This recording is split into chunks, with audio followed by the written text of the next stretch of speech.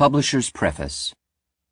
As one reviewer said, "At last, this is the book every AIDS watcher has been awaiting, in which the most prominent and persistent critic of HIV as the cause of AIDS presents his case most exhaustively and popularly." The audiobook you are about to hear has been a long time in coming. Why? It is at once enormously controversial and impeccably documented. It comes from a scientist and writer of great ability and courage. It will cause, we believe, a firestorm of yet undetermined proportions in both the scientific and lay communities. And it is, I think I am safe in saying, about the most difficult book that the Regnery Company has published in nearly 50 years in the business. If Duesberg is right in what he says about AIDS, and we think he is, he documents one of the great science scandals of the century. AIDS is the first political disease, the disease that consumes more government research money, more press time, and indeed probably more heartache, much of it unnecessary, than any other. Duesberg tells us why. Regnery is the third publisher to have contracted to publish Inventing the AIDS Virus. Addison Wesley initially announced the book in 1993, St. Martin signed it in January 1994, and subsequently assigned its contract to us in January 1995. We announced it initially in the fall of 1995 and finally published it in February 1996.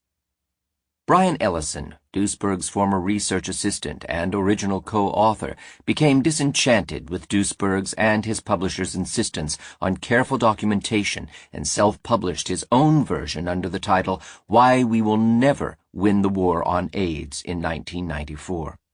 We sued Ellison for breach of contract and copyright violation, and after a 2-week federal court jury trial, were awarded a 6-figure verdict and an injunction against Ellison's edition.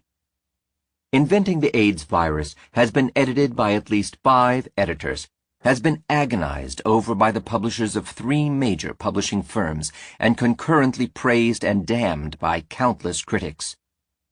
We anticipate that the pre-publication controversy may be just a precursor of what is to follow.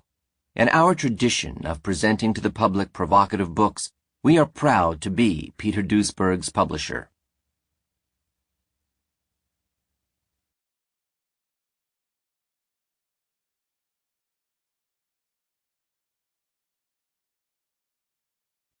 Forward. In 1988, I was working as a consultant at Specialty Labs in Santa Monica, setting up analytic routines for the human immunodeficiency virus, HIV. I knew a lot about setting up analytic routines for anything with nucleic acids in it because I had invented the polymerase chain reaction. That's why they had hired me. Acquired immune deficiency syndrome, AIDS, on the other hand, was something I did not know a lot about. Thus, when I found myself writing a report on our progress and goals for the project, sponsored by the National Institutes of Health, I recognized that I did not know the scientific reference to support a statement I had just written. HIV is the probable cause of AIDS. So I turned to the virologist at the next desk, a reliable and competent fellow, and asked him for the reference. He said I didn't need one. I disagreed. While it's true that certain scientific discoveries or techniques are so well established that their sources are no longer referenced in the contemporary literature, that didn't seem to be the case with the HIV-AIDS connection. It was totally remarkable to me that the individual who had discovered the cause of a deadly and as yet uncured disease would not be continually referenced in the scientific papers until that disease was cured and forgotten. But as I would soon learn, the name of that individual who would surely be Nobel material was on the tip of no one's tongue. Of course, this simple reference had to be out there somewhere. Otherwise, tens of thousands of public servants and esteemed scientists of many callings trying to solve the tragic deaths of a large number of homosexual and/or intravenous IV drug-using men between the ages of 25 and 40 would not have allowed their research to settle into one narrow channel of investigation. Everyone wouldn't fish in the same pond unless it was well established that all the other ponds were empty. There had to be a published paper, or perhaps several of them, which taken together indicated that HIV was the probable cause of AIDS. There just had to be. I did computer searches but came up with nothing. Of course, you can miss something important in computer searches by not putting in just the right key words. To be certain about a scientific issue, it's best to ask other scientists directly. That's one thing that scientific conferences in faraway places with nice speeches are for. I was going to a lot of meetings and conferences as part of my job. I got in the habit of approaching anyone who gave a talk about AIDS and asking him or her what reference I should quote for that increasingly problematic statement, HIV is the probable cause of AIDS. After 10 or 15 meetings over a couple years, I was getting pretty upset when no one would cite the reference. I didn't like the ugly conclusion that was forming in my mind. The entire campaign against a disease increasingly regarded as a 20th century Black Plague was based on a hypothesis whose origins no one could recall. That defied both scientific and common sense. Finally, I had an opportunity to question one of the giants in HIV and AIDS research, Dr. Luc Montagnier of the Pasteur Institute, when he gave a talk in San Diego. It would be the last time I would be able to ask my little question without showing anger, and I figured Montagnier would know the answer. So I asked him. With a look of condescending puzzlement, Montagnier said, "Why don't you quote the report from the Centers for Disease Control?" I replied, "It doesn't really address the issue of whether or not HIV is the probable cause of AIDS, does it?" "No," he admitted, no doubt wondering when I would just go away. He looked for support to the little circle of people around him, but they were all waiting a more definitive response like I was. "Why don't you quote the work on SIV, simian immunodeficiency virus?" the good doctor offered. "I read that too, Dr. Montagnier," I responded. "What happened to those monkeys didn't remind me of AIDS. Besides, that paper was just published only a couple of months ago. I'm looking for the original paper where somebody showed that HIV caused AIDS." This time, Dr. Montagnier's response was to walk quickly away to greet an acquaintance across the room. Cut to the scene inside my car just a few years ago. I was driving from Mendocino to San Diego. Like everyone else by now, I knew a lot more about AIDS than I wanted to, but I still didn't know who had determined that it was caused by HIV. Getting sleepy as I came over the San Bernardino Mountains, I switched on the radio and tuned in a guy who was talking about AIDS. His name was Peter Duesberg, and he was a prominent virologist at Berkeley. I'd heard of him but had never read his papers or heard him speak. But I listened, now wide awake, while he explained exactly why I was having so much trouble finding the references that linked HIV to AIDS. There weren't any. No one had ever proved that HIV causes AIDS. When I got home, I invited Duesberg down to San Diego to present his ideas to a meeting of the American Association for Chemistry. Mostly skeptical at first, the audience stayed for the lecture and then an hour of questions, and then stayed talking to each other until requested to clear the room. Everyone left with more questions than they had brought. I like and respect Peter Duesberg. I don't think he knows necessarily what causes AIDS. We have disagreements about that. But we're both certain about what doesn't cause AIDS. We have not been able to discover any good reasons why most of the people on Earth believe that AIDS is a disease caused by a virus called HIV.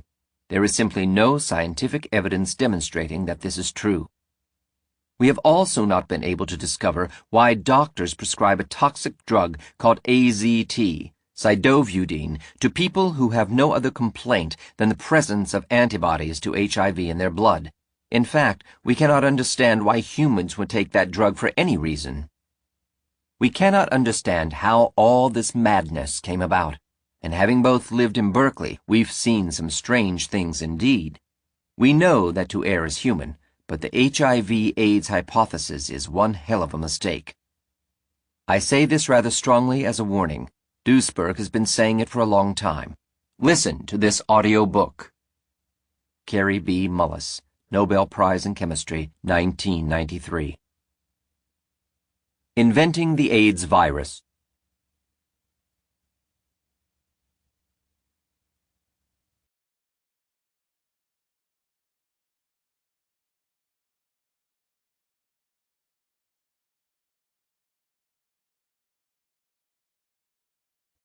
Chapter 1. Losing the War on AIDS. By any measure, the war on AIDS has been a colossal failure. In the 12 years since the human immunodeficiency virus HIV was announced to be the cause of AIDS, acquired immune deficiency syndrome, our leading scientists and policymakers cannot demonstrate that their efforts have saved a single life. This dismal picture applies as much to the United States as to Europe and Africa. This war has been fought in the name of the virus AIDS hypothesis, which holds that HIV, the AIDS virus, is a new cause of 30 old diseases, including Kaposi sarcoma, tuberculosis, dementia, pneumonia, weight loss, diarrhea, leukemia, and 23 others.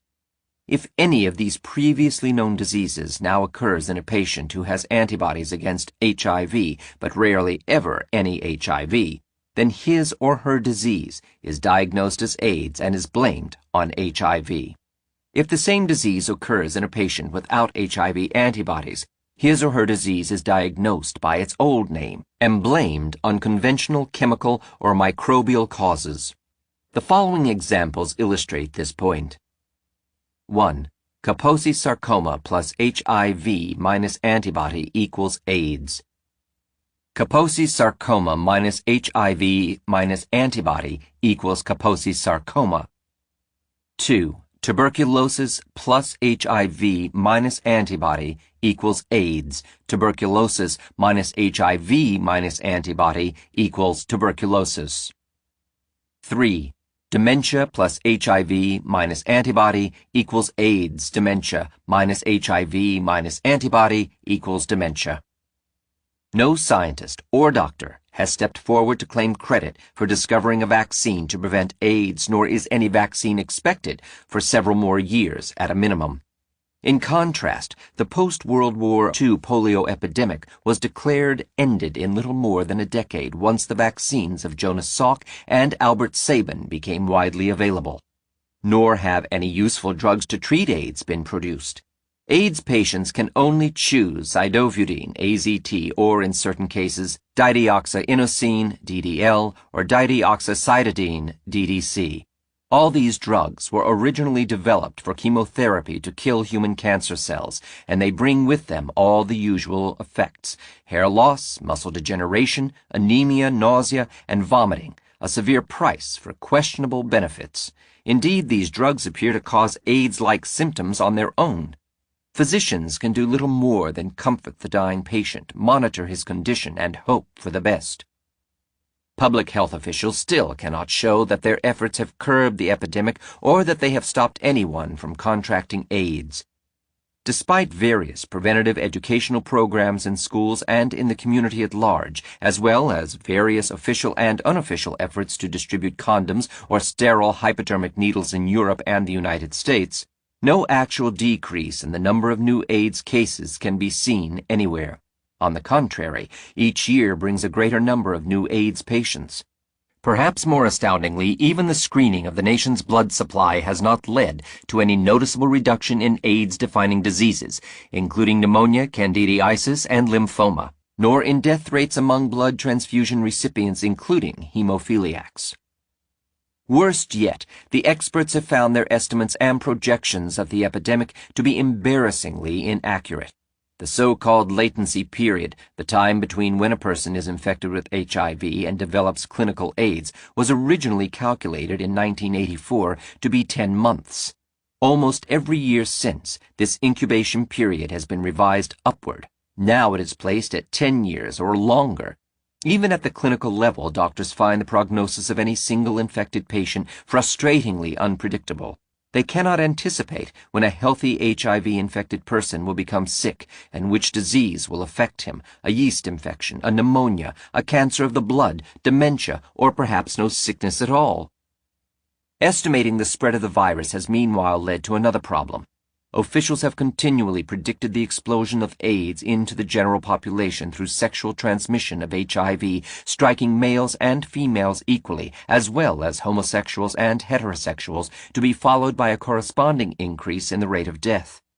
However, despite the extensive use of the test for HIV antibodies, commonly known as the AIDS test, which first led officials to announce that 1 million Americans were already infected with the virus as of 1985, the number of HIV-positive Americans now is the same as that in 1985, 1 million.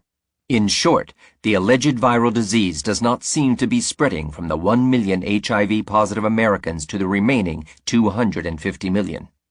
AIDS itself has not yet affected larger numbers of women, nor has it entered the heterosexual population outside of drug addicts. 9 of every 10 AIDS patients is still male, and more than 95% still fall into the same risk categories: homosexuals, heroin addicts, or in a few cases, hemophiliacs. In Africa, the 6 million to 8 million people who were said to be infected for more than a decade have translated into a mere 250,000 AIDS victims, some 3% to 4% of the HIV-positive people.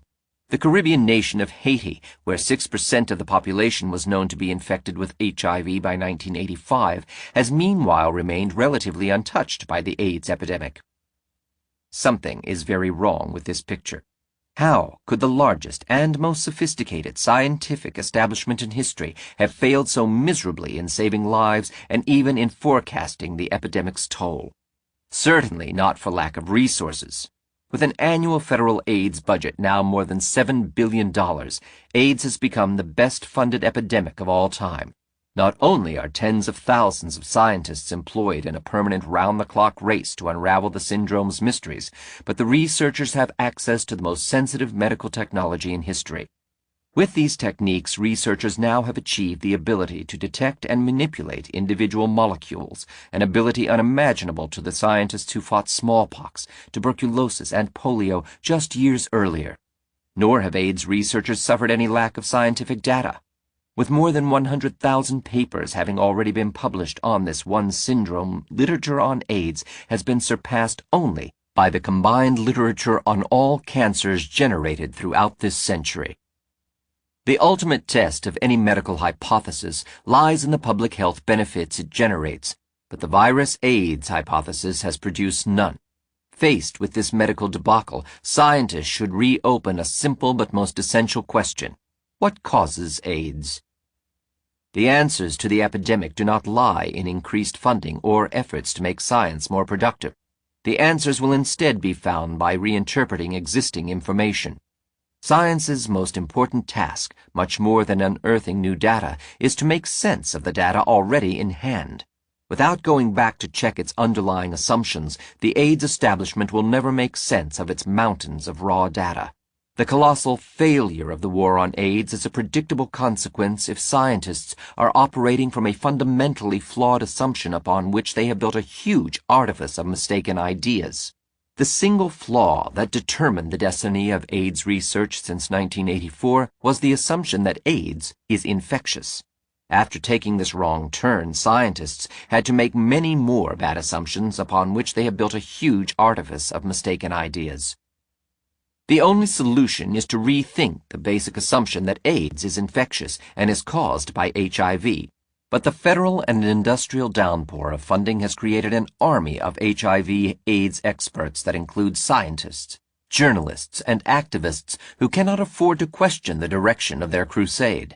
Thousands compete for a bigger slice of AIDS funding and AIDS publicity by producing ever more of the same science than the competition.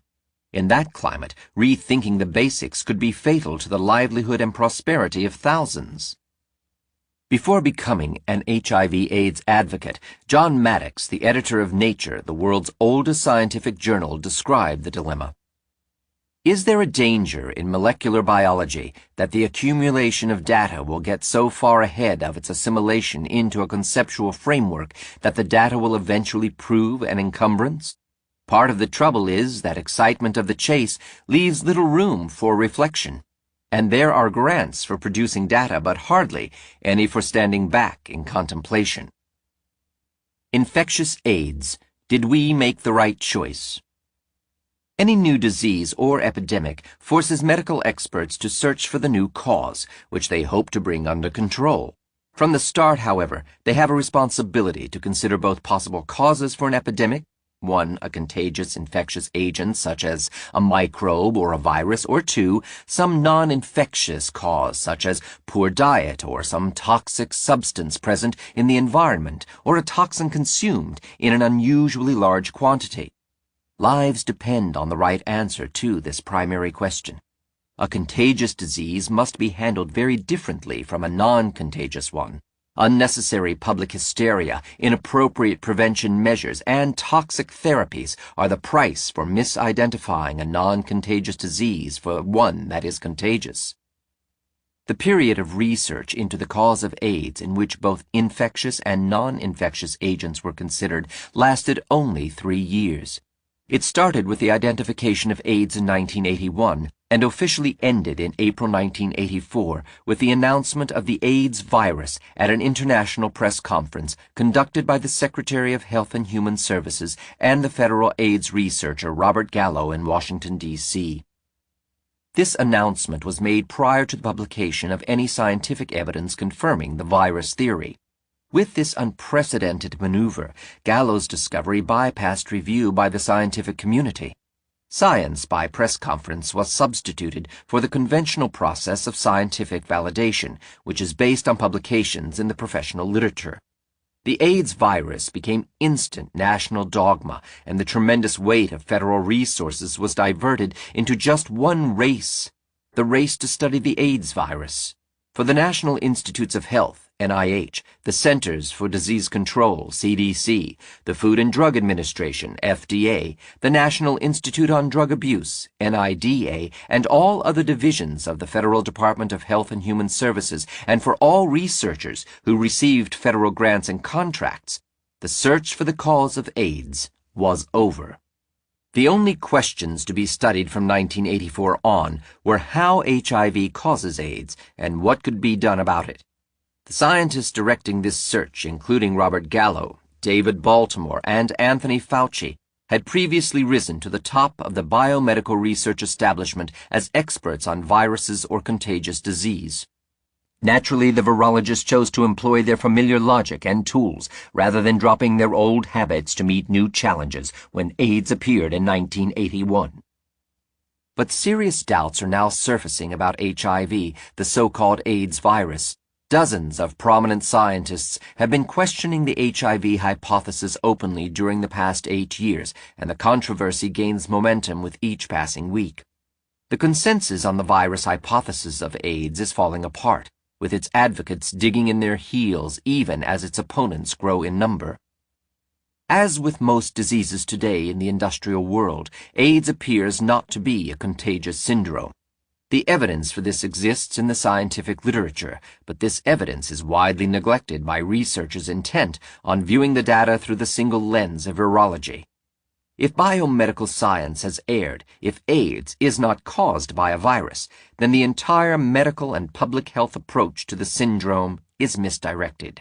People are not being warned about the true risks for developing AIDS. Doctors are using ineffective or dangerous treatments, and public fear is being exploited. In view of the omnipotence of modern science, an error in identifying the cause of AIDS may seem inconceivable. How could a whole new generation of more than 100,000 AIDS experts, including medical doctors, virologists, immunologists, cancer researchers, pharmacologists, and epidemiologists, including more than half a dozen Nobel laureates, be wrong? How could a scientific world that so freely exchanges all information from every corner of this planet have missed an alternative explanation of AIDS? Faith in the infallibility of modern science has deep and solid roots. Rightfully, medical science is admired for its knowledge about infectious diseases and its virtuosity in dealing with them.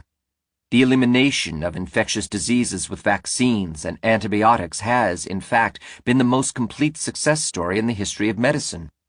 Today, all infectious diseases combined cannot claim 1% of the lives of modern Americans and Europeans anymore. Since the late 19th and early 20th centuries, when Robert Koch found the tuberculosis bacillus and Walter Reed found the yellow fever virus, ever more victories have been won against infectious diseases.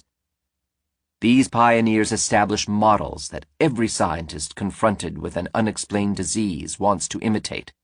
Pick an unexplained disease, discover a causative virus or microbe, and invent a curative drug or vaccine, and become a medical legend, just like Koch, Pasteur, Semmelweis, and Reed.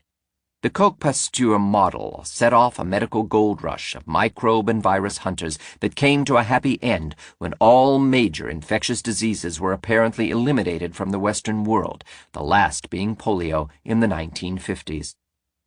Only non-infectious diseases like cancer, emphysema, multiple sclerosis, Alzheimer's, and osteoporosis have not yielded to medical control. On the contrary, these diseases have increased their shares as causes of death and illness, having taken the place that infectious diseases once held. It was on the basis of this impressive record of triumphs over infectious diseases that the Secretary of Health and Human Services and the virus researcher Robert Gallo promised so confidently at their international press conference in 1984 to stop the AIDS epidemic in just 2 years with a vaccine against the AIDS virus. Is it possible that this promise could not be kept because the hypothesis was simply wrong, and that AIDS might not even be caused by a virus? Could a medical science that had broken the secrets of infectious diseases long ago have prematurely misdiagnosed AIDS as an infectious disease? Because of their inherent potential to spread beyond control, infectious diseases are the first concern of public health officials, politicians, and taxpayers. Given the human tendency to fear the worst, the public is readily inclined to believe in infectious causes of disease. Among scientists, the infectious disease experts are the primary beneficiaries of the fear of contagion. With the argument of caution on their side, the infectious disease experts claim the privilege to convict suspect microbes without trial, while putting the burden of proof on all alternative hypotheses. But the premature assumption of contagiousness has many times in the past obstructed free investigation for the treatment and prevention of non-infectious disease, sometimes for years at the cost of many thousands of lives. Even when non-transmissible causes would have provided much better explanations and much easier prevention than hypothetical microbes, the microbes were pursued because antibiotics and antiviral vaccines promised proven therapies and prevention as well as professional and commercial gratification. As the research establishment becomes more centralized, bureaucratized, and fraught with commercial conflicts of interest, each episode achieves more monstrous proportions. The U.S. Department of Health and Human Services' premature endorsement of the hypothesis that AIDS is a sexually transmitted infectious epidemic caused by the newly discovered AIDS virus could be the most costly and most harmful of these fatal errors in the history of medicine if AIDS proves to be not infectious. The SMON fiasco. Indeed, blaming non-infectious diseases on infectious microbes has occurred many times before. Hidden in foreign language materials and the footnotes of obscure sources lies the story of SMON, a frightening disease epidemic that struck Japan while the war on polio was accelerating in the 1950s. In many ways, SMON anticipated the later AIDS epidemic. For 15 years, the syndrome was mismanaged by the Japanese science establishment, where virtually all research efforts were controlled by virus hunters. Ignoring strong evidence to the contrary, researchers continued to assume the syndrome was contagious and searched for one virus after another. Year after year, the epidemic grew, despite public health measures to prevent the spread of an infectious agent. And in the end, medical doctors were forced to admit that their treatment had actually caused SMON in the first place. Once the truth about SMON could no longer be ignored, the episode dissolved into lawsuits for the thousands of remaining victims. The story has remained untold outside of Japan, ignored as being too embarrassing for the virus hunters. It deserves to be told in full here. The patient was middle-aged, suffering from a mysterious nerve disorder that had already paralyzed both her legs. Risako Kono was there to observe the victim because of his work studying poliovirus, which in a few infected individuals would break into the central nervous system, causing progressive paralysis and sometimes a slow, miserable death. While the condition he examined that day in 1959 was not polio, it bore a certain resemblance to it, and the suspicion was growing that this, too, could be the result of some undiscovered virus, perhaps one similar to poliovirus. Kono was visiting the patient at the hospital affiliated with Mi University's medical school. Hiroshi Takasaki, a professor of medicine at the university, told Kono about a number of these cases he had recently seen at the hospital. They now realized they were facing an outbreak of something new, not just a minor mystery that doctors would catalog and forget. Just the previous year, medical professor Kenzo Kasui had published a report of another such case in central Japan. The patient had suffered a similarly strange combination of intestinal problems manifesting as internal bleeding and diarrhea, with symptoms of nerve degeneration. This illness, stomach pains or diarrhea, followed by nerve damage, had been noticed in a few isolated cases as early as 1955, but was now turning into a local epidemic. More published reports began accumulating after Kono's visit to the hospital. The next 5 years saw 7 major regional epidemics of the new polio-like syndrome, with the annual number of new cases increasing from several dozen in 1951 to 161 victims by 1964, an alarming rate for those small areas. Scientists jumped to conclusions, believing they had every reason to assume the disease was infectious. Just its sudden appearance was enough evidence to convince them. The disease also broke out in clusters around specific towns or cities, and clusters were seen within families. The first person to develop the condition in each of these families was followed by a relative within several weeks. Many outbreaks were centered around hospitals, places notorious for spreading disease. The annual peak of new patients occurred in late summer, hinting at possible spread of the disease through insects. Those scientists who first thought the disease might be related to some non-contagious occupational hazard were quickly dissuaded once the data showed that the disease lacked the expected preferences. Farmers, for example, who would be more easily exposed to pesticides, had a lower than average incidence. Medical workers, on the other hand, had a rather high rate of this condition, further suggesting it was contagious. However, the scientists investigating the epidemic did notice some important contradictions. For instance, the disease had an odd, amazingly consistent bias for striking middle-aged women, but was less common among men and could hardly be found among children, who normally transmit virtually any infectious disease. Careful medical inspection showed that the symptoms did not coincide with those typically expected for an infection. Blood and other bodily fluids, which usually circulate a virus throughout the body, showed no abnormalities, nor did the patients manifest any fevers, rashes, or other signs of fighting off some invading germ. These important pieces of evidence should have raised doubts about the viral hypothesis. The virus hunt pressed onward. Scientists were expecting to find a virus that primarily induced diarrhea, as was the case in polio. Looking back on this period, Kono has since become admirably frank about his early biases, shared at the time by his fellow virologists. I was at that time engaged in poliovirus research, so I suspected such a virus to be the cause. Despite years spent searching for the elusive virus, he never could isolate a single one from any patient. Kono patiently reported his null results as he plodded forward. Meanwhile, the epidemic was growing, and the 1964 Olympic Games were approaching. 96 new cases had been diagnosed the previous year, and the increased number of cases was being accompanied by new symptoms. Some victims, for example, were now suffering debilitating blindness.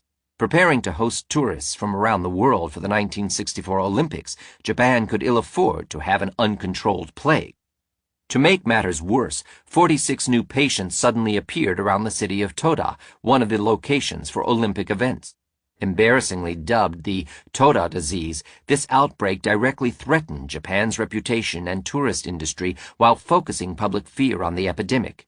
Etsuro Tatsuka, later to become a lawyer for victims of the disease, summarized the public mood at the time. Even I was quite worried at the time as a university student studying physics. The general public, including me, was extremely worried. We didn't know how to prevent it, and there was no cure.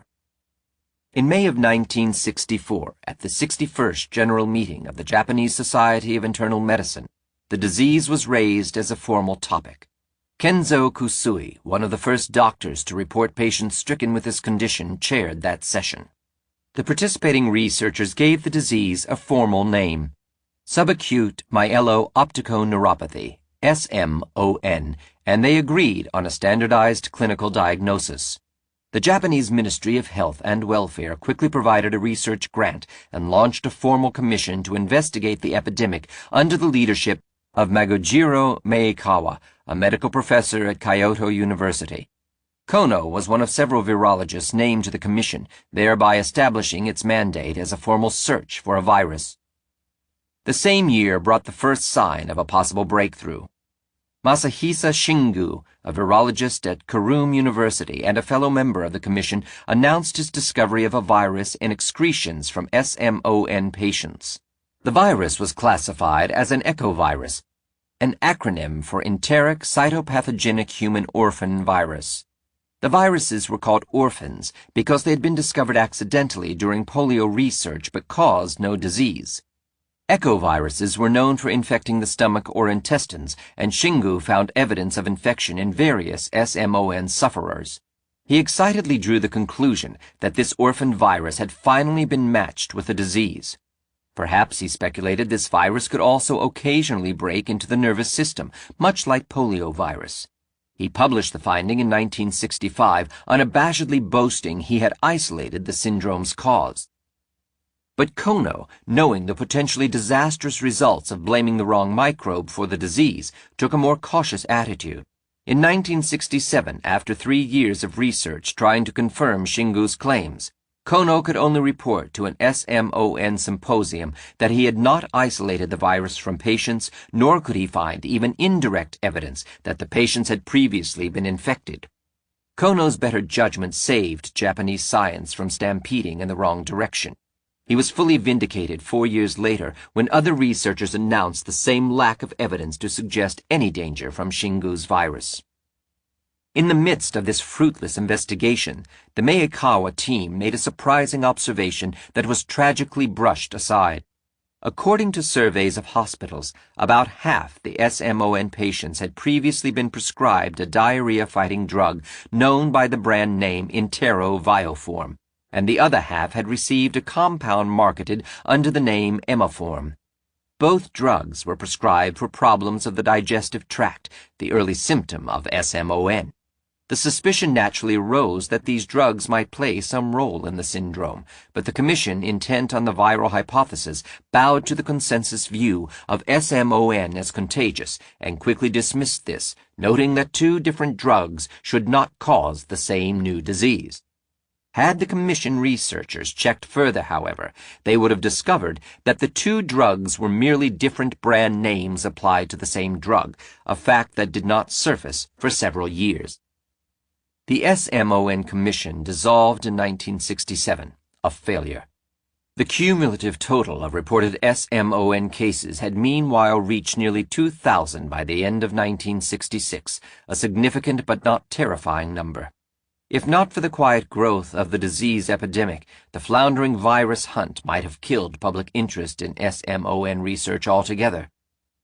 Almost immediately after the official commission was dissolved, 2 rural areas in the Okayama province began reeling from a new explosive outbreak of the syndrome. Dozens of elderly women and some men in their 30s began filling the nearby hospitals, totaling almost 3% of the local population by 1971. Scientific attention was again focused on SMON, with the specter of a resurgent epidemic recharging the virus hunt. 2 researchers issued reports in 1968 describing a new virus found in tissues of SMON patients, stirring a wave of excitement. The agent fell under the classification of Coxsackie viruses, a type of passenger virus known to infect the digestive tract and originally discovered as a byproduct of polio research. It was another false alarm. The virus proved to be an accidental laboratory contamination. In 1969, the Japanese Ministry of Health and Welfare, anxious about the expanding epidemic, again decided to form an official investigating body with more than 10 times the funding of the old 1964 commission. The SMON Research Commission became the largest Japanese research program ever devoted to a single disease. Its first meeting was held in the heavily affected Okayama province in early September. The consensus view among Japanese scientists had completely focused on some unknown virus as the probable cause of the disease. The naming of Kono, Japan's most respected virologist, as chairman symbolically established the new commission's priorities. So far, after more than a decade of persistent research, the virologist had come up painfully empty-handed. Kono, though himself a virologist, now saw the need to explore alternative hypotheses. Kono divided the Commission's work into 4 sections, each led by top Japanese medical officials. An epidemiologist was put in charge of a group conducting nationwide surveys on the extent, distribution, and associated risk factors of the disease. Kono himself headed the virology group. A pathologist headed a group focused on analyzing autopsy results, and a neurologist led a group classifying neurological and intestinal SMON symptoms. Altogether, 40 top scientists participated in the commission during 1969. Although Kono had opened the door for alternative research directions, the virus hunt accelerated, for just at this time some key scientific claims by English and American virologists were beginning to have a profound impact on virus research worldwide, and particularly on SMON research in Japan. The first came in the early 1960s from virologist Carlton Gaidashek of the American National Institutes of Health, who reported finding evidence of the first slow virus in humans. A slow virus is a virus alleged to produce a disease long after the original infection, that is, after a long latent period. He believed it to be the cause of Kuru disease among New Guinea natives. Kuru was a slowly progressing neurological disease that led to the debilitation of motor skills. The patients presented with symptoms of tremor and paralysis similar to Parkinson's disease. Gaidashek claimed to have found the Kuru virus, but his methods were highly unusual by any scientific standards. He had never actually isolated a virus, but instead had ground up the diseased brains of dead Kuru victims and injected these unpurified mixtures into the brains of living monkeys. When some of the monkeys showed deficits in motor skills, Gaidashek published his findings in the world's oldest scientific journal, Nature, and was lauded by his fellow virologists. The second alleged discovery came from London's Middlesex Hospital in 1964, directly inspired by Gaidashek's claims. 2 researchers found a virus that was believed to cause the childhood cancer, Burkitt's lymphoma. It was the first virus ever claimed to cause human cancer and the first known human virus thought to have an incubation time between infection and disease measured in years rather than days or weeks. These claims were made by very large and respected research establishments, therefore Kono could not afford to ignore them.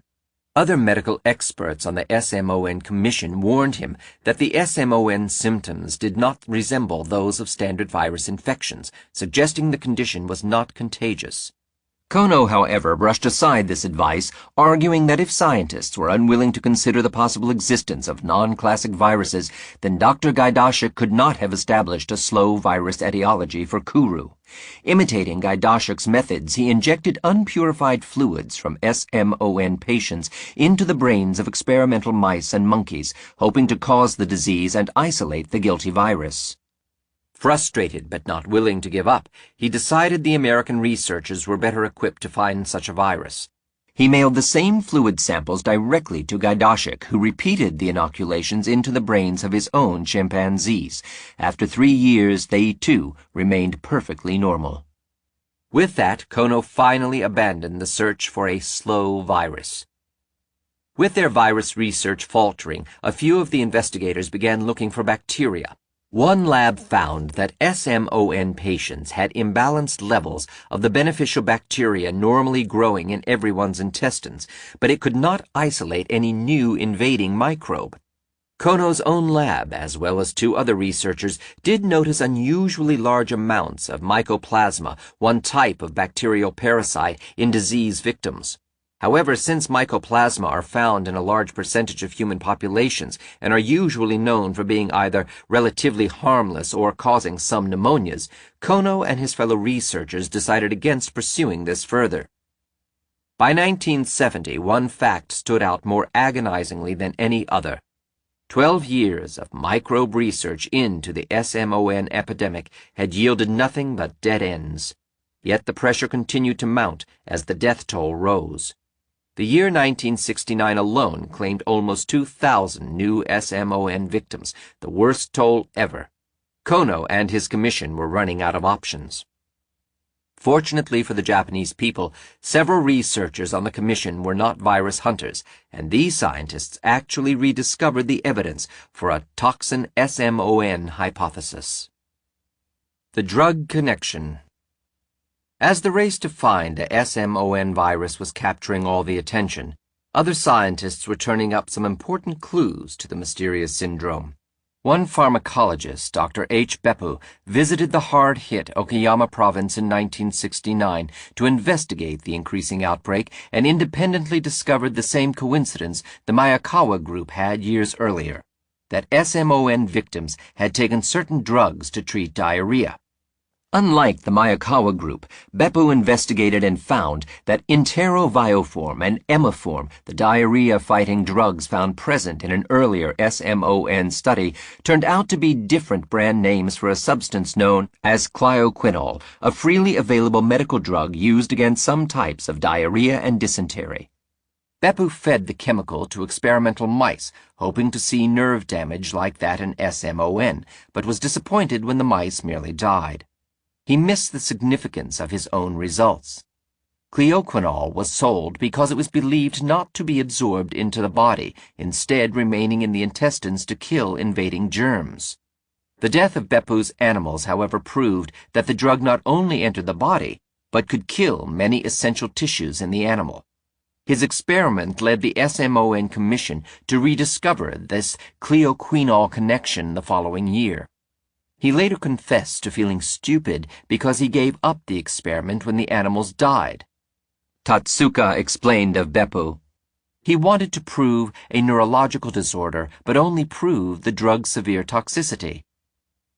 Meanwhile, the SMON Commission's first priority lay in conducting a nationwide survey of SMON cases reported since 1967, gathered by sending questionnaires to doctors and hospitals throughout Japan. In the fall of 1969, shortly after the Commission began analyzing survey data, the head of the clinical symptoms section came across several SMON patients with a strange green coating on their tongues, a symptom unnoticed before nationwide data were gathered. At first, other researchers on the Commission suggested that this new symptom might be caused by Pseudomonas bacteria, which can release colorful blue and green pigments. One of the investigators did isolate such a bacterium from some patients but not from others, and the inexplicable symptom merely became a part of the revised SMON definition. The green tongue observation achieved new importance in May of 1970 when one group of doctors encountered 2 SMON patients with greenish urine. Enough of the pigment could be extracted to perform chemical tests. Within a short time, the substance was determined to be an altered form of chloroquinol, the same drug previously found by the Miyakawa Commission and by Beppu. This raised 2 very troubling questions.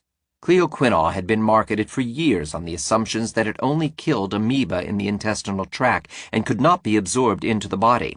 Its appearance on the tongue and in the urine now proved this belief wrong. Could the medicine, therefore, have unexpected side effects?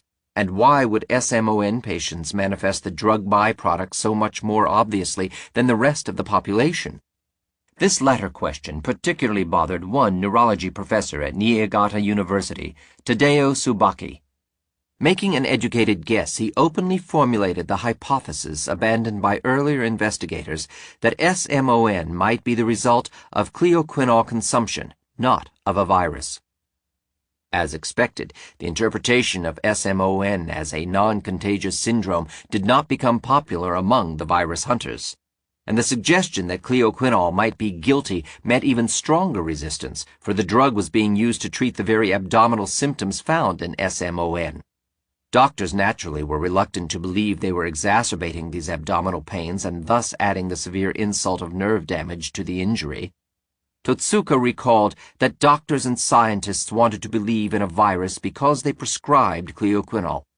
One of the drug's main side effects was constipation and abdominal pain. Now, because the drug caused pain, doctors again prescribed the drug. Doctors, ignorant of cleoquinol's side effects, assumed the stomach pains resulted from the primary sickness and kept increasing the dose in a vicious cycle. Tsubaki knew he had to gather strong evidence before they could shoot down the virus SMON hypothesis. Pulling together several associates, Tsubaki arranged for a small study of SMON patients at 7 hospitals. By July of 1970, he had already compiled enough data to draw several important conclusions. 96% of SMON victims had definitely taken cleoquinol before the disease appeared, and those with the most severe symptoms had taken the highest doses of the medication. The number of SMON cases throughout Japan, moreover, had risen and fallen with the sales of cleoquinol. This cleoquinol hypothesis explained all the strangest features of the SMON syndrome, such as its preference for striking middle-aged women, its absence in children, who received fewer and smaller doses of the drug, and its symptomatic differences from typical viral infections. It also shed new light on the supposed evidence that SMON was infectious, its tendency to appear in hospital patients, to cluster in families, to afflict medical workers, and to break out more heavily in the summer. All of these reflected the patterns of cleoquinol use. The epidemic itself had begun shortly after approval for pharmaceutical companies to begin manufacturing the drug in Japan. In 1970, there were 37 SMON cases in January and nearly 60 more cases during the month of July. The Japanese Ministry of Health and Welfare decided not to wait any longer and promptly released the information about cleoquinol to the press. The news of Tsubaki's research reached the public in early August, and the number of new SMON cases for that month dropped to under 50, presumably because some doctors stopped prescribing cleoquinol to their patients. On September 8th, the Japanese government banned all sales of the drug, and the total new caseload for that month sank below 20. The following year, 1971, saw only 36 cases. 3 more cases were reported in 1972 and 1 in 1973. The epidemic was over. For the next few years, the Commission's research focused on confirming the role of cleoquinol. In 1975, it released a comprehensive report. Systematic epidemiological surveys matched use of the drug with outbreaks of the syndrome, and experiments were performed on animals ranging from mice to chimpanzees. As it turned out, the drug induced SMON-like symptoms most perfectly in dogs and cats. Meanwhile, the investigators began uncovering individual case reports of SMON symptoms from around the world, wherever cleoquinol had been marketed. Totaling roughly 100 cases, the published reports ranged from Argentina in the 1930s to Great Britain, Sweden, and Australia in more recent times, often with the doctor specifically pointing out the association with the use of cleoquinol or similar compounds. Ciba-Geigy, the international producer of the drug, had received warnings of these incidents years before the Japanese epidemic, a fact that later became the basis of a successful lawsuit against the pharmaceutical company. Cleoquinol, often marketed under the brand name Interovioform, has been available for decades throughout many countries in the world. But while doctors outside Japan have published a few reports of SMON-like conditions, no real epidemic of the disease has ever broken out in Europe, India, or other countries with widespread use of the drug. Much of the difference lies in the heavier consumption of cleoquinol in Japan, where the stomach rather than the heart is considered the seat of the emotions. The general overprescription of drugs in that country further worsens the problem, such that many SMON victims had histories of using not only cleoquinol, but also multiple other medications, often at the same time. Government health insurance policies have encouraged this overmedication, paying doctors for every drug prescribed to the patient. As a result, the proportion of the Japanese health insurance budget spent on pharmaceutical drugs grew from 26% in 1961 to 40% in 1971, a level many times higher than in other nations. By the time the Japanese government decided to ban cleoquinol, many of the hardest-hit SMON patients had each consumed hundreds of grams over the course of several months. And whereas the outside world mostly used cleoquinol to prevent diarrhea when traveling abroad, the Japanese usually received the drug as hospital patients, having an already weakened condition. Years later, at a 1979 conference, Raisaku Kono asked, why had research on the etiology of SMON not hit upon cleoquinol until 1970? The question has two answers, both pointed out by Kono himself. There were at least two occasions when physicians suspected that cleoquinol might have something to do with SMON. I know of a certain professor rebuking one of his staff physicians for connecting cleoquinol with SMON. In 1967, the study group of the National Hospitals on SMON reported as follows. Enterovioform, cleoquinol's brand name, mesophyllin, Emiform, home producer of cleoquinol, chloromycetin, and Ellison were often prescribed to SMON patients, but no link was found between enterovioform and SMON. This report referred to enterovioform in particular, so that cleoquinol must have been suspected by someone in the study group. Dr. Tsugani, who was responsible for the survey, said that the survey was not thorough enough to unearth cleoquinol as a causative agent. One of the reasons could have been that cleoquinol had been used as a drug for the intestinal disorders of SMON, and it was hard to believe that cleoquinol was toxic rather than a remedy. Referring here to the tentative fingering of cleoquinol by the Miyakawa group, Kono observed that too many medical doctors refused to recognize the possibility of an iatrogenic disease, one caused by the doctor's treatment. They understandably disliked the idea that a drug might cause some of the very symptoms for which it was prescribed in the first place. Another more fundamental reason for overlooking cleoquinol lay in the prevailing attitude of the virologists. As expressed by Kono, we were still within grasp of the ghosts of Pasteur and Koch.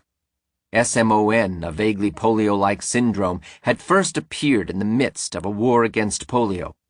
The polio virologists, Kono included, were naturally inclined to search for a new virus as the cause of the new disease. The Japanese government, having funded poliovirus research, simply kept up the momentum by funding the same virologists to study SMON. Thus the virus hunters received the lion's share of research monies and attention, and with that power to direct the SMON research program. Had it not been for Kono's foresight in also appointing non-virologists to the commission, the epidemic might have lasted much longer. At least the epidemic had ended with the truth universally recognized. The virologists had learned their lesson, and the search for SMON viruses was over. Or was it? Incredibly, against all evidence, the SMON virus hunt suddenly came back to life within weeks of the epidemic's end.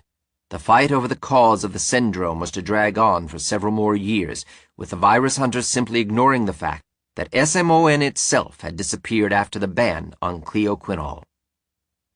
The virus hunt revived. In February of 1970, while the SMON Research Commission was still scrambling to find the cause of the epidemic, and a few researchers were just beginning to notice the greenish pigments in some patients, Assistant Professor Shigeyuki Inoue at Kyoto University's Institute for Virus Research claimed discovery of a virus in the spinal fluid and excretions of SMON patients. He added the extracts to laboratory culture dishes of hamster tumor cells and found that the new agent killed the cells. With more experimentation, Inoue classified the microbe as a new herpes virus.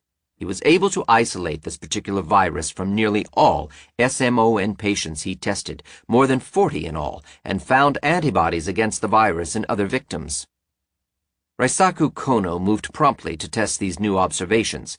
He used Inoue's own virus isolate and cell cultures, and within 3 months of Inoue's first report, found that the virus could kill some cells. These particular cells, however, were extremely sensitive, prone to spontaneous death even in the uninfected cultures. Kono began to suspect the virus was harmless. He also could not isolate the virus from any SMON patients, unlike Inoue's lab. Perhaps, he openly wondered, the alleged virus might not exist at all. A number of scientists sided with Kono, insisting they could neither find the virus in SMON victims nor cause cell death in culture dishes by adding virus samples from Inouye's lab. Nor could Inouye's extracts induce symptoms when injected into mice. Indeed, Kono and some of these other investigators could never find the virus at all, reinforcing the growing question of whether it truly existed. The virus could not even be detected in the samples sent them from Inouye. An occasional mouse injected with Inouye's supposed virus would become sick, but the symptoms did not resemble those of SMON. Kono won allies among his peers when many of them could not reproduce Inouye's observations, a troubling problem for any scientific claim. Nevertheless, Inouye had meanwhile rapidly achieved celebrity status for his SMON virus during 1970, before the cleoquinol announcement that August. The Japanese news media had prematurely publicized his results, creating the widespread impression that the cause of SMON had been determined. Hysteria over the contagious plague swept through much of the country, causing frightened family members of SMON patients to avoid contact with their infected relatives and leading many of the victims to commit suicide. Patients were isolated, many committed suicide, and there was national panic, reflected Tatsuka on the horror he witnessed. I met families who lost relatives. I heard from most or all of my good clients. Most of the patients said they very much feared and dreaded the disease. Everybody told me about that, about those sufferings. Once they found out about the drug, they were somewhat relieved, because it was not infectious. The new virus, SMON hypothesis, had indeed achieved a life of its own, causing a few scientists to jump on the Inouye bandwagon. Months after cleoquinol had been banned and the epidemic had virtually disappeared, several labs excitedly issued reports claiming they could reproduce Inouye's findings. Inouye himself further insisted he had caused SMON-like symptoms in mice, including weight loss, paralysis, and nerve damage, either by injecting the virus into their brains or feeding the virus to other immune-suppressed mice unable to fight off the infection. Inouye and a collaborating scientist also both claimed to have photographed the virus directly with electron microscopes, although Inouye's colleague eventually retracted his own report as having been mistaken.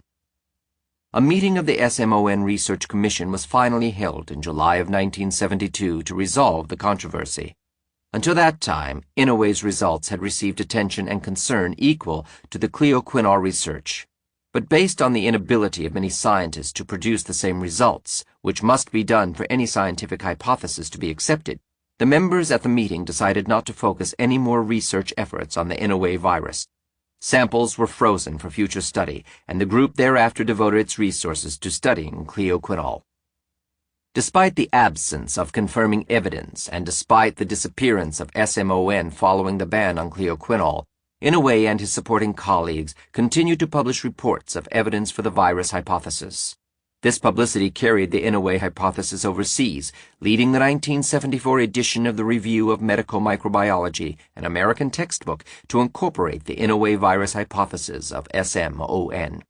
Shocked and angered by the favorable publicity surrounding Inouye's hypothesis, Kono wrote a letter to the British medical journal Lancet.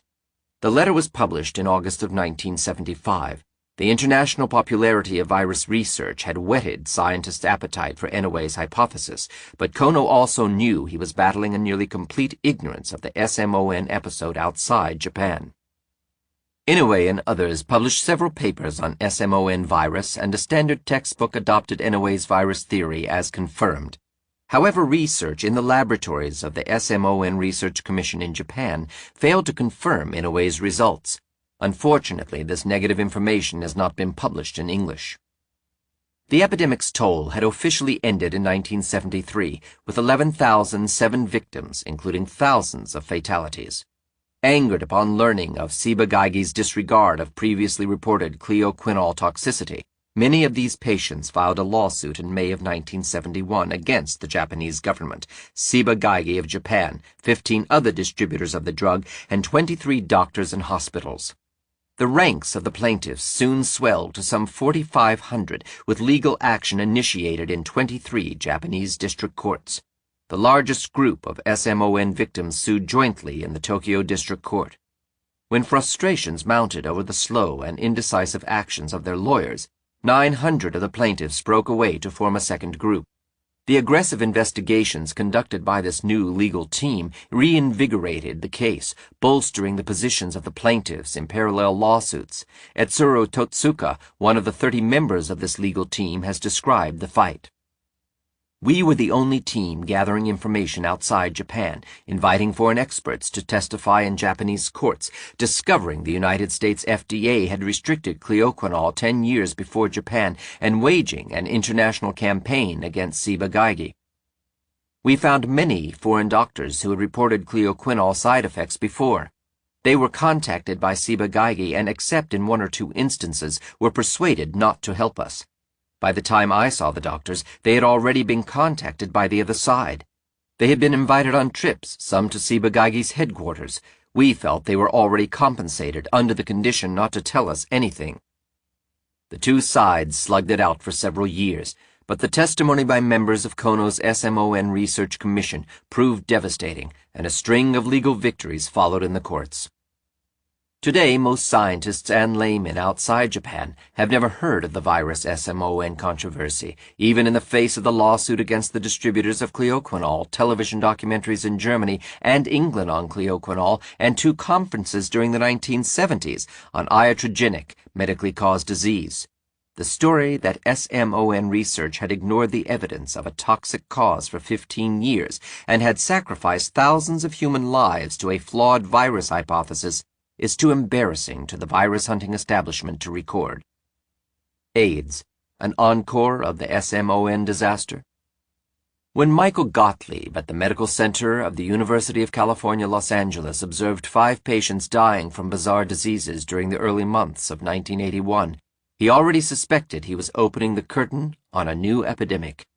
AIDS, like SMON, did grow dramatically over the next decade, although not explosively as other new, infectious epidemics like a seasonal flu or a cholera epidemic did before the days of antibiotics.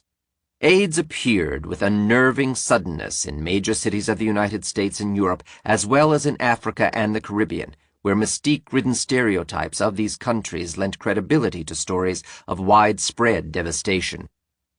Again, following the pattern of SMON, AIDS circumstantially appeared to be contagious, with cases turning up among hemophiliacs and other recipients of blood transfusions, and with outbreaks of the syndrome found among mutual sex partners in the homosexual community.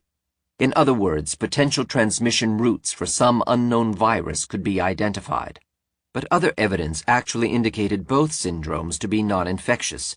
Whereas SMON struck middle-aged women more than any other group, AIDS showed an extreme bias for young men in their 20s to their 40s, mostly heroin addicts and homosexuals. SMON, as it turned out, resulted from the use of a prescription drug for the early symptoms of SMON itself, a fact so horrifying to doctors that the possibility was repeatedly cast aside whenever the evidence would emerge. AIDS may also be partly the product of a prescription medicine, AZT, the very one provided as a therapy for AIDS.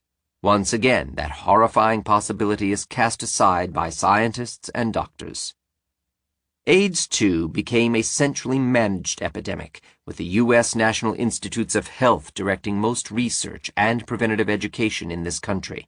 Special commissions were also set up by prestigious scientists and government officials beginning in 1986 to focus all resources and efforts into a concerted war on AIDS.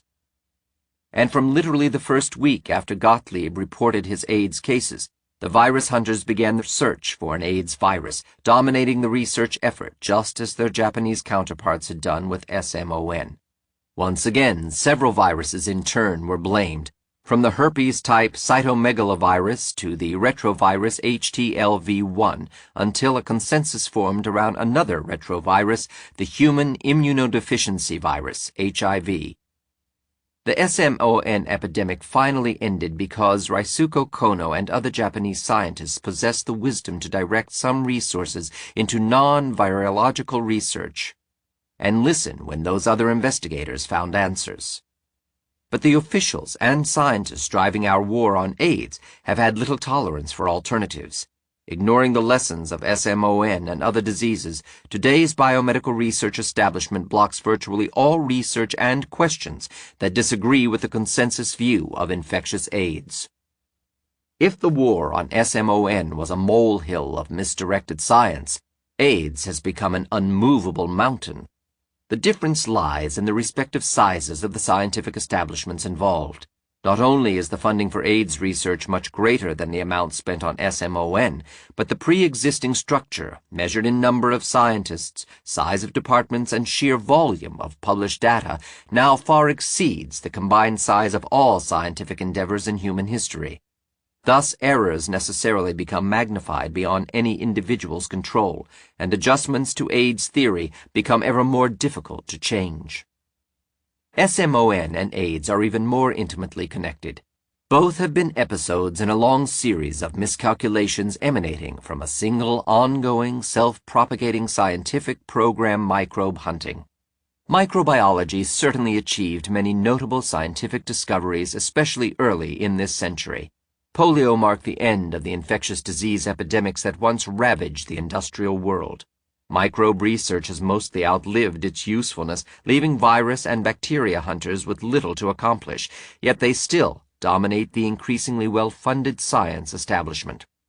As a result, they have for 3 decades been misleading science and the public about medical conditions ranging from cervical cancer to leukemia, from Alzheimer's disease to hepatitis C, and many more.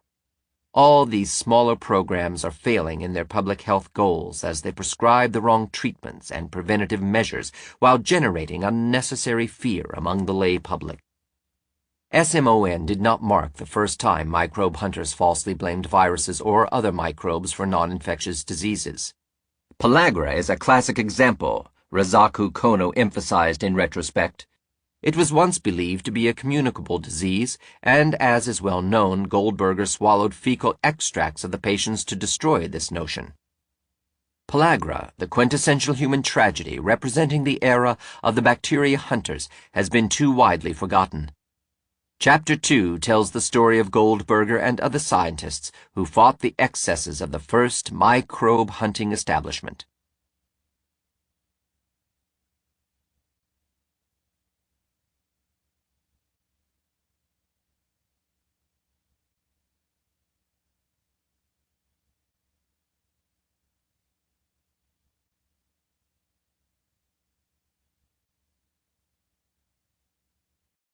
Chapter 2 The Great Bacteria Hunt.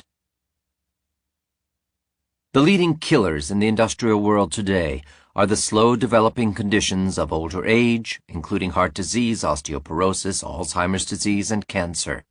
As our health and life expectancies increase, the more lives these diseases will claim.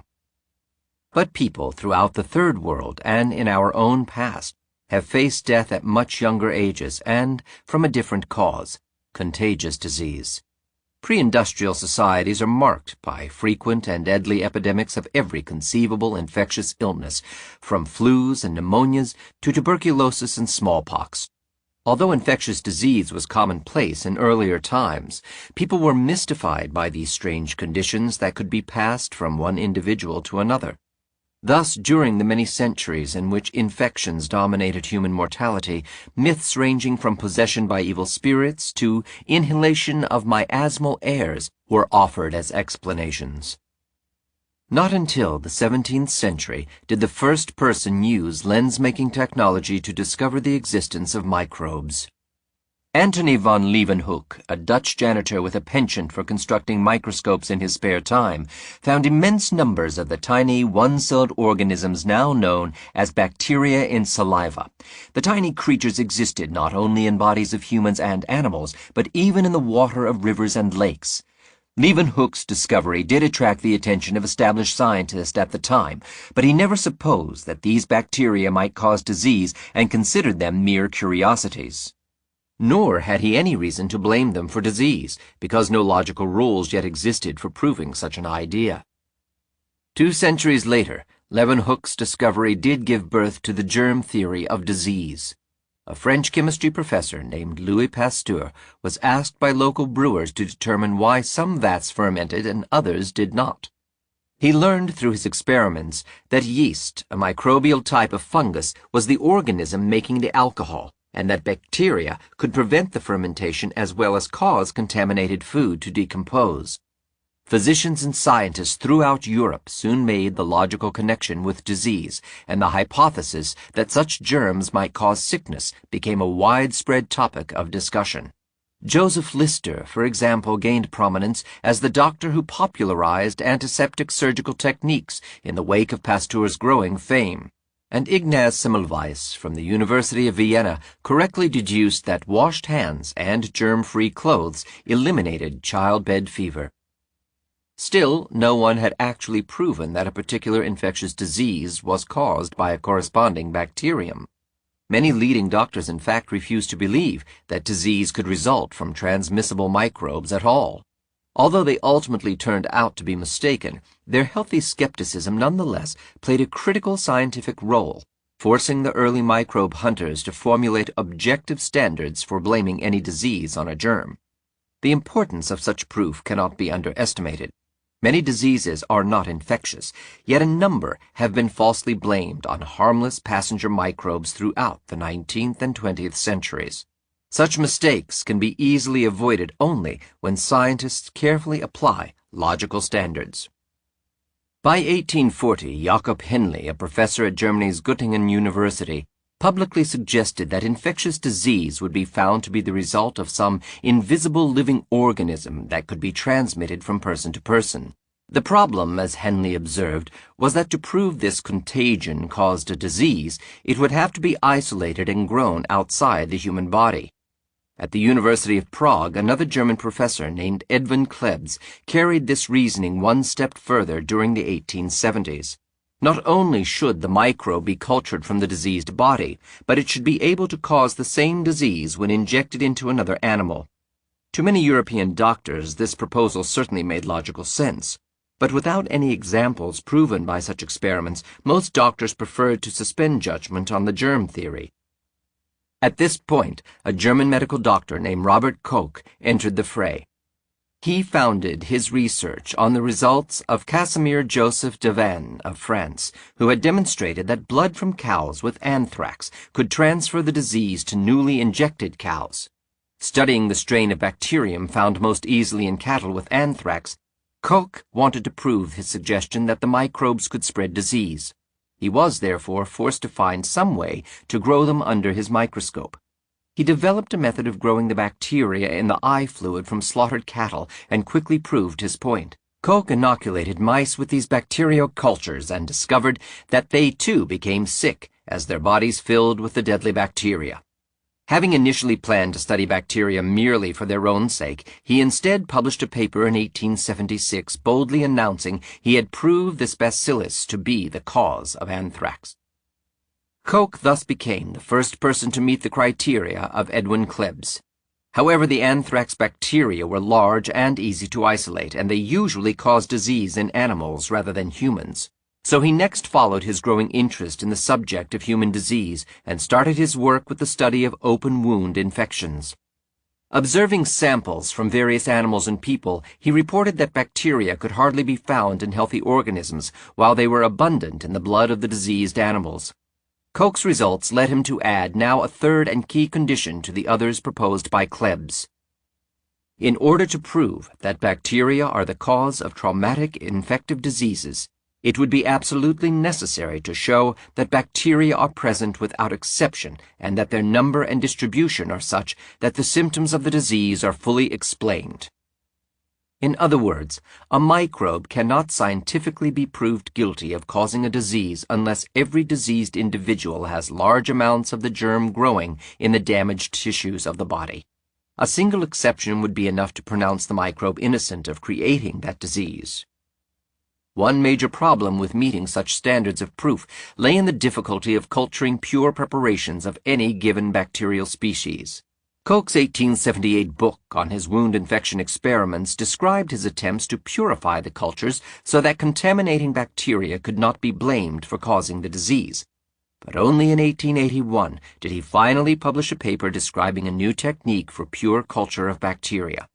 The method used a dish, later improved and named the Petri dish after Koch's assistant, that allowed scientists easily to separate or clone individual bacteria by growing them apart from one another. Finally, the microbe hunting tools, both experimental and logical, were in place. However, the appeal to find even individual microbes in a patient with Koch's new method turned out to be a mixed blessing. Many of Koch's followers triumphantly claimed bacterial causes of non-bacterial, even non-infectious diseases without ever checking the titer, or number of bacteria in these diseases. Many of these putative microbial pathogens later proved to be harmless passenger microbes, normal parasites of healthy and ill persons, when subjected to Koch's postulates for criteria to distinguish harmless from pathogenic microbes. The problem of confounding harmless with pathogenic microbes has reached epidemic proportions in recent history as hypersensitive molecular techniques have been invented that allow the detection of dormant, dead, and even defective viruses or microbes. Koch next focused his attention on tuberculosis, the leading infectious killer of humans at that time. Within months, he found isolated and cultured a bacterium from the patients. According to Koch, in all tissues in which the tuberculosis process has recently developed and is progressing most rapidly, these bacilli can be found in large numbers. As soon as the peak of the tubercle eruption has passed, the bacilli become rarer. Having met the first two conditions of proof, he went on to show that guinea pigs injected with the purified bacteria would now become sick with tuberculosis. The proof complete, Koch published his landmark 1882 paper describing the experiments. He wrote another key paper on tuberculosis in 1884 in which he spelled out the 3 criteria for proving a microbe guilty of causing a disease.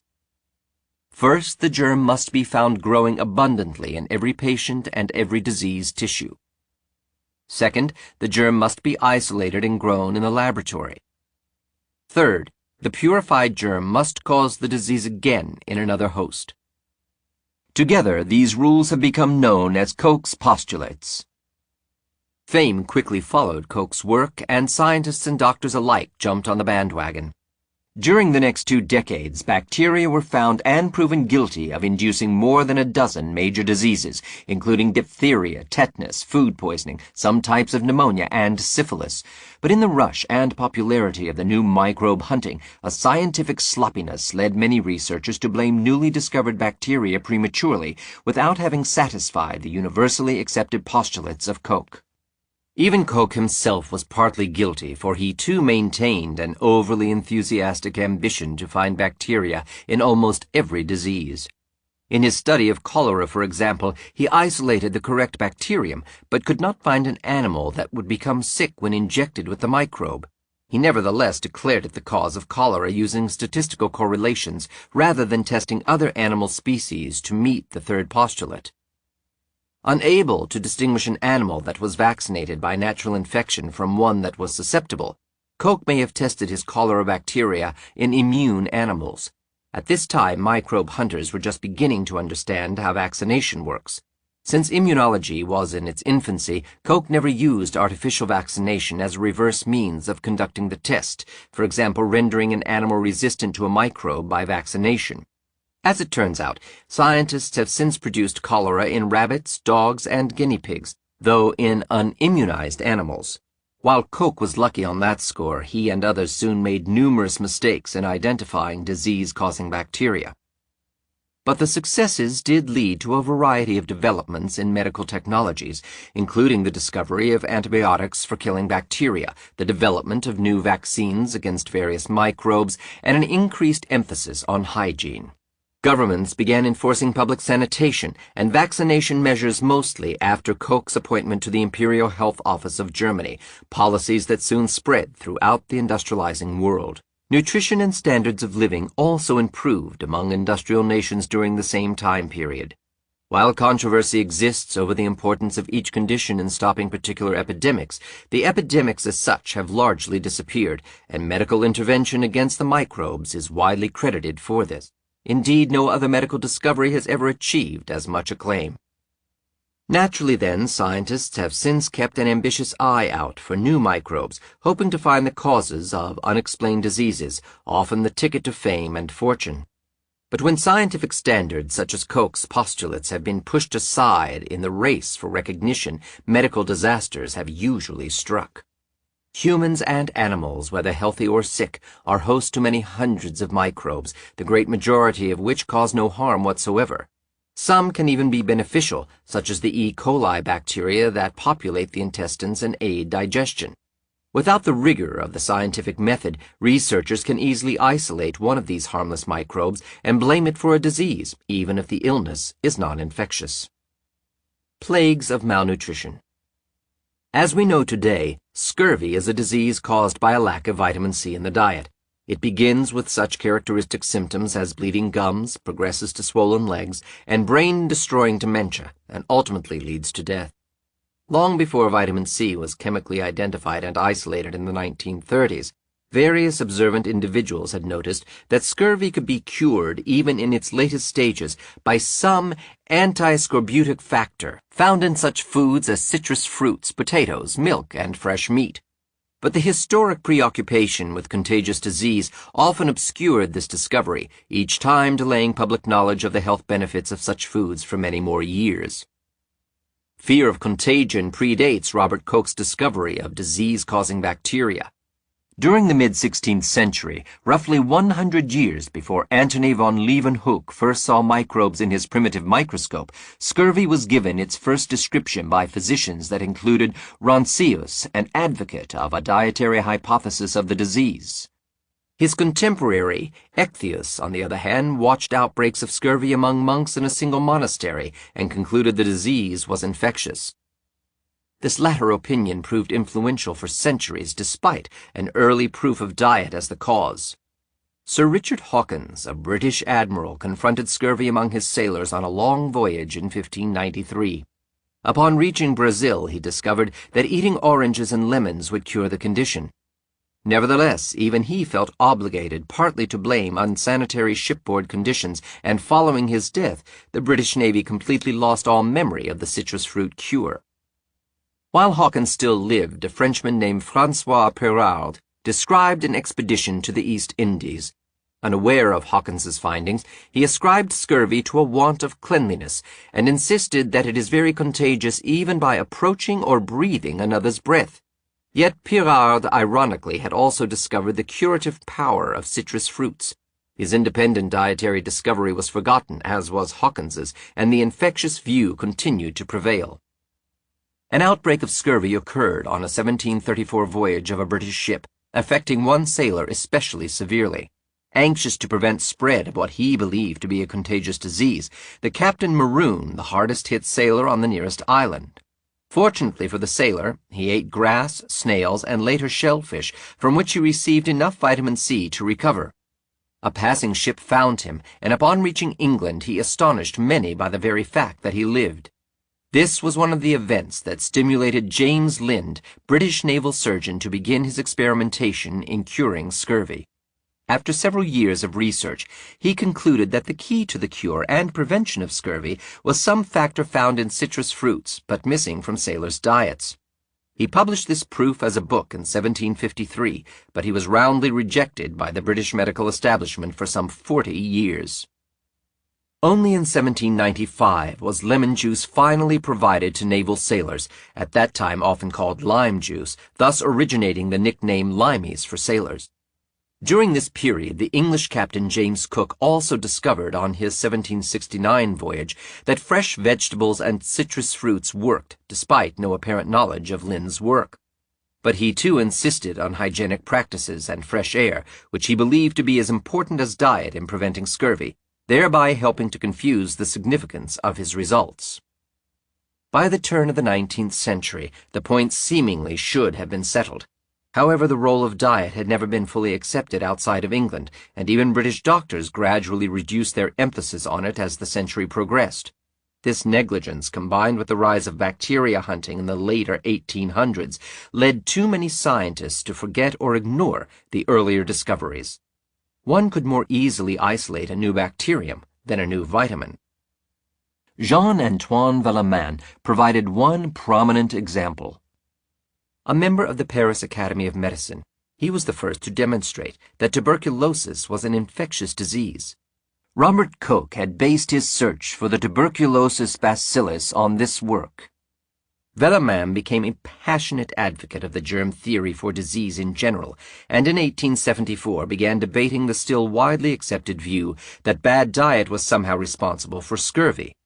In one paraphrased version he states, "Scurvy is a contagious miasm, comparable to typhus, which occurs in epidemic form when people are closely congregated in large groups, as in prisons, naval vessels, and sieges. We have many examples of well-fed sailors and soldiers going down with scurvy, while others less well-fed do not. Also, we have positive evidence of the spread of the disease by contagion, for example, the introduction of scurvy into French military hospitals by veterans returning from the Crimea, and the rapid spread of scurvy from one sailor to another in naval vessels." Velleman, of course, was using a poor argument that nonetheless is still repeated today by top scientists for other diseases. Outbreaks of a disease do not really argue for an infectious cause, merely for a factor common to the group in which the disease appears. Another member of the Academy of Medicine responded to Velleman by arguing that some diet common to the afflicted was indeed the reason for those scurvy epidemics. Further, he pointed out the danger of falsely blaming a disease on infection. Medical authorities would justifiably see the need to quarantine patients to protect the public. The growing popularity of the germ theory and its clear successes soon gripped medicine so tightly that it began redirecting research on scurvy. In 1899, British explorer Frederick Jackson teamed up with a professor at London University to perform experiments on the disease in animals. Jackson decided that fresh meat did not contain a vitamin, but rather that older meat was contaminated with bacteria that spoiled it and produced ptomaines, poisons that would cause scurvy.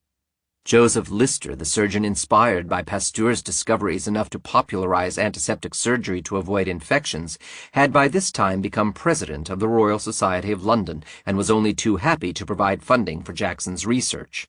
As he himself put it, he wished to see new research on scurvy in light of the recent microbe discoveries. The two researchers chose monkeys for their experiment, feeding them various diets to see whether diet itself or food contamination would induce scurvy. But since vitamin C had not yet been isolated, the diets were not well controlled for the postulated food factor, and the results showed that monkeys fed tainted meat became sick more often. The president of the Royal Society endorsed and promoted the experimental report, and microbe hunters believing scurvy to result from digestive tract infection and intent on finding a guilty bacterium seized on the report in an attempt to silence diet-minded critics. The obsession with microbe hunting not only distracted scientists from finding vitamin C, but actually helped cause epidemics of scurvy. For instance, Louis Pasteur's technique of sterilizing milk by heating it had spread throughout Europe and America, becoming popular because the microbe hunters had convinced the public of hygiene's primary importance. The pasteurization process, unfortunately, also tended to destroy the vitamin C in milk, which led to hundreds of new scurvy cases among young children each year. Unwilling to admit their mistake or to read the available history of the disease, the American Pediatric Association issued a report on childhood scurvy in 1898, concluding that bacteria-produced ptomaine poisoning, not the heating of milk, was the real cause of the epidemic. Researchers simply would not let go of the germ theory in their scurvy research.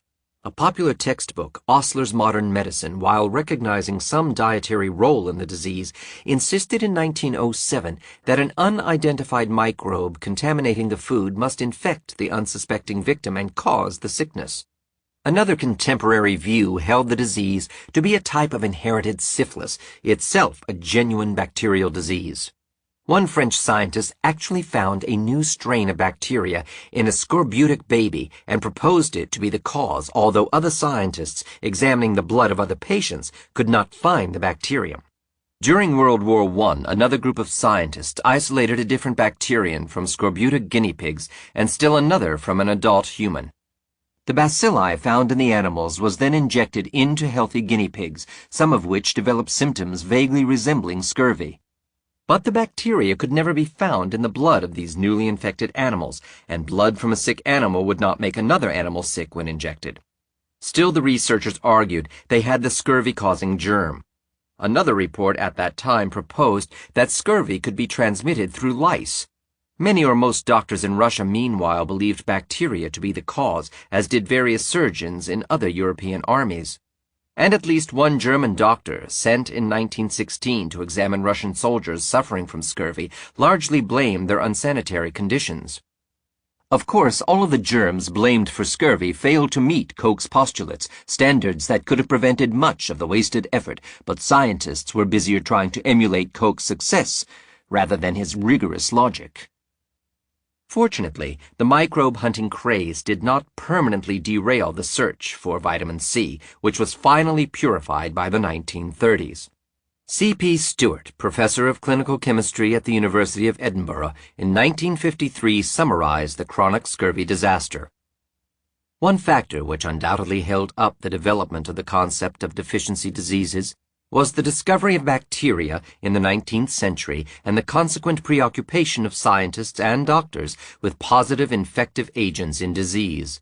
So strong was the impetus provided by bacteriology that many diseases which we now know to be due to nutritional or endocrine deficiencies were as late as 1910 thought to be toxemias. In default of any evidence of an active infecting microorganism, they were ascribed to the remote effects of imaginary toxins elaborated by bacteria.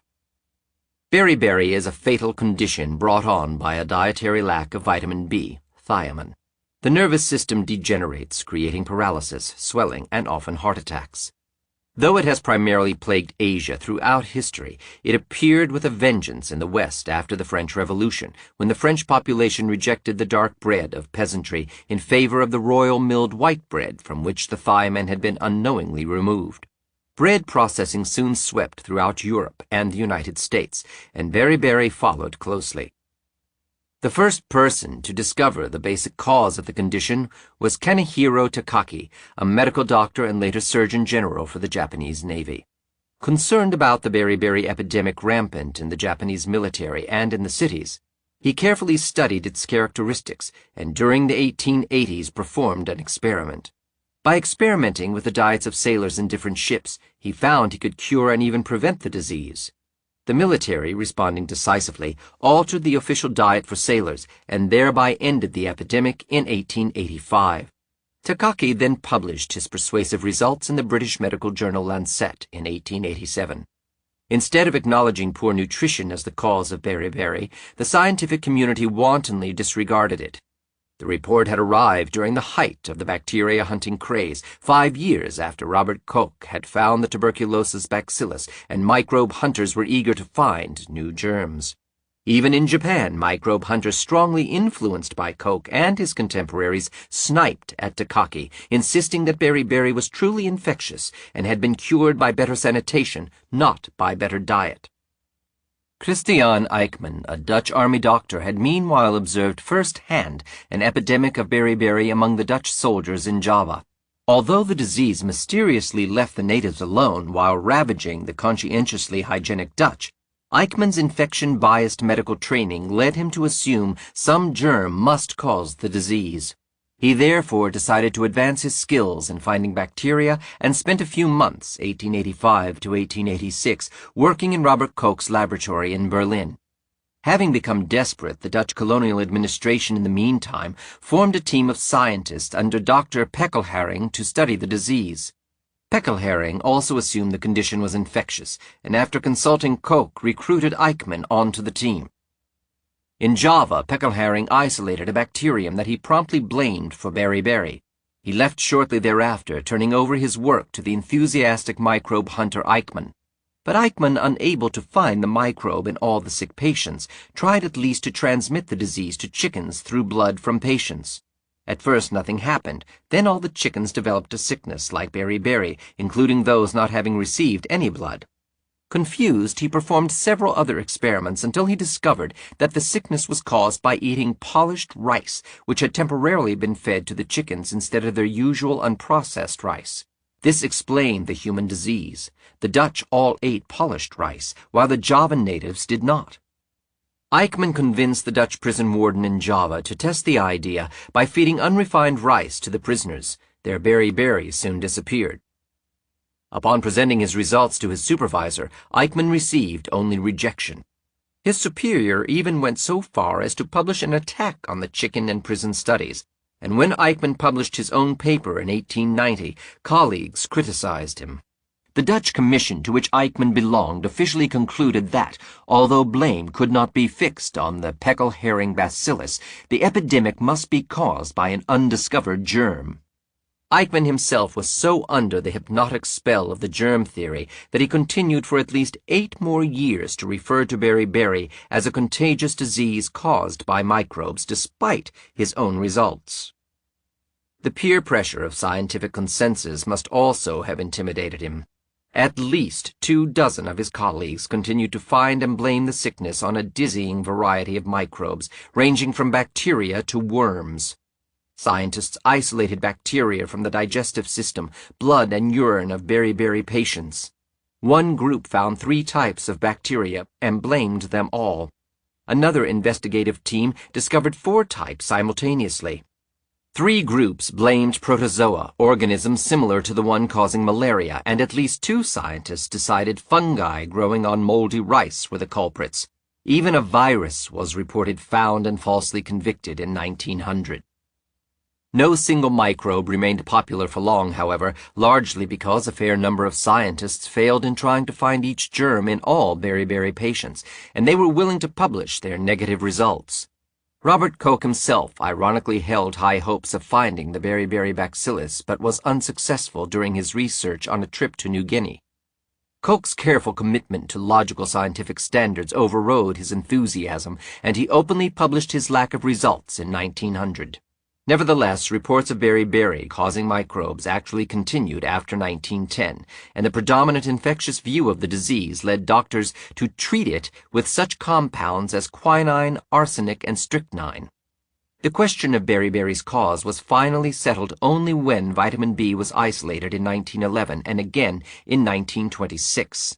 The vitamin is now added back to white bread, and beriberi has become a rare disease.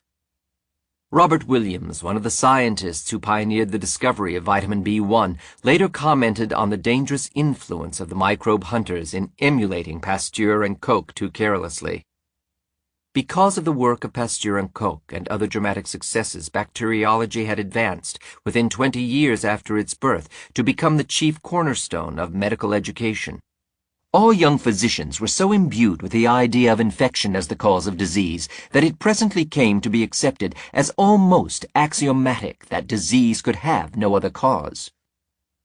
This preoccupation of physicians with infection as a cause of disease was doubtless responsible for many digressions from attention to food as the causal factor of beriberi. The pellagra plague. In terms of the number of people affected, pellagra has probably been the most devastating vitamin deficiency epidemic of all. It manifests itself most visibly by rough and peeling skin, with splotches of reddish pigmentation, followed by nerve disorders and dementia, wasting syndrome and diarrhea, and finally, death. First described in the 18th century, the disease soon grew into an epidemic in Italy and spread throughout the Mediterranean area during the 19th century. The name pellagra derives from the Italian for rough skin. As was discovered earlier in this century, niacin deficiency is the cause. Because corn lacks niacin and various populations have turned to corn as a nearly complete substitute for other vegetables, pellagra has usually appeared wherever corn has become a dietary mainstay. Doctors who wrote the early descriptions of the disease clearly noticed the association with corn diets and poverty. Beginning in the early 1800s, a series of physicians formulated several closely related hypotheses about this connection, speculating either that corn itself caused pellagra or that the fungus on moldy corn produced some sort of poison. Some prescient observers even correctly guessed that corn was not nutritious enough as a complete diet. But most European doctors originally agreed that the syndrome could not be contagious, since it never seriously spread out of the impoverished corn-eating subpopulations. Already in the 1700s, several physicians blamed the disease on miasms or bad airs, and as early as the 1790s, a doctor on occasion would observe that pellagrins, pellagra patients, could be cured with more balanced eating habits. Despite the clear inability of the disease to spread beyond the risk groups, some doctors unfamiliar with the disease still proposed it to be contagious. The German Dr. Titius himself, far removed from epidemic areas in 1791, simply called it infectious. Prominent French doctor Jean-Marie Hameau, in his 1853 doctoral thesis, decided that since pellagra strikes people living near sheep and sheep have an infectious disease with some symptoms resembling pellagra, the disease was transmitted from sheep. Barring this unlikely possibility, Hameau conceded the infection might come from contaminated corn. Although most doctors did not agree with Hameau's view, a typical approach to treating pellagra was nevertheless based on fighting infection, which included artificial bleeding, quinine, and arsenic. The latter in particular was the treatment pioneered by one of the early Italian microbe hunters, who believed the common fungus on moldy corn caused the disease. As the successes of Pasteur and Koch became widely popular, scientists and doctors began flocking into bacteriology. No longer required to invent hypothetical microbes, they could use Koch's simple tools for isolating real bacteria and blame them for the disease. Many wanted to have Koch's success, but few were willing to apply the acid test of Koch's postulates, nor even to ask whether the disease in question was truly contagious, as evidenced by spreading out of its initial risk groups. Thus, bacteria hunting turned to pellagra with a vengeance. In 1881, the Italian doctor Miocchi was first to isolate a bacterium from both spoiled corn and the blood of patients. Several more scientists discovered that this microbe was the same as a previously identified bacterium found in potatoes, and that the rotten mass of corn contaminated by this germ could cause diarrhea in dogs, though not in other animals. However, unlike Miocchi, they could not find the bacterium in the blood of pellagrans, instead finding it growing in the intestines of all humans, including those without disease. So ended Miocchi's bacterium. Another bacterium, reported in 1896 by Cararoli, was also soon abandoned.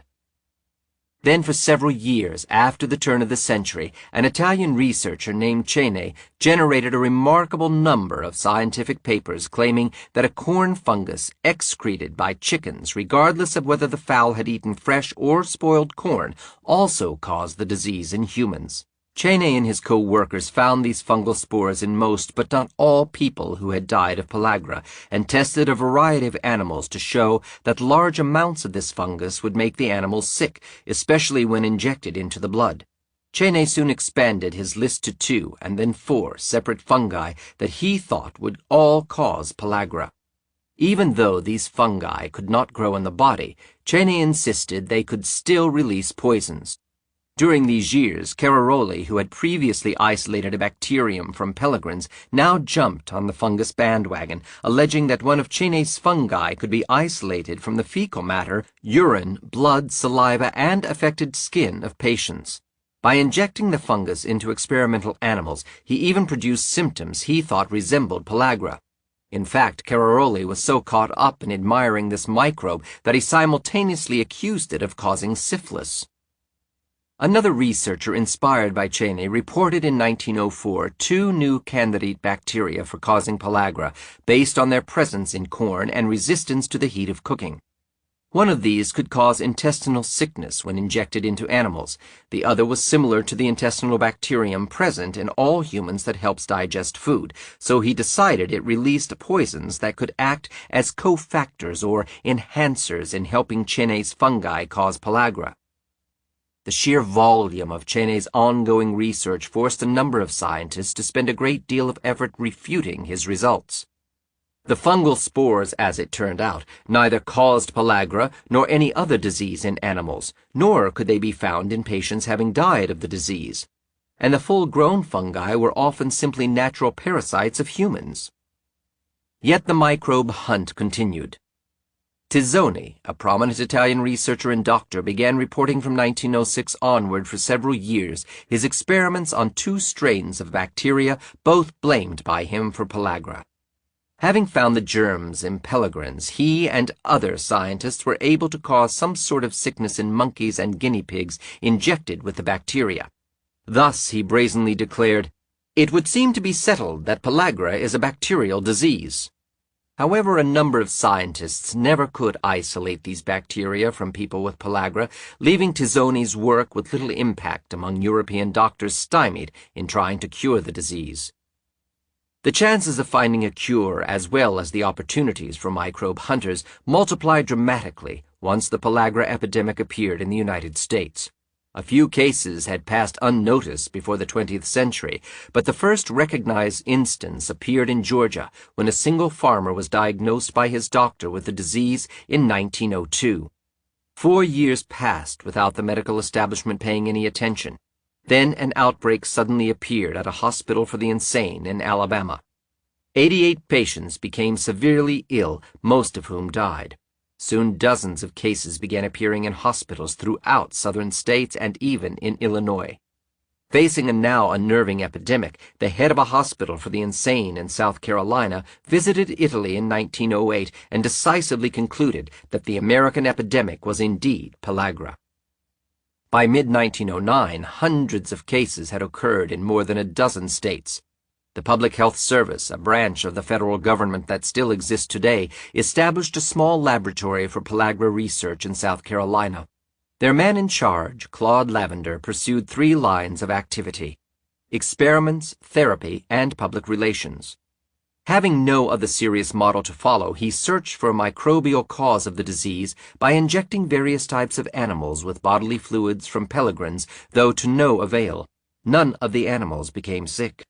Lavender's treatments fared no better, for he used the widely popular arsenic as well as mercury. But his propaganda efforts proved more effective, for the media soon mobilized to convince Americans they were facing a disease that could spread out of control and that would affect everyone, rich and poor alike. The growing epidemic activated the concern of many medical doctors, who in 1909 held a national conference on pellagra in South Carolina.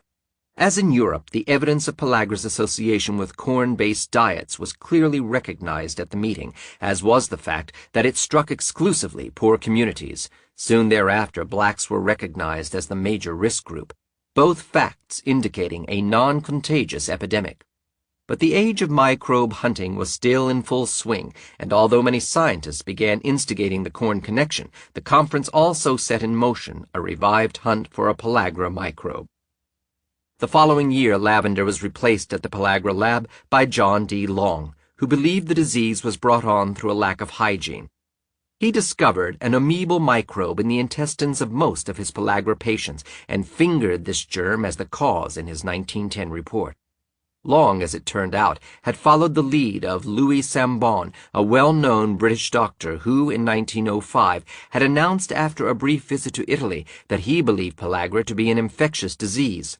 Building on his own work on malaria, Sambon declared to the press in 1910 that the disease was transmitted by insects, either flies or buffalo gnats. He failed to notice that, unlike malaria, pellagra did not spread out of its risk groups, even in epidemic areas. Only very poor farmers were affected. Sambon did realize that an infectious disease should spread at least somewhat, and therefore argued erroneously that children were primary targets of the disease. Because of his own reputation and the fact that he had assembled an official commission of top British doctors, Sambon's hypothesis caught on and quickly spread to the United States. One scientist, convinced of the Sambon hypothesis, published evidence in 1912 that airborne insects crowded the areas near water during the seasons pellagra was most prevalent, implying a malaria-like spread of pellagra. Another research team created a complex hypothesis of insect transmission in Kentucky, reasoning that insects picked up the deadly microbe from horses, transferred it to blackbirds that flew to other areas, where more insects now carried the germ to unsuspecting humans. Meanwhile, at least 2 other prominent doctors actually isolated protozoa from many but not all peregrines and published these as either causes or cofactors. Even the Department of Agriculture sent a special team of entomologists to study insects in South Carolina in 1912. Potential transmission routes ranging from contaminated drinking water to mosquitoes, even houseflies and bedbugs were suspected as vectors carrying pellagra, and newspaper articles served to fan public fears as the epidemic grew, not unlike our modern response to the AIDS epidemic. So great was the horror of the disease that a diagnosis of pellagra was synonymous with a sentence of ostracism. A severe case of eczema was enough to start a stampede in a community, and Pellegrins sometimes covered their hands with gloves or salve, hoping to conceal their condition. Many hospitals refused admission to pellagra patients. One in Atlanta did so on the grounds that it was an incurable disease. At another hospital in the same city, student nurses went on strike when they were required to nurse Pellegrins. Physicians and nurses at Johns Hopkins Hospital in Baltimore were forbidden even to discuss pellagra cases which might be there. Fear of the disease spread to schools and hotels, too. Tennessee began to isolate all its pellagra patients. The State Board of Health declared pellagra to be a transmissible disease and required physicians to report all cases. Exhibits on pellagra were prepared for the public, creating fear of the disease along with interest in it. There was pressure for a quarantine in Kentucky, and pellagra patients at the Western Kentucky Asylum for the Insane were isolated. Isolation did not prevent spread of pellagra, but instead heightened panic over it. A second national conference on pellagra was organized in South Carolina in 1912, and this time the momentum of scientific and medical thought had turned in favor of finding pellagra germs. Earlier that same year, an official federal government commission, the Thomson-McFadden Commission, was created and began studies in the South. One of its three leaders was an Army Medical Corps man who had previously served on Louis Sambon's pellagra commission in England. Not surprisingly, the commission showed a complete bias for infectious causes. Quickly and casually dismissing dietary connections, the commission turned its attention to studies of sewage, insect transmission, bacteria, fungi, and even the suggestion that Italian immigrants had brought the disease with them. Ultimately, the stable fly was officially blamed by the commission for spreading the deadly contagion. The prestige of this federal commission spurred the Public Health Service to renew its own effort at finding the pellagra microbe in 1913. Lavender was reassigned to head a group that once again tried in vain to give monkeys the disease from injections of human blood. Yet even then, Lavender could not completely let go of the infection hypothesis, and eventually he gave up pellagra research altogether. Finally, as the epidemic reached the 200,000 victim mark during 1914, and while the Thomson-McFadden Commission continued to issue its reports, the Public Health Service replaced Lavender with an obscure officer named Dr. Joseph Goldberger as head of their team. This was the turning point in the epidemic. Within weeks of arriving in the South, Goldberger saw something the entire medical establishment and its experts obsessed with microbes had failed to notice. Venturing both into rural areas and insane asylums to see the victims firsthand, he was astonished to find that even where many patients were concentrated, their doctors and nurses did not catch pellagra. He also observed the different diets of the two groups, the doctors eating meat and vegetables and the farmers their customary corn diets. Goldberger drew the inescapable conclusion. Some nutritional deficiency was the cause. After publicly stating the hypothesis in 1914, he was attacked by doctors who insisted the disease was contagious. Gathering the proof for his notion through a series of experiments in which he completely cured pellagra by changing diets in orphanages, hospitals, and prisons, Goldberger announced his findings in 1915. The New York Times carried the story, although on its inside pages. At a medical conference where the leaders of the Thomson-McFadden Commission presented further findings on infection, Goldberger stirred up intense anger and controversy by critiquing the Commission's latest study. When he then presented his own results, the effect was electrifying.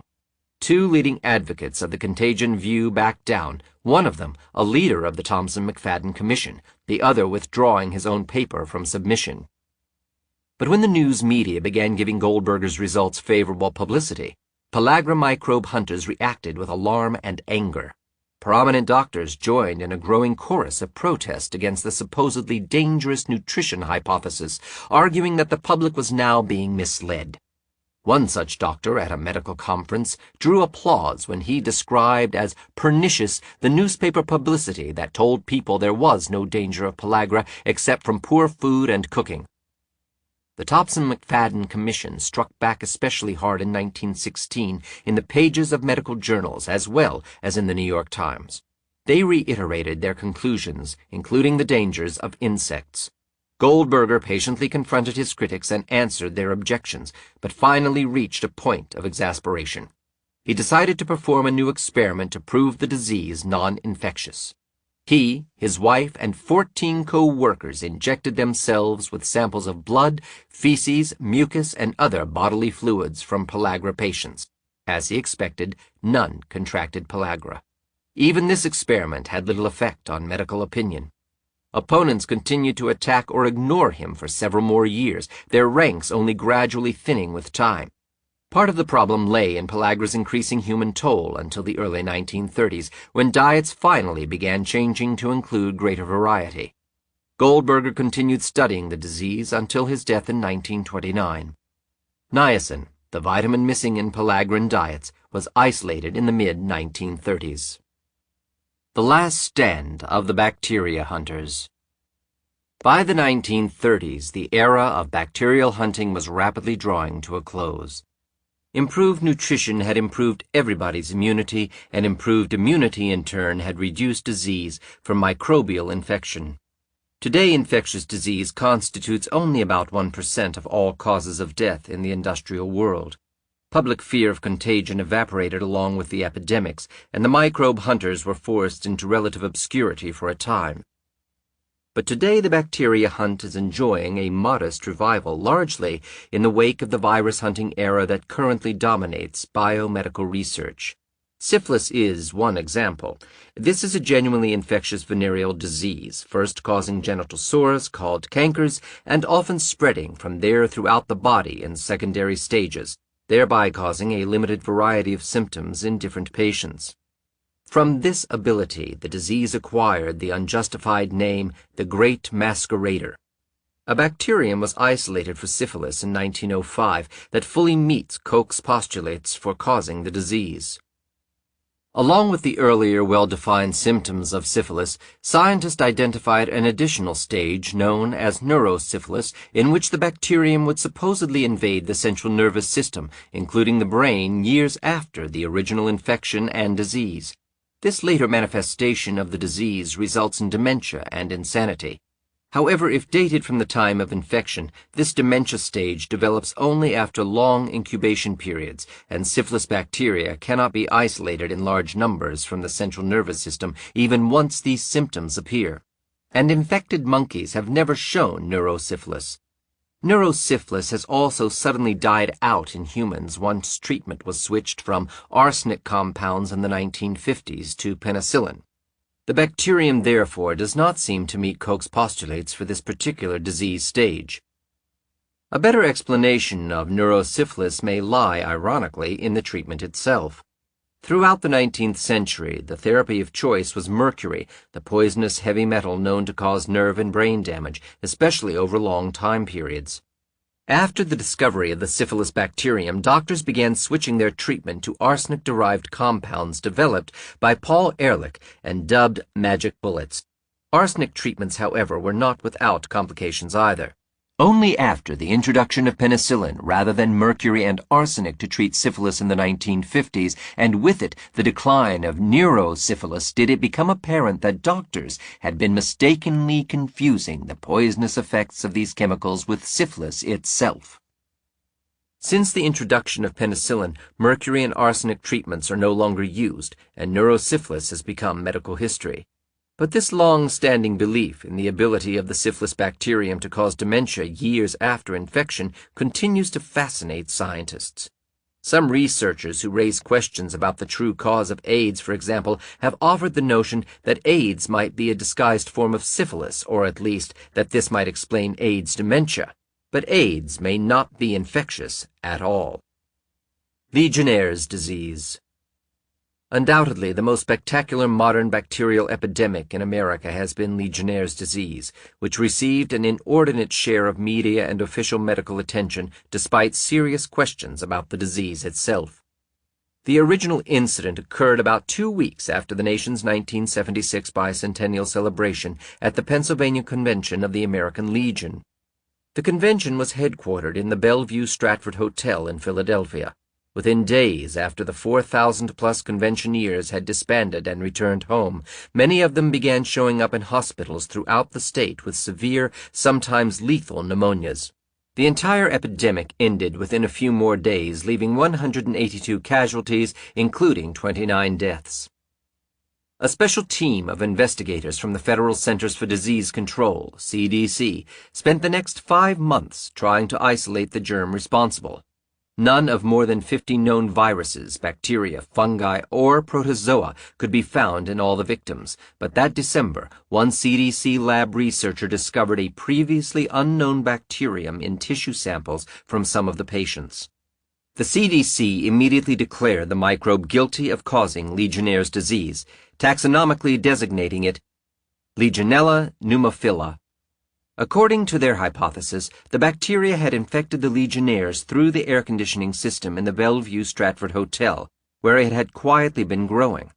Since that date, CDC officials have retroactively blamed previous mysterious epidemics all around the country on Legionella and continue to pin many periodic but small epidemics of flu-like pneumonias on the germ. But simply finding another germ in such victims cannot tell a scientist whether that microbe actually causes the disease or whether it may simply be one of the many harmless microorganisms found in humans and animals. One microbiologist has stated the point that such germs can always be secondary invaders, opportunists that take advantage of a weak person's decreased resistance rather than causing the weakness in the first place. The opportunistic microbe defines the diagnostic disease, but did not cause the immunodeficiency that allowed it to take over its victim. As heard throughout this chapter, the only logical standards of proof for causation are Koch's postulates. Legionella fails the test. The first postulate states the germ must be found in all cases of the disease and must be multiplying actively enough in the appropriate tissues to explain the symptoms.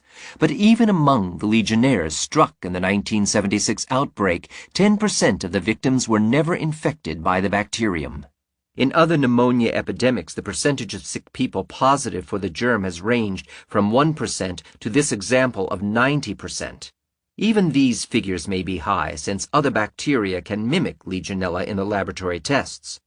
Since CDC scientists often do not think to exclude other bacteria, limited testing for other bacteria may have inflated the frequency of Legionella infections.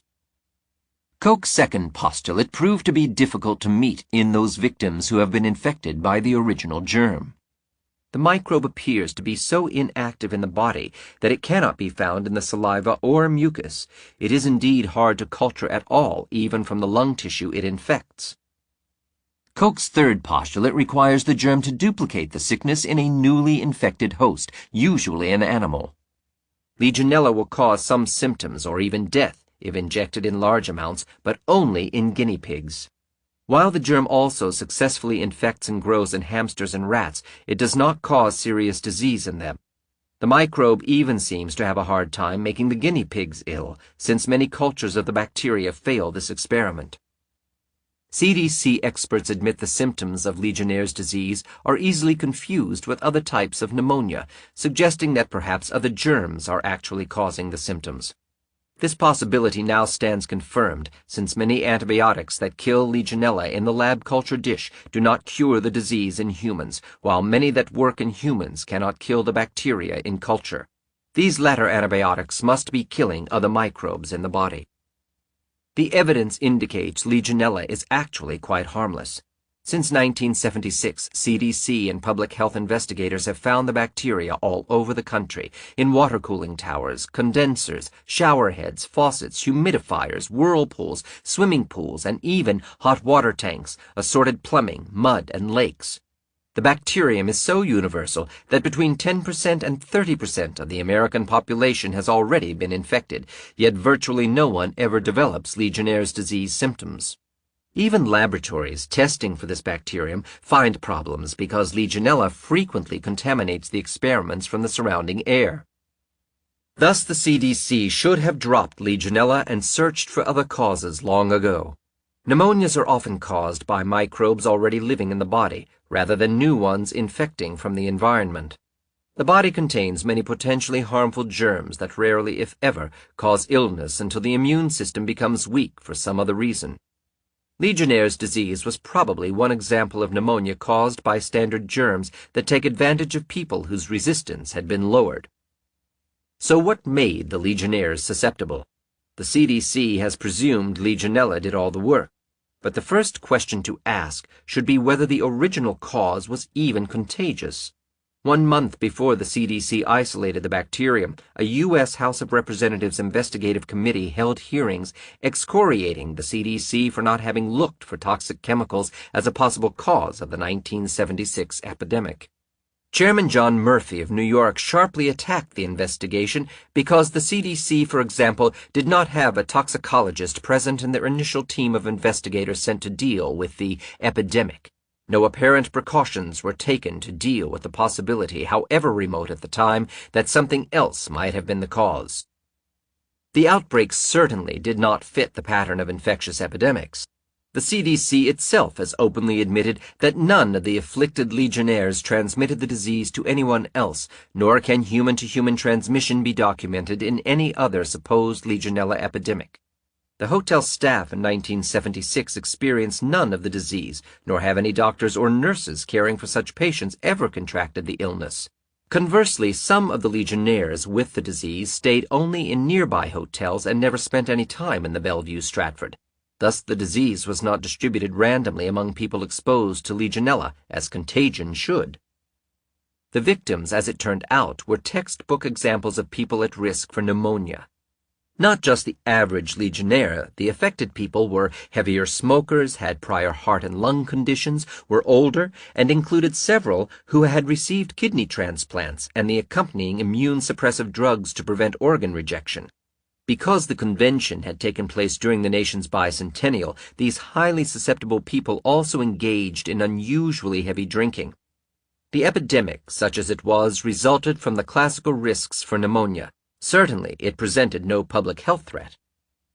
Representative John Murphy delivered the important lesson. The early investigators of Legionnaire's disease focused so intensely on a biological cause, upon a virus, fungus, or bacteria, that chemicals and poisons were apparently largely overlooked. Yet the CDC and the sensational media coverage of the small and short-lived outbreak terrified the American public at large, and they continue to do so in various small epidemics every year. Despite what Congressman Murphy called a fiasco, the CDC has recovered politically and continues to hold the official view of Legionella as a public health threat. The first international conference of scientists studying Legionella was held at CDC headquarters in 1978, and a growing number of researchers have earned their salaries producing thousands of papers since that time, creating an entire field of science for studying this modest germ. This deluge of misdirected information has drowned out any public criticism of their flawed hypothesis of infection. The bacteria hunters of the turn of the century failed to grasp the point that vast numbers of harmless microbes exist in the world, and that even potentially pathogenic bacteria only cause life-threatening disease in those whose immune systems are temporarily or chronically impaired. But a scientist who assumes an epidemic to be infectious can always find a harmless, ubiquitous microbe that, whether through occupational exposure or by sheer coincidence, will correlate with the disease. Microbes lived on this planet long before humans. We coexist with a sea of microbes and benefit from many, including those that naturally reside in the human body. Simply finding a microbe is not enough to convict it of causing disease. Koch's postulates must be met. Otherwise, reckless science can obstruct genuine discoveries leading to effective prevention and cure. Ironically, public anxiety about catching a contagious disease actually propels microbe hunting, for desperate people will gratefully provide extraordinary money and power to researchers and public health officials to protect them from microbial epidemics. Scientists with alternative views are pushed aside, for too many non-infectious diseases would put microbe hunters out of business. Better safe than sorry is the ultimate argument of those who warn that any unidentified pathogen is infectious unless proven otherwise. But since the establishment of the germ theory by Koch and Pasteur, the medical establishment has never erred on the side of non-infectious causation of disease. Instead, thousands of lives have been lost by misdirected prevention and treatment of non-infectious diseases with microbial measures and therapies. Bacteria hunting did actually fade for a time, mostly following the disappearance of serious contagious epidemics from the industrial world. But today microbe hunting has returned in force, searching for viruses as well as bacteria, even though infectious plagues have not returned. The reasons lie in the deep-seated bias for microbial causes of disease and in the explosive growth in funding for biological research, which has built a powerful array of government and private institutions with large vested interests in laboratory medicine and biotechnology. The scientific bureaucracy has become immensely larger, and the techniques for finding microbes incredibly sensitive, allowing even the most minute quantities of inactive germs to be isolated from any diseased patient. The discovery of microbial diseases has become a weekly routine in the scientific press releases, but the rest of the story, that the same microbes are later also found in healthy people, remains hidden in the professional literature. Now follows the story of modern virus hunting and the political infrastructure built around it.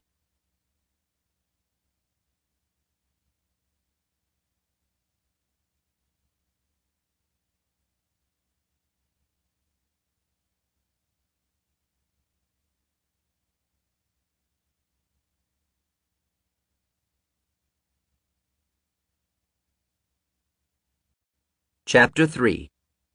Virus Hunting Takes Over. Traditionally, the scientist has been the creative individual who searched for simple explanations of seemingly complex phenomena. Copernicus and Galileo, for instance, reinterpreted the motions of planets in the sky, inferring that the Earth and other planets revolve around the Sun, not the Sun around the Earth. Newton puzzled out why apples should fall down and not in other directions and discovered the law of gravity. Koch found a method of proving when a germ causes a disease.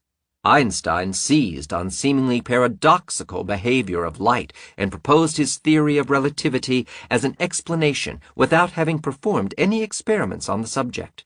Watson and Crick, who never experimented with DNA, took a second look at existing physical and chemical data and deduced the structure of the genetic molecule. Many pivotal contributions to science throughout history have consisted less of new observations than of new explanations for old data. Classical scientists did not view their occupation in terms of gathering data, but rather in terms of discovering the logical mistakes and simplifying the complexities of the prevailing explanations. Such work tended to wound egos and invited the anger of colleagues whose pet hypotheses had been sunk. But the scientific enterprise in any case achieved its well-deserved reputation for brilliant innovation. Because experimentation played such a limited role compared to thinking in classical science, the process was relatively inexpensive. Scientists labored nearly in obscurity, driven not by high stakes, politics, or finance, but by their own curiosity. Nuclear physicist Ralph E. Lapp, a prominent scientist who served as a researcher and advisor on the Manhattan Project, the Atomic Energy Committee, the Office of Naval Research, and other institutions, experienced science before and after the post-war transition. His early training had predated this change, allowing him to describe the classical situation. One has to have experienced these lean years in science to remember how frugally money was hoarded for research in physics. In those days, no scientist ventured to ask the federal government for funds. He gathered together what money he needed from private sources, or earned extra pay as a consultant to pay for his own research. But mostly he acted as a jack-of-all-trades and built his own equipment. Graduate students were required to take machine shop practice and learn glass blowing. If he needed Geiger counters, he made them himself, and he wired his own electronic circuits. The physicist was the original do-it-yourself man on campus. When scientists found, as they did after the great crash on Wall Street, that new ideas demanded financial support for their exploitation, they did not think of asking the government to help. Funds to build cyclotrons and other expensive machinery of science were secured from private sources, generally from foundations, and the cost of operations was assumed by colleges, universities, and a few institutes. All other scientific fields, and indeed academic pursuit in general, faced the same conditions. The little federal money available went mostly into applied biology through the Department of Agriculture. But then came the Second World War, its immediate aftermath, and the Cold War. The detonation of 2 nuclear bombs over Japan, products of a program known as the Manhattan Project, violently brought science into public awareness. A team of scientists equipped with $2 billion had invented the new weapon in an around-the-clock engineering effort.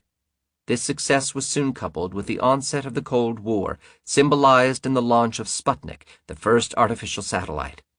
This Soviet propaganda coup terrified Americans, creating strong public support for crash science and engineering research efforts to catch up with the Soviets. The federal government moved to take advantage of this opportunity. The Atomic Energy Commission, formed in 1947, picked up the remains of the Manhattan Project and continued nuclear research. The National Science Foundation was established in 1950 and began dispersing grants for basic scientific research. In the years that followed, a bewildering array of federal science departments and agencies materialized to fund and monitor research of all kinds in government facilities, universities, and independent research labs. This new science establishment was modeled after the Manhattan Project's team-based investigation. Priorities therefore focused on the practical results of science, an appropriate goal for the engineering and technology-oriented research that first dominated the new federal spending programs. But recognizing that technology is the applied form of fundamental science, the government soon began throwing money at basic research as well, and thus transformed it into a bureaucracy. Creative geniuses were swept aside to make way for skilled administrators who led large teams of specialized technicians whose only strength was gathering ever larger quantities of raw data. Where nonconformist individuals once competed with only a handful of peers, they now faced opposition from tens of thousands of irritated colleagues, a crowd that could more easily drown out minority viewpoints. Experiments replaced contemplative thought and analysis, while research became dazzlingly high-tech and incredibly expensive. Just before World War II, total research and development funding in the United States, public and private together, amounted to approximately $250 million per year. By the mid-1950s, the federal share alone had grown to more than $2 billion, reaching $63 billion in 1989 and in 1993 becoming half of all research and development spending in the United States at $76 billion. Even adjusting for inflation, this federal spending figure has greatly outpaced the growth in our national economy, becoming 1.25% of the entire gross national product by 1989. Federal research money has turned into the major funding source for universities and other institutions, expanding and reshaping departments in its wake. President Eisenhower summarized the emerging problem well in his 1961 farewell address. Today, the solitary inventor tinkering in his shop has been overshadowed by task forces of scientists in laboratories and testing fields. In the same fashion, the Free University, historically the fountainhead of free ideas and scientific discovery, has experienced a revolution in the conduct of research. Partly because of the huge costs involved, a government contract becomes virtually a substitute for intellectual curiosity. For every old blackboard, there are now hundreds of electronics computers. The prospect of domination of the nation's scholars by federal employment, project allocations, and the power of money is ever present and is gravely to be regarded. Ironically, Eisenhower had previously declared in 1957 that shortages of trained manpower exist in virtually every field and had pushed for rapid production of more scientists. This supposed PhD shortage defined the basis of an important part of the explosive federal spending, a portion of which was devoted exclusively to the subsidy of graduate students and postdoctoral fellows to work in scientific fields. Universities, especially their science departments, became little more than factories turning out new doctorates as quickly as possible. The results have been predictable. When the American Association for the Advancement of Science was established in 1848, it had 461 scientists as members. It then reached 36,000 members during World War II and already passed 100,000 during the 1960s. Today, it boasts some 135,000 members and is only one of many growing science associations. The The National Academy of Sciences, in which membership even today is a unique honor reserved for a few scientists, started in 1863 with 50 members. Those ranks swelled past 600 by the 1960s and now stand at 1,650. The total number of science doctorates awarded each year has increased from under 6,000 in 1960 to nearly 17,000 in 1979. By the mid-1980s, the ranks of PhDs and MDs working in science or engineering had swelled to 400,000, a figure that for decades has grown much faster than national employment. As a result, of every 8 scientists who ever lived in the history of the world, 7 are alive today in 1969. Similar statistics would hold today. Nor has the pressure for further expansion abated until very recently, as evidenced in a 1990 policy statement of the Association of American Universities referring to an impending PhD shortage. Only in October 1995 did science for the first time begin to worry about the eminent American PhD glut. Yet we cannot find among them the 8 modern Galileos, Plancks, Einsteins, Kochs, Pasteurs, or Mendels that these statistics predict. Increasing numbers of scientists means many more papers being published in scientific journals, with the publish or perish stakes rising constantly. According to one summary, the first scientific journal began publication in 1665. By 1800, there were 100 journals. By 1900, 10,000 journals. Today, 1969, over 100,000. By 1986, an unreadable total of nearly 140,000 papers were being published each year just by U.S. scientists, about 1/3 of the world total. Such overgrowth in scientific ranks produces regression to the mean. Competition among large numbers of scientists for one or a few central sources of funding restricts freedom of thought and action to a mean that appeals to the majority. The scientist who is very productive, most able to sell research, and well liked for not offending his peers with new hypotheses and ideas, is selected by his peers for funding. The eccentric, absent-minded professor with crazy ideas has been replaced by a new breed of scientist, more like a yuppie executive than the quirky genius of old academia. These peers cannot afford a nonconformist or unpredictable thinker, because every new alternative hypothesis is a potential threat to their own line of research.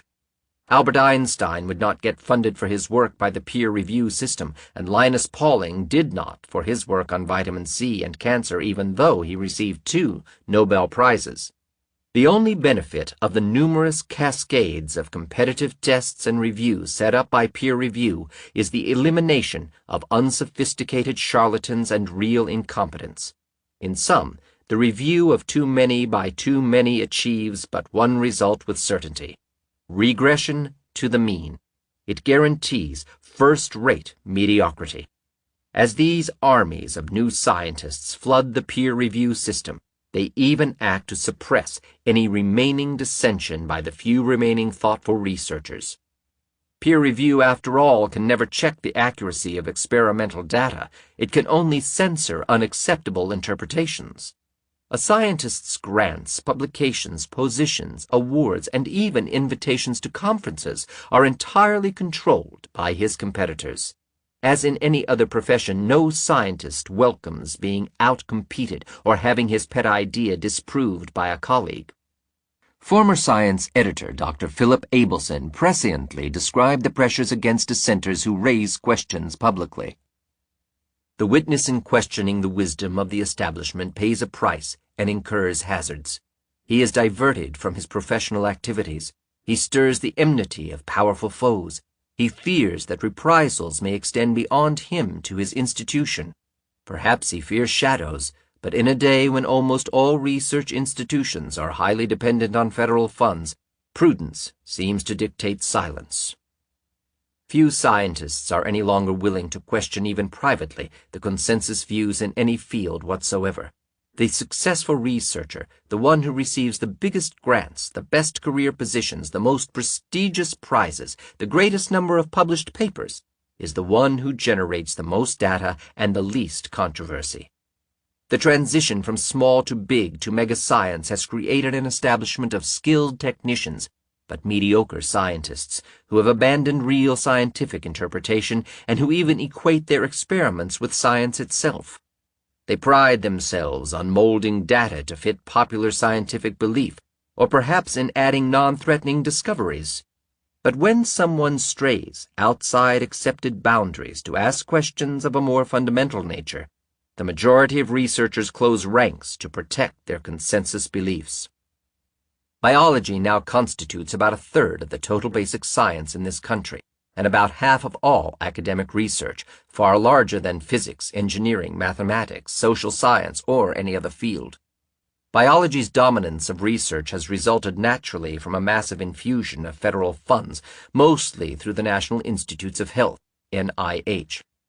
Formerly a backwater agency buried inside the Public Health Service bureaucracy, the NIH has since the 1950s developed a voracious appetite for money. Its 1955 budget hovered somewhere around $100 million. Today, it spends closer to $10 billion. NIH research grants not only fund some in-house labs, but they now provide the basic source of funding for universities and other institutes, including research conducted in other nations. Half the total federal research spending on universities and colleges, for all subjects combined, is now provided by the NIH. So while academic institutions formerly provided their own limited monies for research, NIH grants have now become a major source of income for the larger and increasingly dependent universities. According to a 1990 article in the Journal of NIH Research, when NIH sneezes, it is the academic community that catches cold. As both funding and conformism increase, one would expect the potential for disastrous mistakes to increase as well. The new money in biology was grafted on to an establishment long dominated by microbe hunters. Despite the disappearance of infectious plagues, therefore, both bioscience and popular culture have entered a new, revived era of microbiology, now in the form of virus hunting. Because biology is also the foundation underlying medicine, a mistaken hypothesis must inevitably lead to human tragedy. This happened when the successful war on polio, the last triumph of the germ theory, was extended to the misdirected war on cancer and then climaxed in the failed war on AIDS. Because virus hunting won the war against polio, victorious virus hunters continued to march against cancer and AIDS with the same concepts, but not with the same success. From early virology to polio. Unlike bacteria, protozoa or fungi, viruses are not living microorganisms. Whereas bacteria are single-celled creatures, viruses are much smaller and cannot grow on their own. Composed typically of protein and either DNA or RNA, the genetic molecules, virus particles must infect living cells, tricking their new hosts into producing large numbers of viral molecules, which are then assembled into new viruses like cars on an assembly line. Only by this means do viruses survive and go on to infect new hosts. While countless different viruses exist in the world, each can infect only a limited range of living hosts, and then only specific cell types within the host's body. Every category of living organism, whether animal, plant, or bacterium, is susceptible to infection by some of nature's viruses. The early microbe hunters began accidentally finding viruses while searching for bacteria. During the 18th century, Edward Jenner gained fame for his discovery that humans could be immunized against smallpox by injecting material from cowpox. Jenner could not know that he had used a virus, much less what a virus was, and he lived decades before anyone even proposed bacteria to be disease-causing. When Louis Pasteur turned to rabies research in the early 1880s, he correctly discovered that the disease could be transmitted from one animal to another through its saliva, but was astonished that he could never find any guilty bacterium. Pasteur guessed the cause to be a bacterium too tiny to see even in the microscope. In fact, this was also a virus. Pasteur then became the second person to invent an immunization, this time for rabies. Not until 1892 did anyone perform the first actual isolation of a virus. Russian bacteria hunter Dmitry Ivanowski gathered fluid from tobacco plants suffering the mosaic disease. He passed this liquid through a filter so fine that the pores allowed no bacteria through. Yet to Ivanowski's surprise, the bacteria-free filtered liquid easily made new plants sick with the disease. This observation was repeated independently by the Dutch botanist Martinus Willem Beijerinck in 1898, who recognized that the invisible cause was indeed some altogether different kind of infectious agent. He coined the term that led to the microbe's name, tobacco mosaic virus. In the same year as Beijerinck's report, 2 German scientists purified a liquid containing filterable viruses that caused foot and mouth disease in cattle. Walter Reed followed in 1901 with a filtrate responsible for yellow fever, and soon dozens of other disease-causing viruses were being found. The next logical step was to determine what viruses really were. American chemist Wendell M. Stanley accomplished exactly this in 1935 when he created pure crystals of tobacco mosaic virus from an infectious liquid solution. Having these crystals allowed him to study their structure, and he discovered that these crystallized germs could still infect plants with no trouble. In other words, the virus was not a living organism since it could be crystallized like salt and yet remain infectious. Soon he and other scientists began routinely crystallizing many different viruses. In 1946, Stanley received the first Nobel Prize ever awarded to a virologist, and 2 years afterward established the virus lab at the Berkeley campus of the University of California, where he later supervised the training of Harry Rubin, Peter Duesberg, and other scientists in virus research. While viruses were joining the ranks of sought-after microbes, the political institutions that would revive microbe hunting after the Second World War were developing. Congress had in 1798 formed the Marine Hospital Service for the medical treatment of sailors, an agency that was renamed and expanded in 1912, right in the middle of the microbe hunting era. This new public health service received a mandate to investigate and cure human disease, inevitably focusing on contemporary contagious or suspected contagious diseases like pellagra. This bias for infectious disease had been reflected in the name of a small subdivision created in 1887, the Hygienic Laboratory, which itself was expanded in 1930 and renamed the National Institutes of Health, NIH. True to form, the medical experts trained by and hired into these structures could think of no other way to fight disease, and they avidly pursued their one skill right on through both world wars. Even Joseph Goldberger, who discovered that a vitamin deficiency caused pellagra, had spent his previous 14 years with the Public Health Service chasing microbes. But as infectious plagues gradually disappeared, microbe hunting not only interfered with the genuine scientific challenges of non-infectious diseases, it also determined unsuccessful if not disastrous strategies against diseases that proved to be non-infectious. Indeed, the victorious war on polio, the last of the serious contagious epidemics of the industrialized world, became the very model for the failed wars on cancer and AIDS. Polio had always been, and is still throughout much of the Third World today, an awesome illness. Though often fatal, the disease was best known for causing paralysis, and it tended to strike children most commonly. President Franklin Roosevelt, perhaps the most celebrated polio case of all time, in 1938 set up the private National Foundation for Infantile Paralysis, NFIP, to conquer the dread disease. The impetus provided by the foundation led many key scientists to research poliovirus, as did the sudden, frightening polio epidemic that exploded in the Western nations, brought home by troops returning from the Pacific Theater in 1945. The virus was first isolated as a filtered liquid in 1908, but as with all viruses, no one could make these non-living entities grow outside the body. To produce an effective vaccine, the virus had to be produced in a laboratory.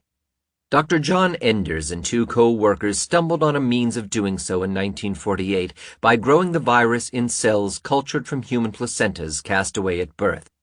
A Nobel Prize was awarded to all 3 researchers a few years later. In 1955, Wendell Stanley first crystallized the polio virus in his Berkeley lab. The major medical lesson of virology had long been that antibiotics which kill bacteria are completely useless against viruses. But immunization had been tested since the time of Edward Jenner in the late 18th century and proved to be the only effective technique against viruses.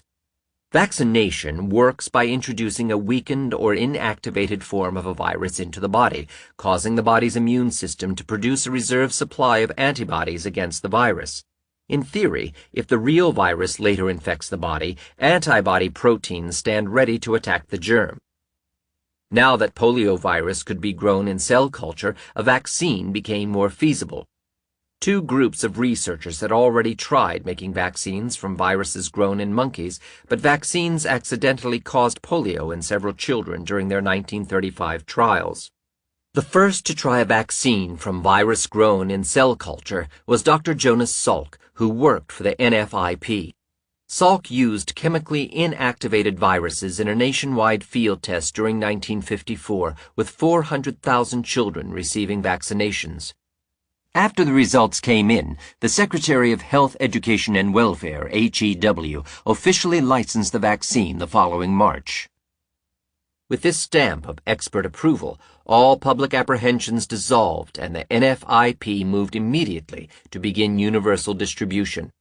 The NFIP even lobbied for federal money to provide free vaccine to the poor, but fortunately did not succeed, for within weeks reports came pouring in of children who were becoming paralyzed from the vaccine itself, which contained rare virus particles that had survived the inactivating treatment. In other words, fully active poliovirus had been injected directly into the bloodstreams of many children. More than 200 people were hit with vaccine-induced polio the summer of 1955, including 11 who died. Public celebration turned to horror. The disaster forced vaccine production to stop, and within 3 months a complete political shakeup hit HEW. The secretary resigned, as did the director of the NIH and various other officials. The vaccine was restarted only after screening procedures were tightened, and later another type of vaccine replaced the Salk version altogether. On August 1st of 1955, at the time of the Salk vaccine disaster, James Shannon was promoted to director of the NIH. A disciplined and intensely ambitious man with a Ph.D. in physiology, Shannon was known to his associates for his aggressive, even ruthless leadership style. He had developed grand notions of how science should be restructured through a central authority. The Salk vaccine fiasco handed Shannon the opportunity to refashion a small-time agency into the largest biomedical research establishment in human history. As he retrospectively described his view, the main deficiency preventing progress was the inadequate funding of research. The difficulty seemed to be in the scaling of the system. There were manpower and resources, but they were too modest in size because of the inadequacy of support funds. It was his profound conviction that an expansion of the science base for medicine was needed, doable, and should be undertaken with a sense of urgency. Shannon's aims were well planned and quite specific. Success was only possible by breaking out of the confines of the then federal budget for the support of the biomedical sciences. A realistic program would have to provide a continuing expansion of the base for scientist production and an expansion of physical resources to house the expanding programs. The target seemed clear. He set about immediately to consolidate his support in both houses of Congress. The chairman of the House Appropriations Committee, John Fogerty, and his counterpart, Senator Lister Hill, became Shannon's close allies in his bid to spark explosive funding increases for the NIH. With their help and the backing of the Eisenhower administration, Shannon successfully doubled the 1956 NIH budget to $200 million for fiscal year 1957, by far the most radical increase in the agency's long history. He continued expanding the NIH until he retired in 1968, by which time the agency's annual budget exceeded $1 billion. The NIH's growth has continued without let-up to this very day, its annual spending of more than $15 billion now making it the powerhouse of biomedical and academic research establishments. Shannon wanted the NIH to create a huge infrastructure for basic research, but he knew that Congress and the public worried more about the practical questions of human disease. Using the Manhattan Project and the space program as models of heavily funded enterprises built during World War II and the Cold War, he organized basic research for wars on disease. Shannon had always disliked the NFIP and the Salk vaccine program for having been funded mostly privately rather than under tight federal control, so he began spending the new NIH's funding and taking over polio research in the United States. His war on polio provided grants that trained a growing field of scientists in studying viruses. This growing virology program meshed well with the microbe hunters who had long dominated the NIH and helped revive their dwindling fortunes. When Shannon turned to creating a war on cancer over the next several years, the virologists became his frontline soldiers, and when the NIH got involved in the war on AIDS in the 1980s, virus hunters again took charge. Many of the leading scientists in the war on AIDS, such as David Baltimore and Jonas Salk, launched their careers in the wake of the NIH war on polio. Since the polio epidemic disappeared in the early 1960s, no other catastrophic infectious plague has struck the industrial nations. Cancer and heart disease have become the prominent examples of non-infectious diseases mostly affecting those of older age, to which medical science has had to turn for employment. But with Shannon's legacy of a reshaped NIH trapped in a virus program of its own making, microbe hunting was rescued from scientific obsolescence and now has a political stranglehold on research. Slow viruses, the original sin against the laws of virology. From the discovery of tobacco mosaic virus through the polio epidemic, scientists have found and legitimately blamed many viruses for a variety of diseases, each having passed the acid tests of Koch's postulates. But for every truly dangerous virus, many more perfectly harmless passenger viruses can be found in humans and animals. NIH-sponsored polio research during the late 1950s proved the point. Researchers trying to isolate new strains of poliovirus accidentally found numerous closely related passenger viruses such as Coxsackie and echoviruses that, like polio, infected the digestive system. Scientists classified some of these viruses as orphans, viruses without corresponding diseases. The virus hunters could not bring themselves to believe microbes could exist without being harmful, and expected even these orphan viruses would someday find appropriate sicknesses. When trying to blame a passenger virus for a disease, however, one nagging problem haunts the virus hunter. The laws of virology dictate that the illness will strike the victim soon after infection. When microbes infect a new host, they cause sickness within days or weeks at most. In order to cause disease, viruses need to grow into sufficient numbers to take over the body. Otherwise, the host's immune defenses will neutralize the invader and prevent disease altogether. The rate-determining step of such fast, exponential growth is the generation time of the virus. Since the generation time of all human viruses is between 8 and 48 hours, and since the infected cell produces 100 to 100,000 viruses per day, viruses multiply exponentially, increasing in numbers 100 to 1,000-fold per day. Within a week or two, 100 trillion cells can be produced, one for each of the 100 trillion cells in the human body. Therefore, if scientists wish to convict an innocent virus, they must invent a new property for it that allows the virus to violate the laws of virology. For example, they can hypothesize a latent period of months or years between the time the virus invades the body and the appearance of symptoms, hence a slow virus. However, the slow virus concept has never been reconciled with the short generation time of viruses and the immune system. Once the virus lies totally dormant, an intact immune system will never allow any virus to be reactivated to multiply into numbers that would threaten the host. For a virus to be reactivated, the immune system first must be destroyed by something else, the real cause of a disease. A reactivated virus would just contribute an opportunistic infection. Thus, there are no slow viruses, only slow virologists. A conventional virus could, however, be slow-acting in a defective immune system. Indeed, some exceptional victims suffer pre-existing health problems that prevent their immune systems from reacting decisively against the virus, allowing it to continue growing and damaging the host for a long period of time. This can happen with virtually any type of virus, but it is extremely rare.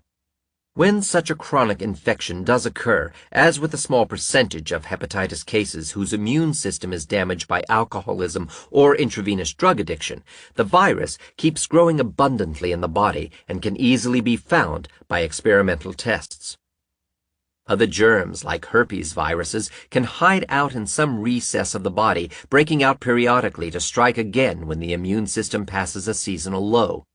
In both examples, only the weakened immune system of the host allows the infection to smolder or occasionally reappear from hibernation. By contrast, a slow virus is an invention credited with the natural ability to cause disease only years after infection termed the latent period in previously healthy persons, regardless of the state of their immunity. Such a concept allows scientists to blame a long neutralized virus for any disease that appears decades after infection. The slow virus is the original sin against the laws of virology. The slow virus, or latent period concept now used to connect HIV with AIDS, can be traced back to the days of the war on polio. The researcher who popularized this modern myth is today an authority for AIDS researchers, and one whose career epitomizes the evolution of the virus hunters over the past 3 decades. Dr. Carlton Gajdashik is a pediatrician who has worked as a virologist at the NIH for decades. Having spent a great deal of time studying contagious childhood diseases around the world, Gajdashik was sponsored by the NFIP and sent to New Guinea in 1957. There, a doctor with the local health department introduced him to a disease called Kuru, a mysterious ailment that attacked the brain, rendering the victim increasingly spasmodic or paralyzed until death within months. The syndrome existed only among the 35,000 tribal villagers in one set of valleys, mostly the Fore tribe. Before Gajdashik's arrival, no outsider had ever described Kuru, although the Fore tribesmen told him the condition had begun appearing a few decades earlier. Gajdashik's initial study assumed the disease to be infectious. He reported that the natives routinely cannibalized the brains of relatives for ritual purposes, a practice that they told him had begun around the same time as the arrival of Kuru.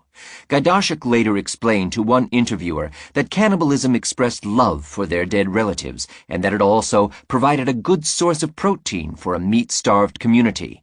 Gajdashik decided that Kuru was transmitted by the eating of deceased victims' brains. Yet when he searched for a virus, he ran into a baffling absence of evidence.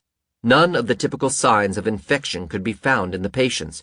Their bodies showed no inflammation and no fever. No changes were registered in their supposedly infected spinal fluid. Their immune systems failed to react as if any microbe had invaded the body, and those people with suppressed immune defenses had no greater risk of catching the disease. Another scientific group soon arrived from Australia and concluded that Kuru might be genetically inherited. Upon arriving back in the United States, Gajdashik was hired by the NIH to work at its Institute for Studying Neurological Disease. While continuing to monitor Kuru incidents, he devoted his time to laboratory study of the condition. Word of his discovery of Kuru meanwhile made its way to England, where another virus hunter was investigating a sheep disease known as scrappy, which involved symptoms of brain degeneration. The English researcher suggested to Duesberg that Kuru might be caused by a slow virus, one with a long latent period. Duesberg was immediately hooked by the revolutionary idea, despite his own misgivings that genes, toxins, or nutritional deficiencies might be the cause of Kuru. Again determined to find an elusive virus, he tried to transmit Kuru from victims to chimpanzees. But none of the animals became sick when injected with blood, urine, or other bodily fluids from Kuru patients, nor from the cerebrospinal fluid that surrounds the brain, which should have been full of the alleged brain-destroying virus. Indeed, the monkeys contracted no disease even from eating Kuru-affected brains, the authentic animal model of cannibalism. Only one bizarre experiment did work, in which the brains of Kuru patients were ground into a fine mush and injected directly into the brains of live monkeys through the holes drilled in their skulls. Ultimately, some of the experimental monkeys suffered coordination and movement problems. Surprisingly, though, even this extreme method could not transfer Kuru to dozens of other animal species, and no virus could be seen in the brain tissue, even using the best electron microscopes. At this point, one might expect Gajdusek would have suspected something was seriously wrong with his virus hypothesis. If evidence for the invisible virus could not be found anywhere but in unpurified brain tissue, if it did not elicit any defensive reactions by the body, and if it could not be transmitted in pure form to animals, then probably no virus existed at all. The homogenized brain tissue of dead Kuru patients, full of every imaginable protein and other compounds, should in itself be toxic when inoculated into monkeys' brains. Nevertheless, the sick monkeys convinced Gajdusek and his colleagues he had found a virus. Since he could not isolate it apart from the brain tissue, he decided to study the virus and its structure with a standard experiment. He would define which chemical and physical treatments would destroy the microbe, thereby gathering clues about its nature. But to his astonishment, almost nothing seemed to harm the mystery germ. Powerful chemicals, acids and bases, boiling temperatures, ultraviolet and ionizing radiation, ultrasound, no matter how he treated the brain tissue, it still caused Kuru in his lab monkeys. Further tests also proved that no foreign genetic material, which all viruses require for their existence, could be found anywhere in Kuru-affected brains. Employing the strongest virus-destroying treatments, Gajdusek had failed to render the Kuru brain tissue harmless in his experiments. His results lent themselves to one obvious interpretation. No virus existed in the first place, so it could not possibly be destroyed, but Gajdusek clung to his virus hypothesis. Despite his disappointing experiments, he turned the results upside down and argued that the Kuru virus was actually a new type of supermicrobe, or as he put it, an unconventional virus. This new virus also needed to act as a slow virus, since long periods of time elapsed between an act of cannibalism and the onset of Kuru. He liberally suggested latent periods extending into years or even decades. At an earlier time, and in another context, Gajdusek probably would have been ignored by orthodox scientists. But he offered this hypothesis to a generation of scientists dominated and impressed by virus hunters. The year was 1965. Polio had largely disappeared, and the burgeoning ranks of NIH-funded virologists welcomed any new research direction on which to use their skills. Thus they embraced Gajdusek's slow virus hypothesis enthusiastically.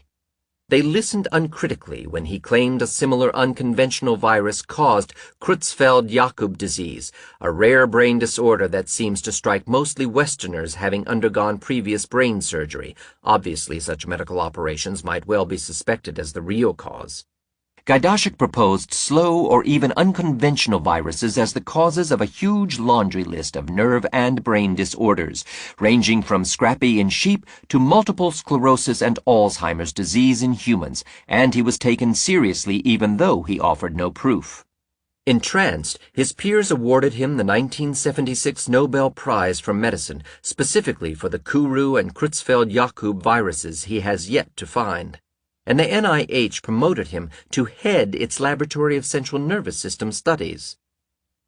In the meantime, another crucial, if embarrassing bit of information has emerged as a challenge to Gajdusek's virus Kuru hypothesis.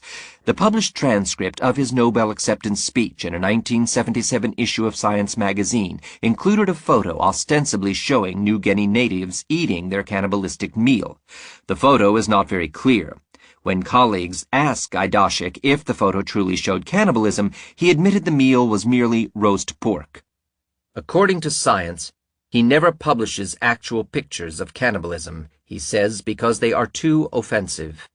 Unconvinced, anthropologist Lyle Steadman of Arizona State University had investigated and directly challenged Gajdusek, claiming there is no evidence of cannibalism in New Guinea.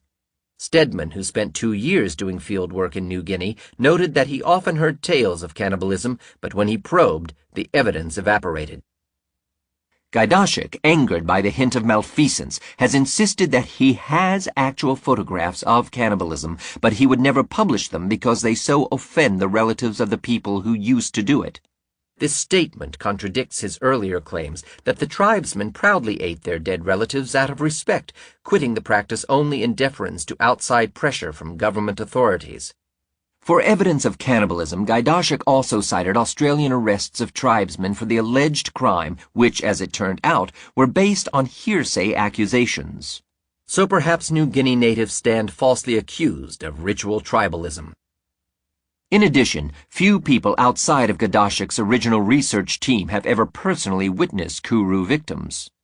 This means we also depend on his own descriptions and statistics for our knowledge of the disease itself, particularly since he claims cannibalism and Kuru both ceased to exist within a few years after his 1957 trip. Phantom viruses transmitted through phantom cannibalism cause phantom disease. Yet Gajdashek has reshaped the thinking of an entire generation of biologists, his seductive message of slow viruses having landed on eager ears. He and the virus hunters inspired by him have built careers chasing viruses and attributing them to latent periods in order to connect them to non-infectious diseases. SMON, the nerve-destroying disease that struck Japan during the 1960s, became one unfortunate example. Japanese virologists, greatly impressed with Gajdashek's accomplishments, spent years searching for slow viruses they presumed would cause the disease and thereby delayed finding the true cause, a prescribed medication. Another example of a pointless virus hunt involved diabetes. Beginning in the early 1960s, some scientists tried to blame this non-contagious syndrome on the virus that also causes mumps.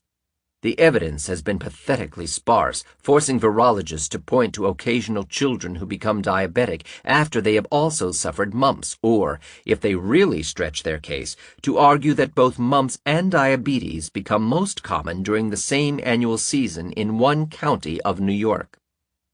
Having become soldiers without a war, veteran polio virologists invaded the diabetes field as well, proposing since the early 1970s that Coxsackie viruses may cause the disease.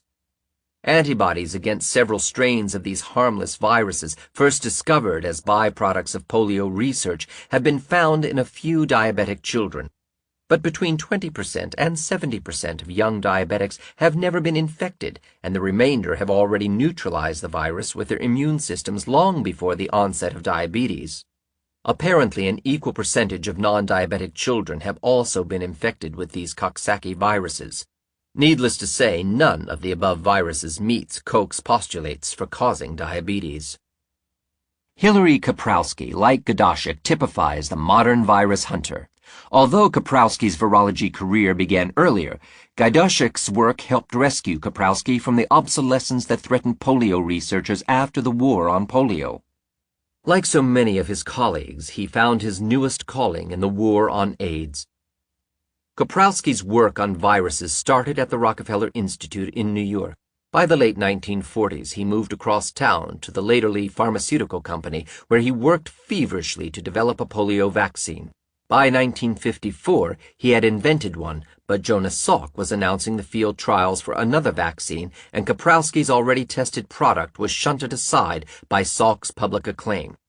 Kaprowski left Laterly in 1957 to take a position as director of the privately endowed Wistar Institute of Pennsylvania, where he began tests on humans and stepped up the campaign to get approval for his vaccine.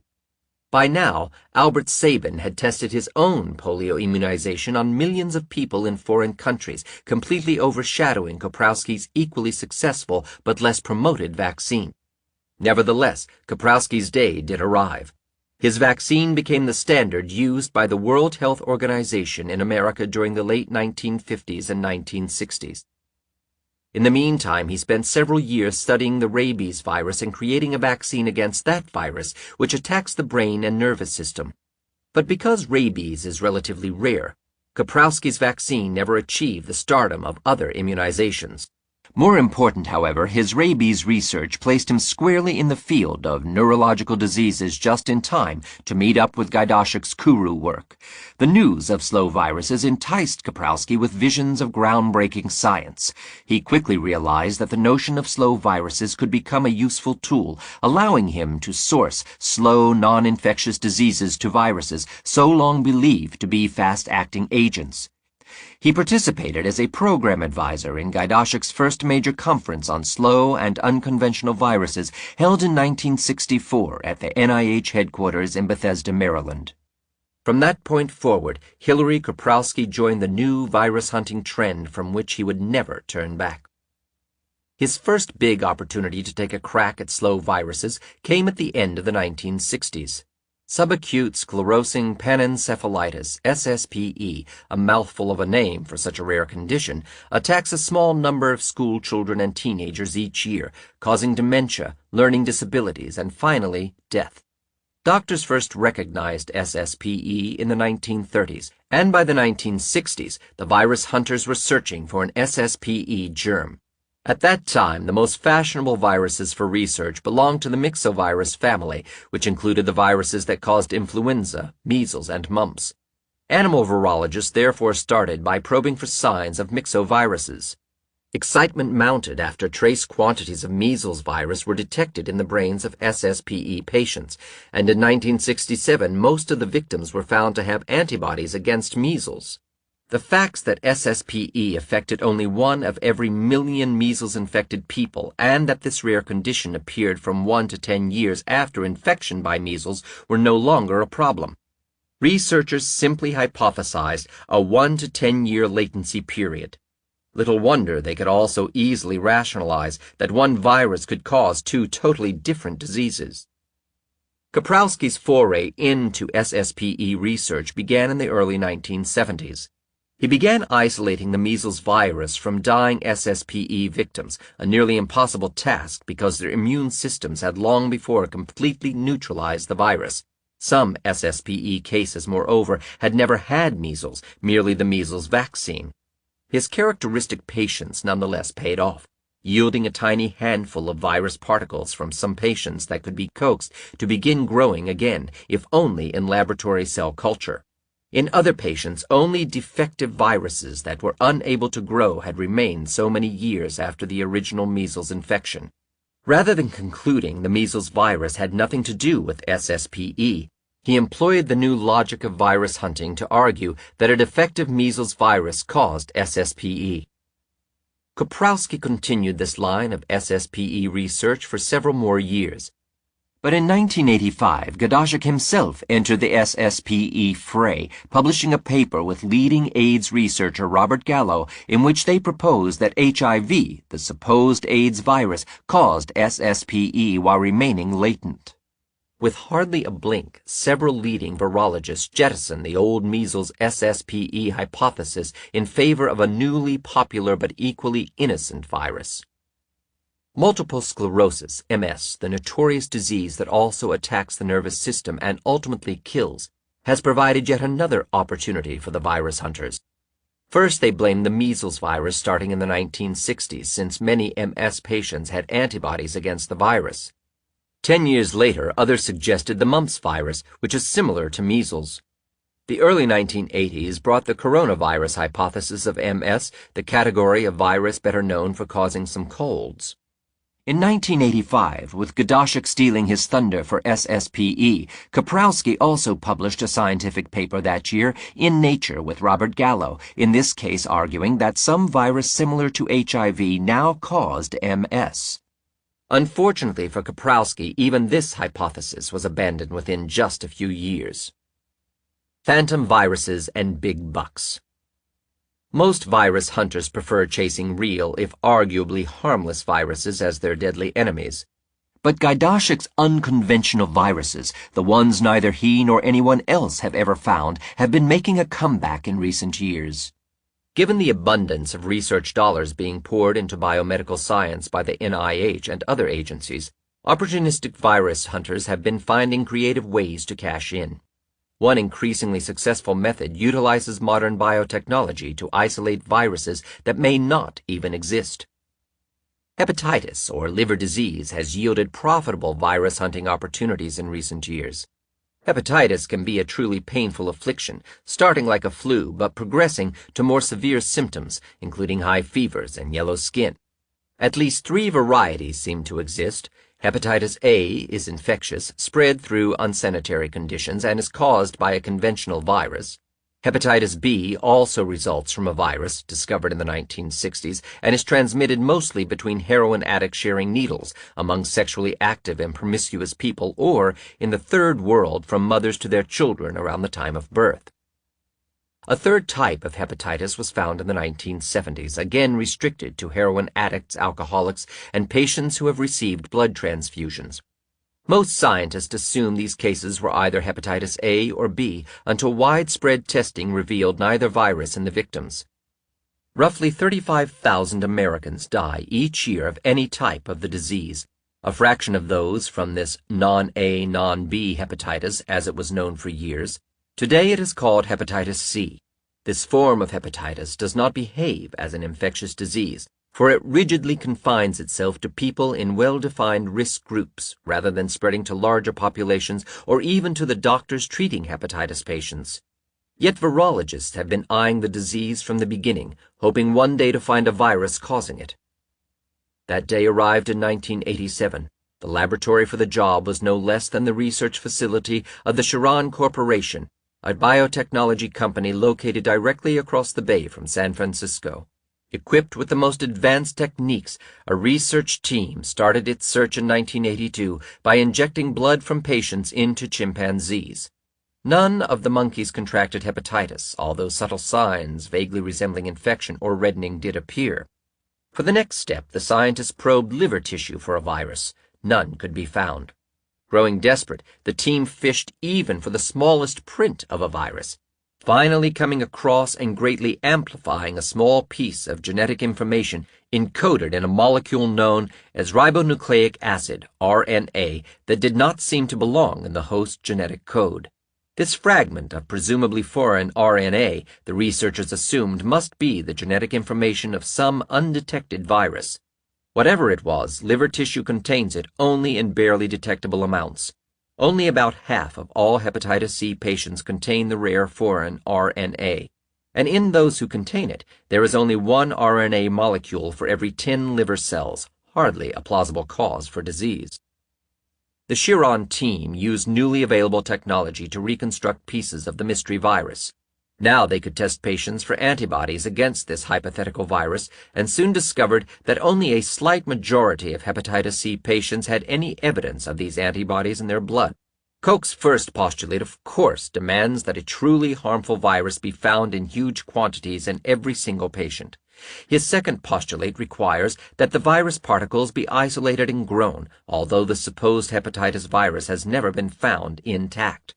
And the third postulate insists that newly infected animals, such as chimpanzees, should get the disease when injected with the virus. This hypothetical microbe fails all 3 tests, but Koch's standards were the furthest thing from the minds of the Chiron scientists when they announced in 1987 that they had finally found the hepatitis C virus. Now more paradoxes are confronting the viral hypothesis. Huge numbers of people testing positive for the hypothetical hepatitis C virus never develop any symptoms of the disease, even though the virus is no less active in their bodies than in hepatitis patients. And according to a recent large-scale study of people watched for 18 years, those with signs of infection live just as long as those without.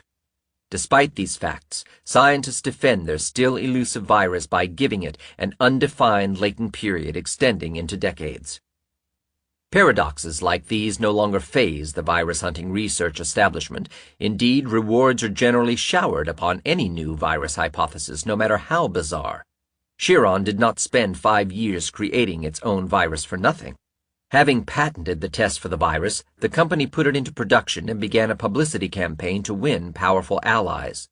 The first step was a paper published in Science, the world's most popular science magazine, edited by Dan Koshland, Jr., professor of molecular and cell biology at the University of California at Berkeley. Edward Pinhote, Chief Executive Officer for Chiron, also holds a position as Professor of Molecular and Cell Biology at the University of California at Berkeley. The NIH-supported virology establishment soon lent the full weight of its credibility to the hepatitis C virus camp.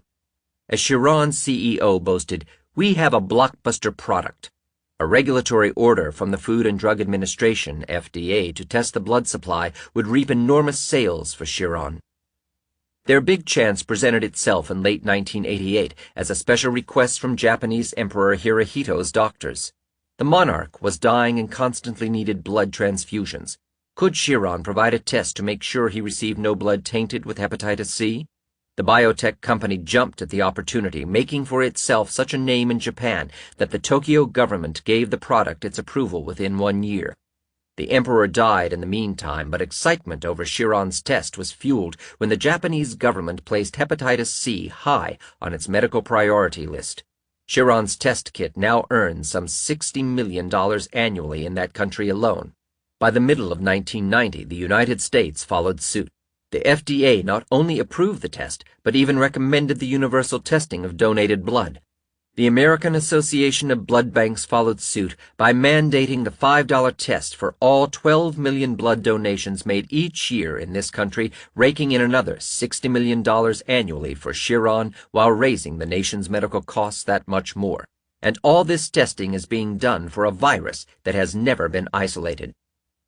Profits from the test kit have generated another all-too-common part of virus hunting.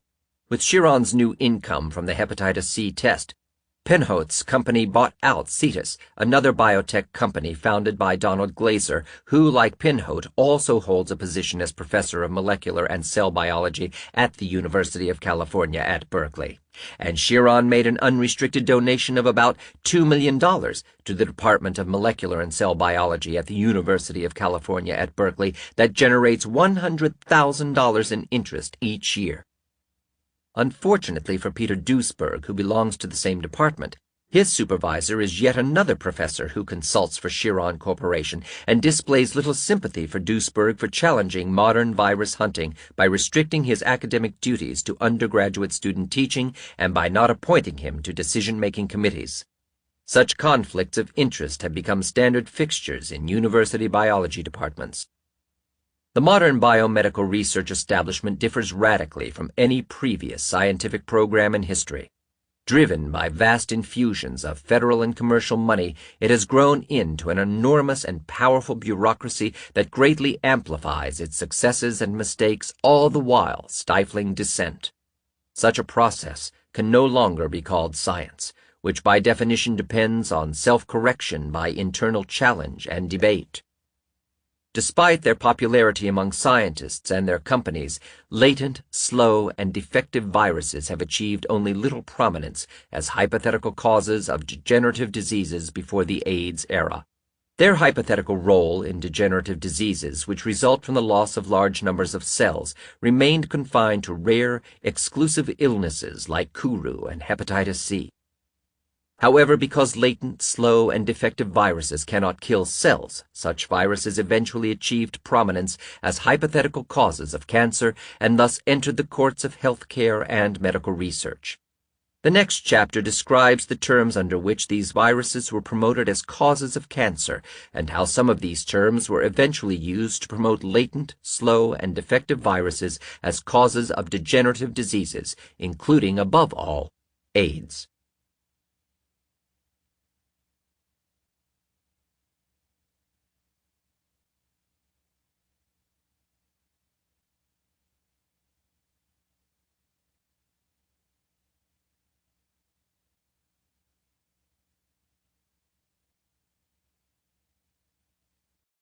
Chapter 4. During the early part of the century, while infectious diseases were rapidly declining, a few microbe hunters began to sense the changing of the tide. Cancer was on the rise, if only because people now lived long enough to develop it, and its puzzling nature invited innumerable conflicting explanations. The early microbiologists began applying their tools to the chase of hypothetical cancer-causing germs. Among the first to make the connection was the German Emperor Kaiser Wilhelm II, who addressed Robert Koch in 1905 at a reception in honor of his Nobel Prize. Mein lieber Jahrheimat, nur mal ran an den Krebserreger. My dear professor, now you must get the cancer bug. Despite the imperial encouragement, the results of cancer microbiology remained wanting and did not impress Hans de Witt Stetten, the gray eminence of the National Institutes of Health, NIH. During the heyday of bacteriology, many attempts were made to find a microbial cause of cancer. Bacteria, fungi, and other microorganisms, often named after their discoverer, were isolated and proposed as candidates, but none of the claims withstood the rigorous criteria of bacterial causation enunciated by Koch. But virus hunting was gradually arriving. As more sophisticated technologies for working with viruses became available, the virologists wished to try their hand at explaining cancer. However, they faced two bothersome paradoxes in trying to blame viruses for cancer. First, cancer is not contagious, but all viral diseases are. So how could a virus cause cancer? And second, the typical virus reproduces by entering a living cell and commandeering the cell's resources in order to make new virus particles, a process that ends with the disintegration of the dead cell. Cancer, on the other hand, is a disease of cells that continue to live. Something goes wrong with perfectly normal cells, and they begin changing their behavior and appearance, refusing to cooperate with the rest of the body. Such abnormal cells eventually begin growing relentlessly, invading nearby tissues and ultimately spreading throughout the host. The patient dies once these increasingly voracious parasites have caused enough disruption. So if viruses kill cells, how could they possibly cause some cells to grow too well? Amazingly, over the next several decades, cancer virology not only rescued itself from this initial quandary and the threat of obsolescence, but even managed to seize control of the entire cancer field. Their answer to the first question was that cancer may very well be infectious if one is only patient enough to wait for the virus to progress from infection to cancer, a period said to be over 50 years for viral leukemia and viral cervical cancer. A very delayed infectivity indeed. The answer to the second question was to postulate either defective killer viruses, unable to multiply but still able to cause cancer, or a unique class of non-cytotocidal, non-cell-killing viruses, the retroviruses acting as carcinogens. With these sophisticated concepts, tumor virologists reached the pinnacle of political success in the 1980s and were well positioned to dominate AIDS research from the start. This is the story of their rise to power despite having no proof for their germ cancer hypothesis. As with any example of science gone awry, cancer virology began with perfectly legitimate observations of rare phenomena. Searching relentlessly, virus hunters did come across a few special types of viruses that cause a tumor in some extraordinarily susceptible animal. However, these are freak accidents of nature. Over the years, virologists learned to repeat these accidents in the laboratory's artificial conditions, but only decades later did the virus hunters exaggerate the importance of these early results, seizing upon them as precedents claiming harmless passenger viruses as causes of cancer. The first known tumor virus surfaced in 1908, when a pair of Danish veterinarians studied leukemia in chickens. Wilhelm Ellermann and Olaf Bang experimented and discovered that only something tiny enough to pass through a bacteria screening filter, a virus in causing the same leukemia in newly infected chickens, would meet Koch's postulates. The following year, a virologist named Peyton Roos, who worked at New York's Rockefeller Center, made an even more dramatic finding. When a farmer brought him a chicken with a large, well-developed solid tumor, Roos discovered that some filterable virus from the bird produced amazingly rapid tumors in other chickens within weeks or even days of infection. The Roos sarcoma virus, RSV, is a retrovirus. The hallmark of retroviruses is not to kill the cell it infects. As such, they are potential carcinogens. But neither of these experiments shook the scientific world because human cancers are not contagious. They dismissed Roos's virus as some oddity of chickens. Tumor biologists also could not find viruses in the human cancers they studied, and they therefore refused to take seriously the observations of the early cancer virus hunters. Several more animal tumor viruses were found during the 1930s. A possible leukemia retrovirus was noticed in certain strains of mice, as was another retrovirus that appeared to cause breast cancer in some mice and that also seemed to pass from mother to child through the milk. Both cancers, however, proved almost impossible to duplicate in the lab and would affect only special strains of mice weakened through generations of incestuous inbreeding, a process long known to cause medical problems in humans and animals, including spontaneous cancers. The same viruses produce no effect when injected into wild mice. Meanwhile, another researcher at the Rockefeller Institute, Richard Shope, isolated the cause of warts in rabbits, a virus that performed more consistently.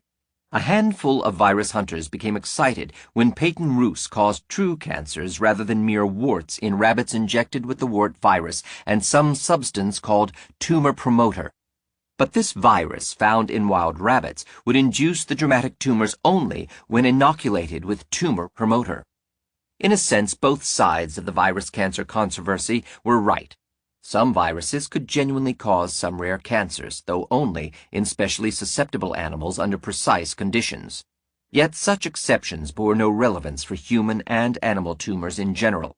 Such scattered observations by virus hunters did not sway the cancer investigators.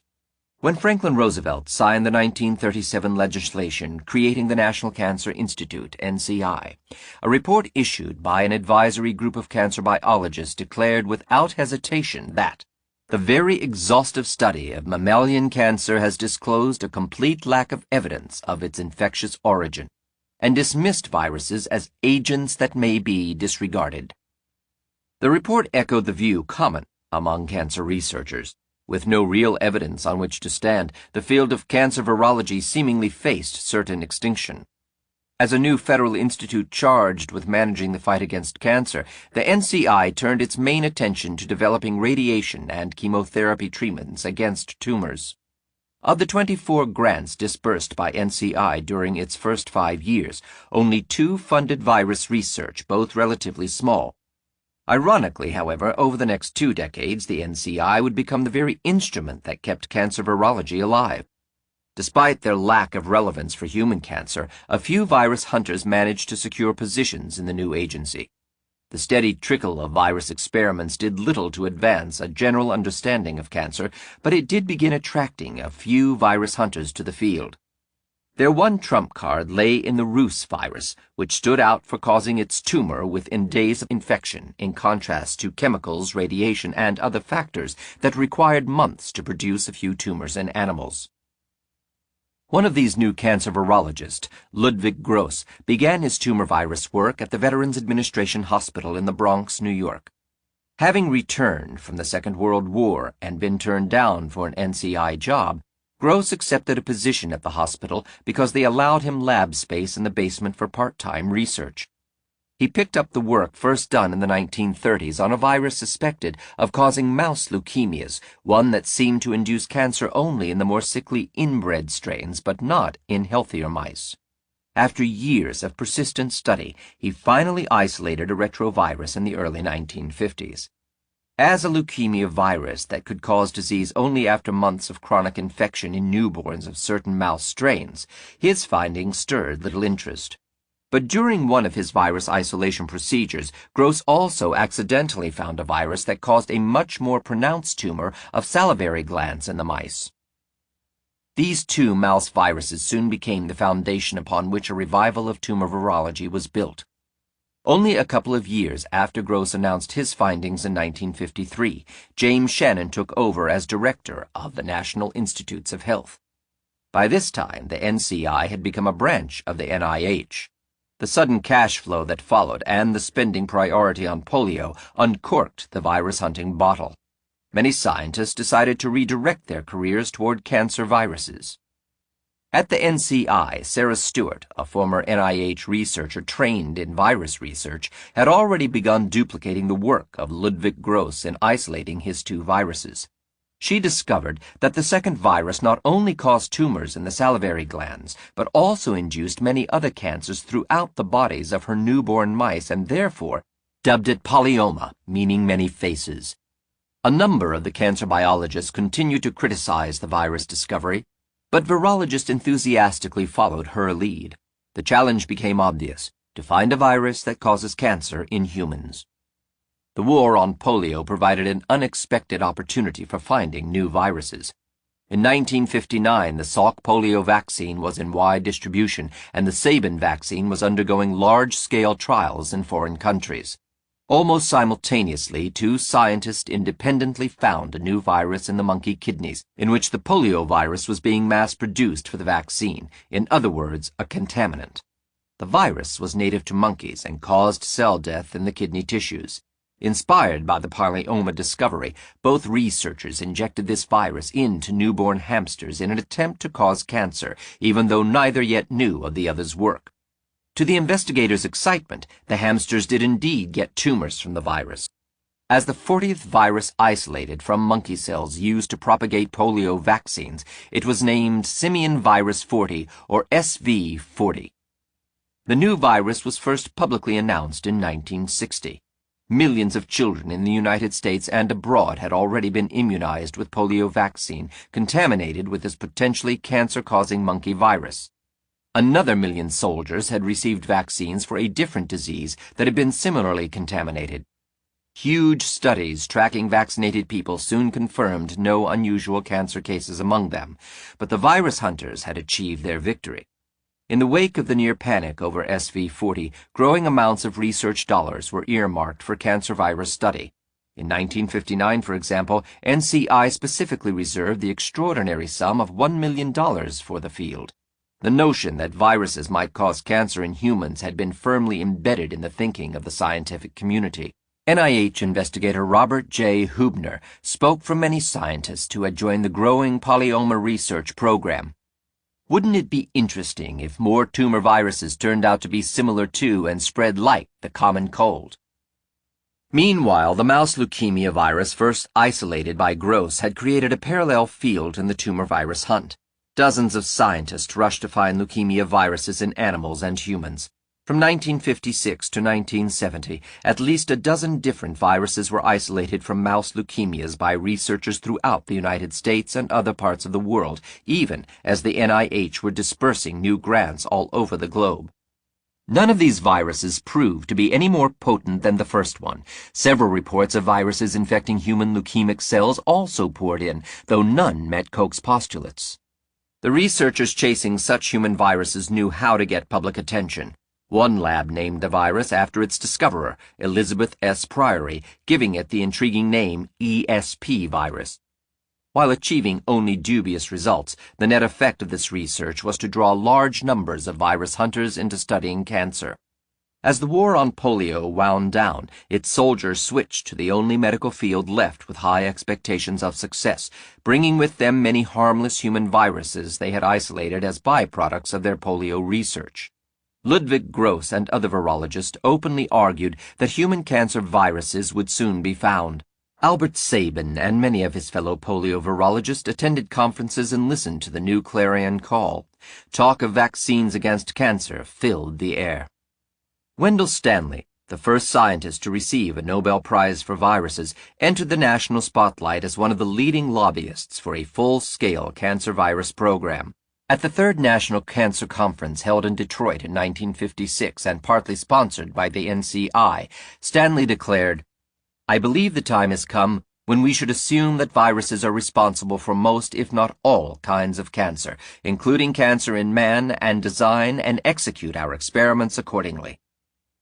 Literally dozens of hitherto unknown human viruses have been discovered during the past year or so, mostly as byproducts of polio research. The discovery of this great array of hitherto unknown viruses coursing through human beings made necessary a special conference devoted to these agents. This conference was held in May 1956 at the New York Academy of Sciences under the thought-provoking title of Viruses in Search of Disease. Thus we have today many more human viruses than we know what to do with. Hence, there is now certainly no reason to shy away from giving consideration to viruses as causative agents in cancer for lack of the viruses.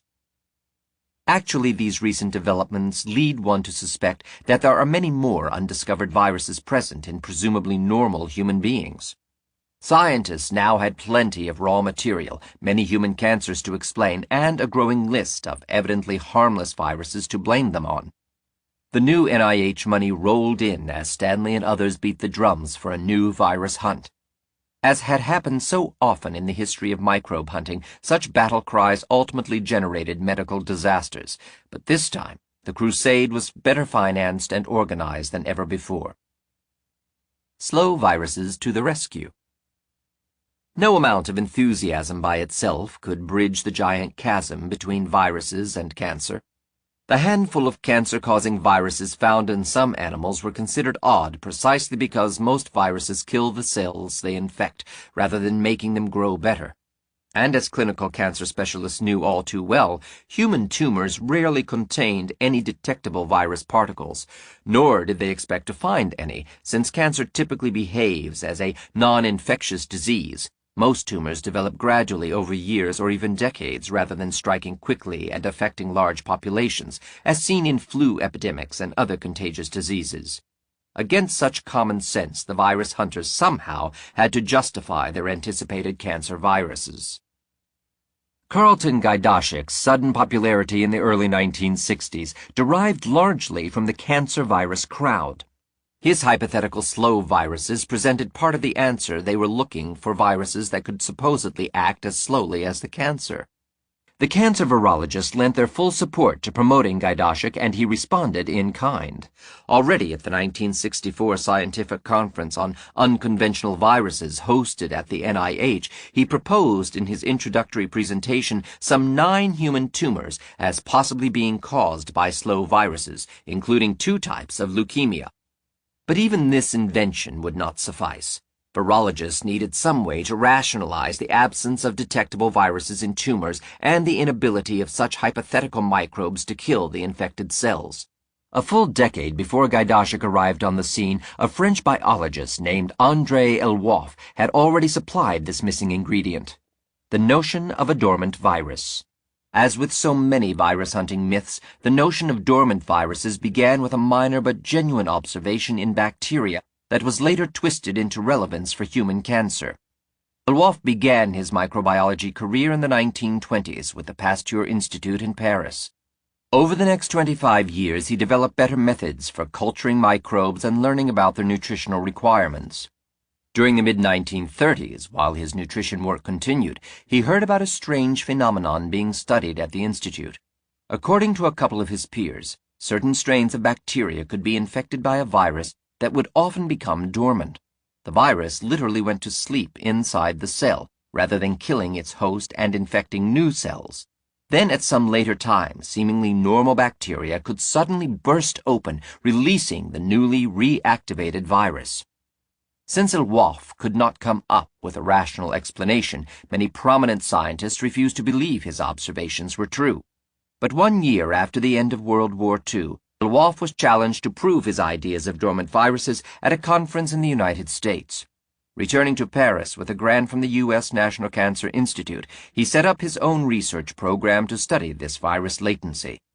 After a series of careful experiments, he proved that the virus could indeed become latent in the infected cell for varying periods of time and would reawaken when exposed to ultraviolet radiation. Soon, even the most hardened skeptics were convinced. The phenomenon was certainly interesting, but it applied to only a few viruses. Most viruses lack the ability to become dormant and must either kill the infected cell immediately or fail altogether.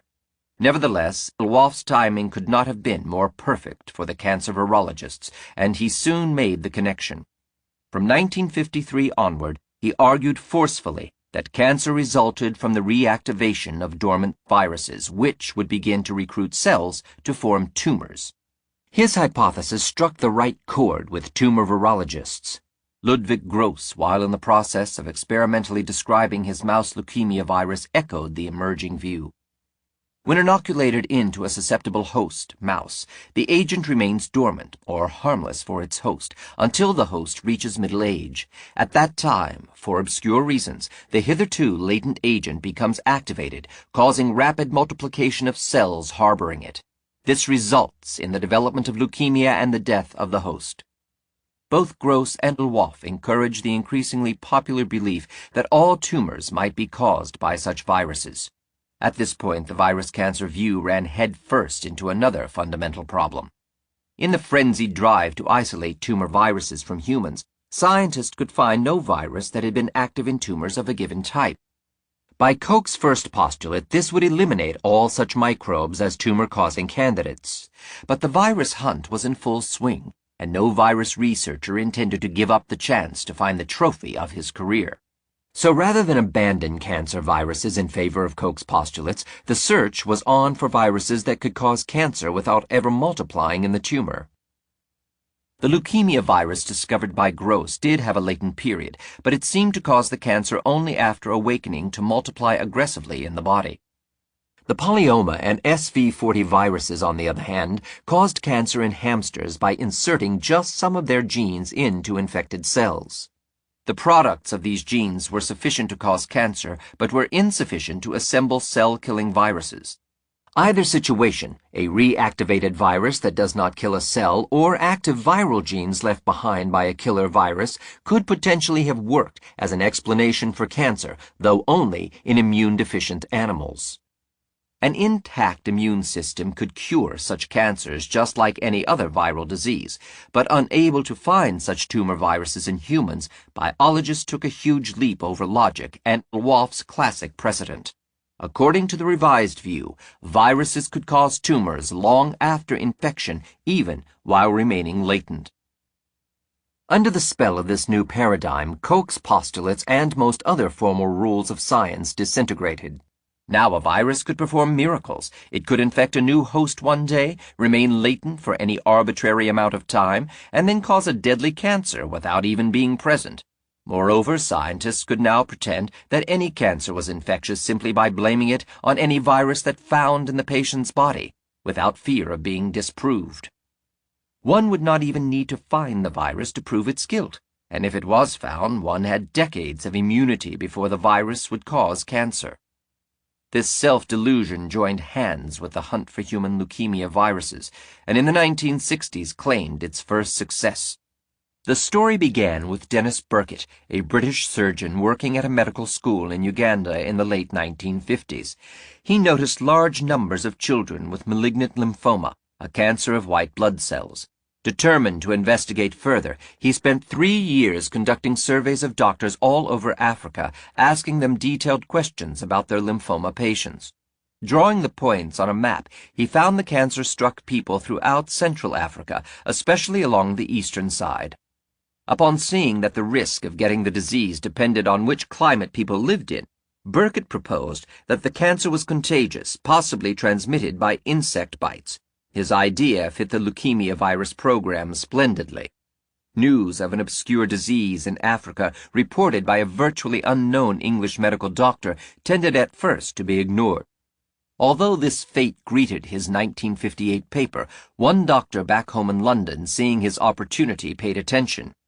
M. Anthony Epstein, working at London's Middlesex Hospital, contacted Burkitt in 1961 and arranged to have sample tissues flown back to England. There Epstein began searching for a virus. By the end of 1961, word of Burkitt's strange lymphoma and its transmission by insects brought magazine and television reporters to his doorstep. The media had not yet caught up with the new belief in infectious cancer among scientists, and they broadcast this curiosity all over the world. Another source of this news was a young C. Everett Koop, later to become U.S. Surgeon General, who encouraged virologists to study the newly discovered lymphoma after his trip to Africa. As pressure mounted, Epstein struggled to make the tumor cells grow in lab conditions. Succeeding by 1963, he and his new lab associate, Yvonne Barr, spent more months looking for the virus under the electron microscope. The following year, one showed up, a previously unknown herpes-class virus. Once they could find the virus in almost every single culture of cells from Burkitt's lymphoma patients, Epstein and his co-workers officially proposed their virus to be the cause. This Epstein-Barr virus has since been shown instead to cause mononucleosis, the so-called kissing disease for which it may meet Koch's postulates. But where the virus causes mononucleosis before the body's immune system has suppressed it, Burkitt's lymphoma strikes an average of 10 years after the immune defenses have neutralized the virus. In other words, the virus would cause mononucleosis on its own, but to cause cancer, the virus needs help from something else that is available only 10 years after infection. During mononucleosis, the virus multiplies actively and infects many cells. During Burkitt's lymphoma, it sleeps soundly in its continuing dormant state. Epstein could only find the virus growing in cells from lymphoma patients that had been cultured outside the body for quite some time. This condition gave the virus a chance to reactivate after arriving in the laboratory, with no immune system to interfere. To resolve this paradox, Epstein and others insisted that the virus had a 10-year latent period for causing cancer, but not for mononucleosis. Because the virus itself can rarely be found in a lymphoma patient, researchers must test whether the blood contains antibodies against the Epstein-Barr virus, indicating the patient was infected sometime in the distant past. Investigators first became excited when they discovered that all Burkitt's lymphoma victims had the antibodies. Upon wider testing, however, they slowly realized that all Central Africans with or without the cancer also had the antibodies. In the United States, where a small number of people have also developed this lymphoma, roughly half the population has been infected by the Epstein-Barr virus. Apparently, most children catch the virus from their mothers during the first few months of life. Now 2 more paradoxes raise their ugly heads.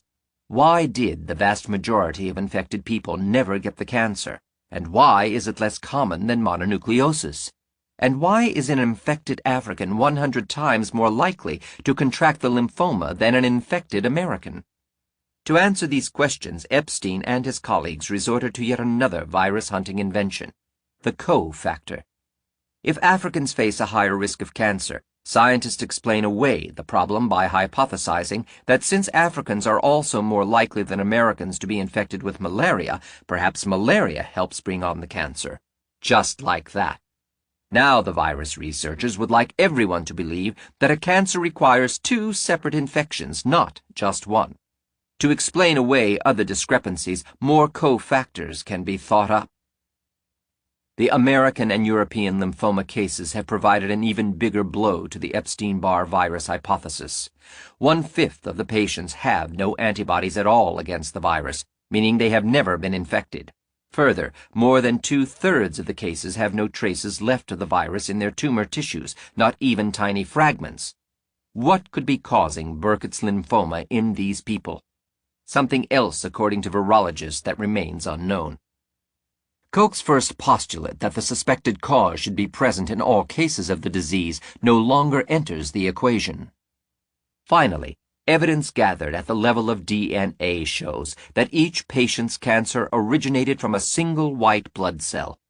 If virus infection caused cells to become cancerous, one should find every tumor having originated from the millions of infected cells, but each cancer comes from only a single cell. Virus hunters simply cannot explain why all the other infected cells remain normal. Many scientists have found the above paradoxes too much to swallow. Within just a few years of the announcement of the Epstein-Barr virus, many researchers were already expressing serious doubts about the virus hypothesis of Burkitt's lymphoma. Today, epidemiologists disagree amongst themselves about whether or not Burkitt's lymphoma is an infectious disease, declared a well-respected 1973 textbook. Other prominent scientists have admitted having reservations, switching instead to a chromosomal mutation hypothesis. Several scientists in the 1960s began proposing that the Epstein-Barr virus also caused a second cancer, nasopharyngeal carcinoma.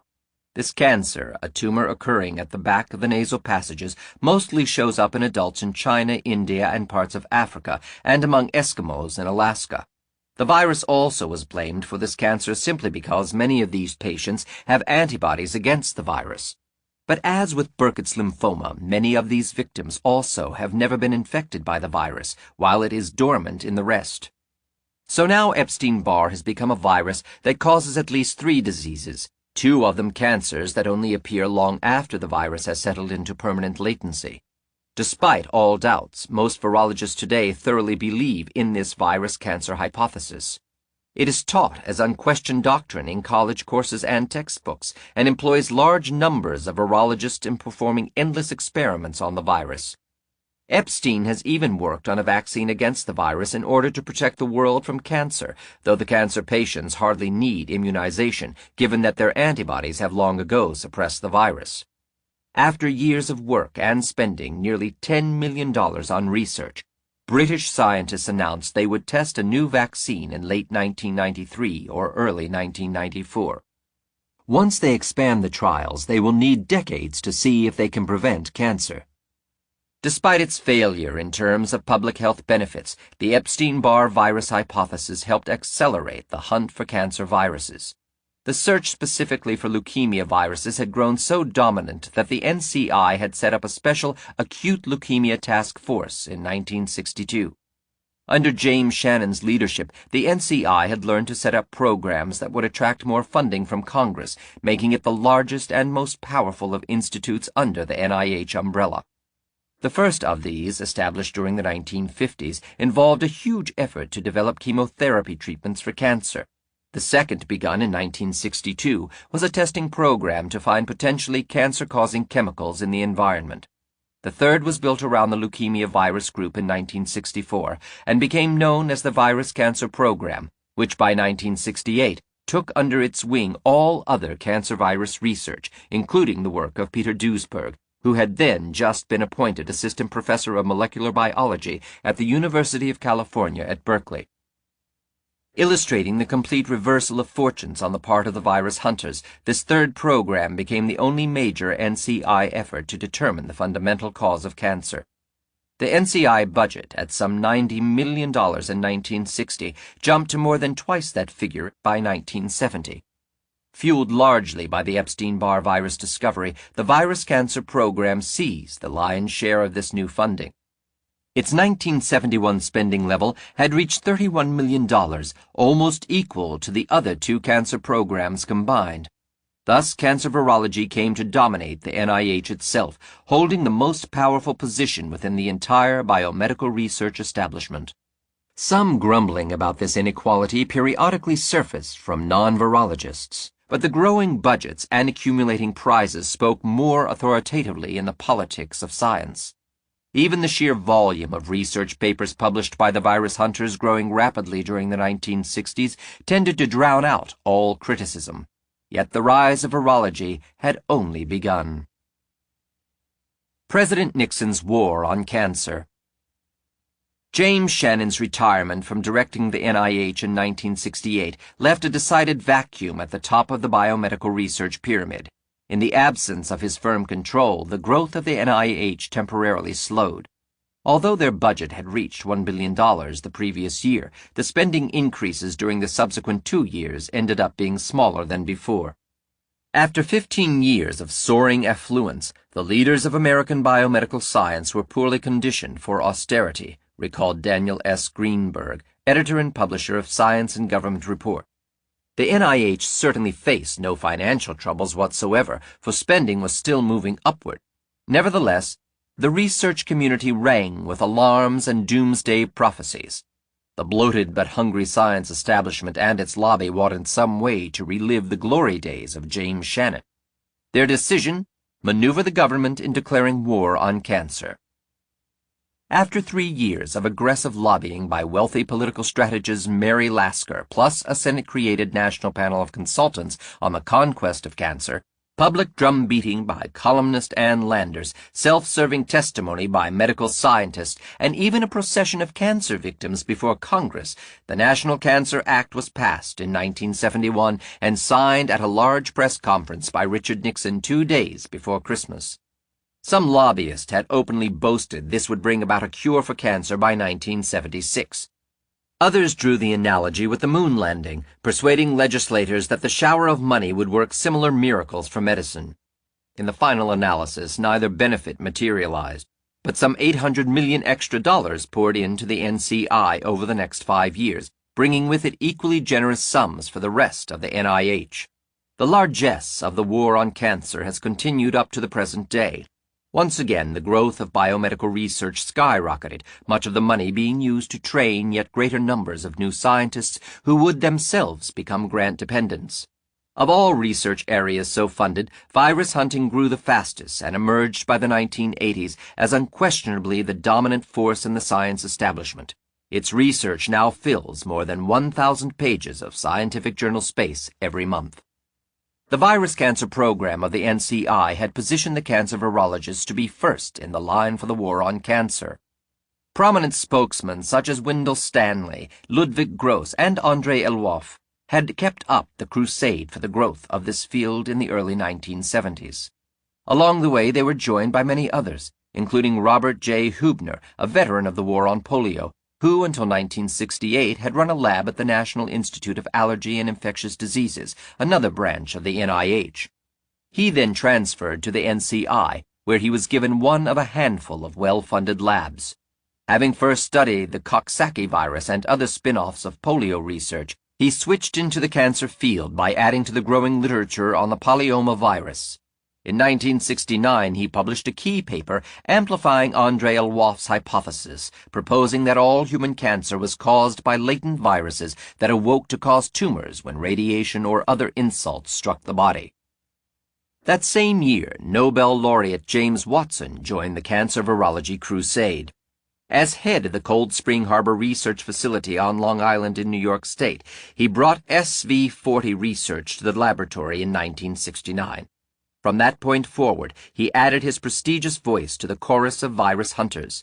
In 1974, he hosted the Cold Spring Harbor Symposium on Tumor Viruses, the first international cancer meeting held exclusively for virologists.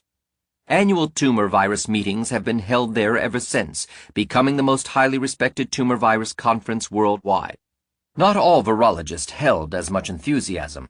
In his 1966 Nobel acceptance speech, Peyton Roos, the discoverer of the Roos sarcoma virus of chickens in 1909, admitted having left the study of tumor viruses altogether for several years after his finding. He had failed to isolate any other tumor viruses and felt the field held little promise. Despite having re-entered cancer virology, Roos could only comment by 1966 that the number of viruses realized to cause disease has become great during the last half-century, but relatively few have any connection with the production of neoplasms, cancers.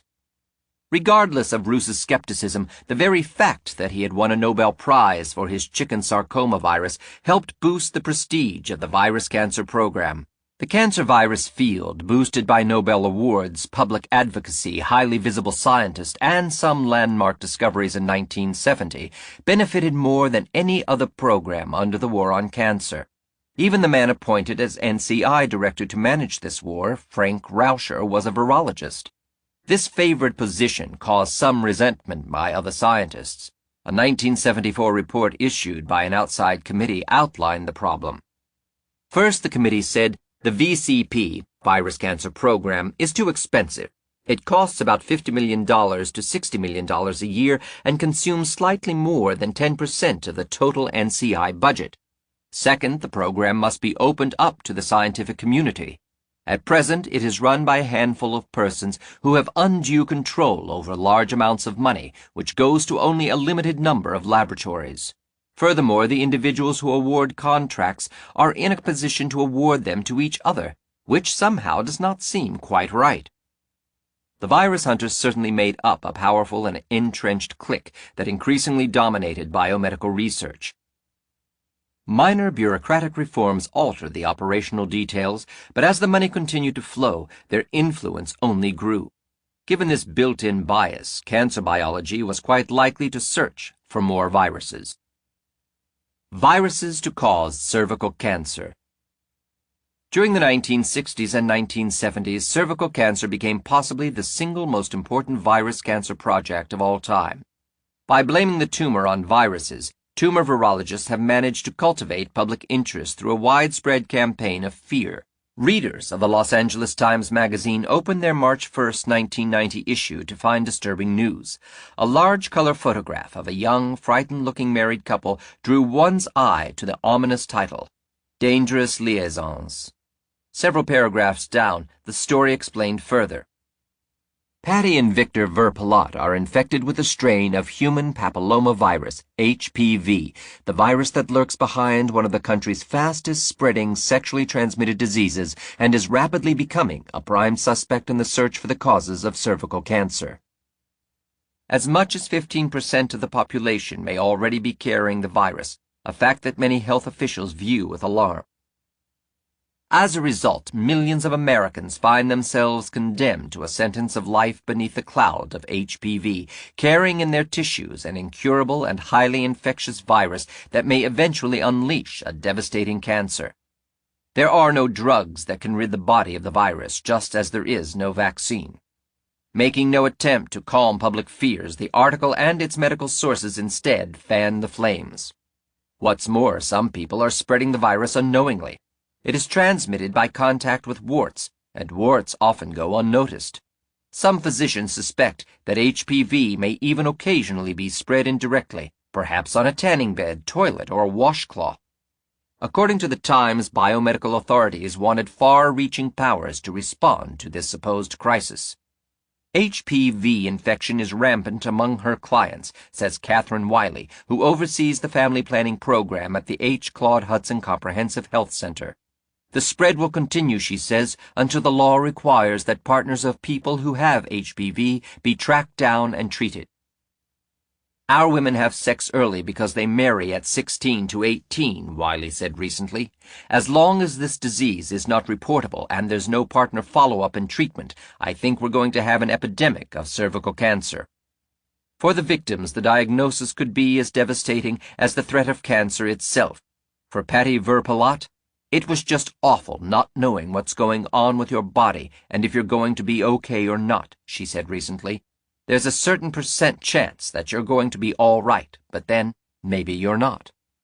In the case of Annie, diagnosed by Dr. Louise Connolly of the Manhattan Beach Women's Health Center, it was horrible, just horrible, Annie remembers, referring to her fear of what Connolly might find. There you are, spread eagle for nearly half an hour. None of it really hurts. But every time she'd stop and look at something, I'd think, oh God, oh God, oh God. And for Nan Singer, whose husband developed genital-type warts. Even after she confronted him, her husband was reluctant to see a doctor. Nan felt betrayed and disgusted. Their sexual relationship deteriorated. Existing problems in their marriage grew worse. Nan believes her husband's response to the disease contributed significantly to their subsequent divorce. The disease in question, cancer of the cervix, is a relatively common tumor that develops slowly and can eventually destroy a woman's reproductive ability or even cause death.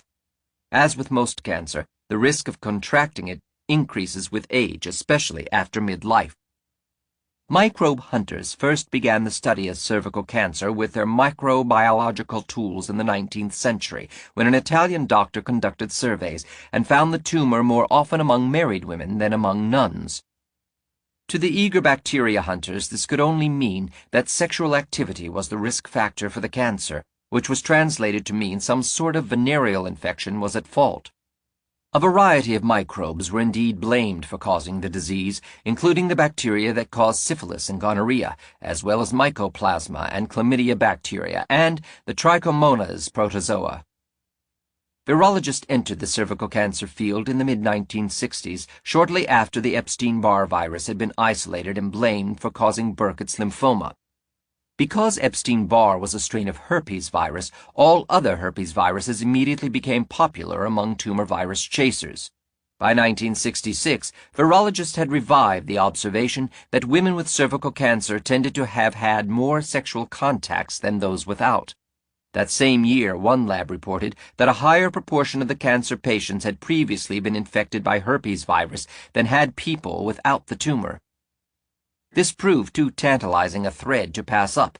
Within 2 years, researchers were able to distinguish 2 different herpes simplex viruses. Type R was the most common, causing sores around the mouth, while type Z caused its sores in the genital areas, including the cervix. The latter became the target for the virus hunters who proposed it to be the cause of the cancer. Trying to explain why a tumor would appear only years after the original herpes infection, scientists were forced to construct a new hypothesis. According to this idea, the virus would first infect and kill millions of cells, occasionally making a mistake and mixing with the DNA of the cell and become impotent in the process. In other words, the virus would mutate the genetic code of a few cells, leaving only a piece of the original virus stranded therein. Such cells would survive the infection and eventually grow into a tumor, and years later this leftover piece of the virus could still be detected in the tumor cells. But as more data accumulated, several embarrassing facts came to light. About 85% of all American adults have been infected by this same herpes virus, many without symptoms, including women without any hint of cervical cancer. And scientists consistently found many women with the tumor who had never been infected by the herpes virus. Even among those women with both the cancer and past herpes infection, the leftover pieces of the virus in the tumor cells were always different and inactive, meaning that no particular part of the herpes virus was needed to cause the cancer. In 1983, desperate but not willing to abandon the herpes virus hypothesis, researchers seriously proposed in the journal Nature a hit-and-run hypothesis that the herpes virus briefly infects cervix cells in the unsuspecting woman and makes some mysterious undetectable change. Then it abruptly vanishes, leaving behind no evidence of the infection, so that the tumor can somehow develop many years down the road. This idea threatened to make virus hunters a laughingstock. How could anyone perform experiments to test for a hypothetical event that left behind no evidence? The hit-and-run hypothesis, nevertheless, survived into the early 1990s, by which time scientists quietly retreated out of the herpes virus hypothesis altogether. Meanwhile, in 1977, a former herpes virologist named Harald Zerhausen, working at the German Krebsforschungszentrum Cancer Research Center in Heidelberg, proposed another virus as the agent causing cervical cancer. Human papillomavirus, HPV, the mild virus that causes warts, seemed to him a reasonable possibility based on the observation that cervical warts could occasionally turn into full-fledged cancers. By the early 1980s, technology had become available to detect small DNA fragments of long-dead viruses. Using this technique, Zerhausen found broken leftover pieces of the papillomavirus DNA in the tumor cells of some patients. Soon everyone had joined the new parade, never hesitating to ask if they might be making the same mistake as with the herpes virus. Indeed, the evidence for the papilloma hypothesis has since fallen apart. When Zerhausen and his colleagues discovered that at least half the American adult population, and therefore half the adult women, had been infected by the virus, yet only 1% of women developed the cancer in their lifetime, they began to see a discrepancy. Koch's first postulate has also tested the credulity of the cancer virologists, since at least 1/3 of all women with cervical cancer have never been infected by the virus. The rest of the cervical cancer patients are not all infected with the same strain of papillomavirus. Over a dozen different varieties of the virus can be found in these women. An incredibly long time elapses between infection by the virus, in those who do get infected, and the onset of the tumor. Papillomavirus tends to be contracted by women who are younger and more sexually active, estimated at an average 20 years of age. Cervical cancer, a disease of older age, strikes women in their 40s through their 70s. By subtraction, Zerhausen calculates a whopping latent period ranging between 20 and 50 years. Nor does the virus reactivate when the cancer appears. In keeping with the revised Ulwolf hypothesis of viral latency in cancer, scientists simply assume the virus caused some sort of necessary but not sufficient mutation 20 to 50 years earlier and can therefore remain soundly asleep in the tumor tissue. But this explanation cannot account for several key facts.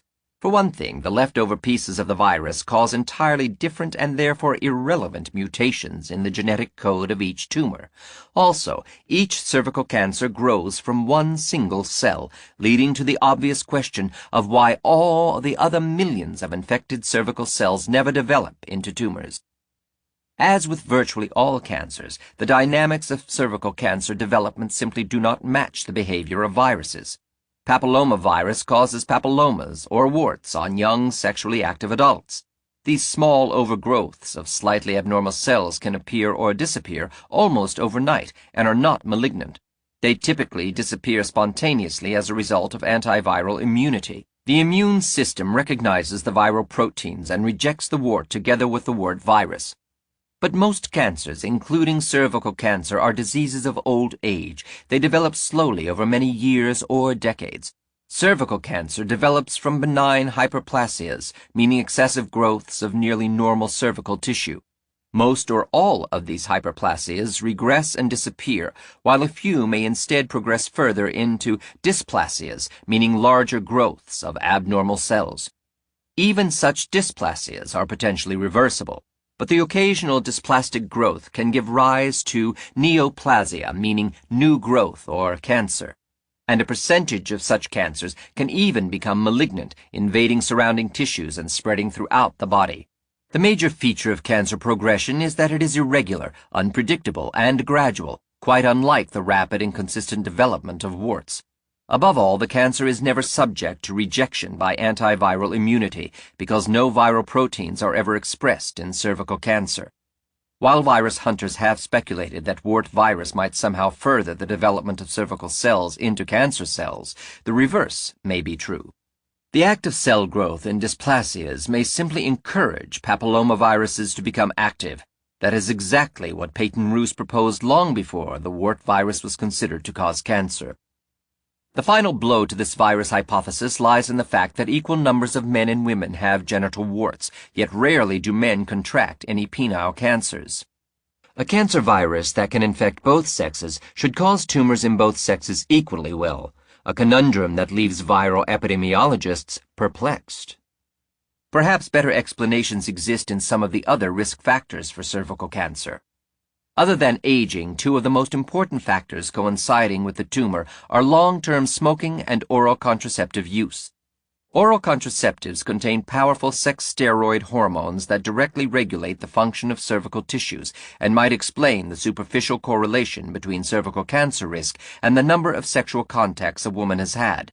In any case, cancer of the cervix is not contagious.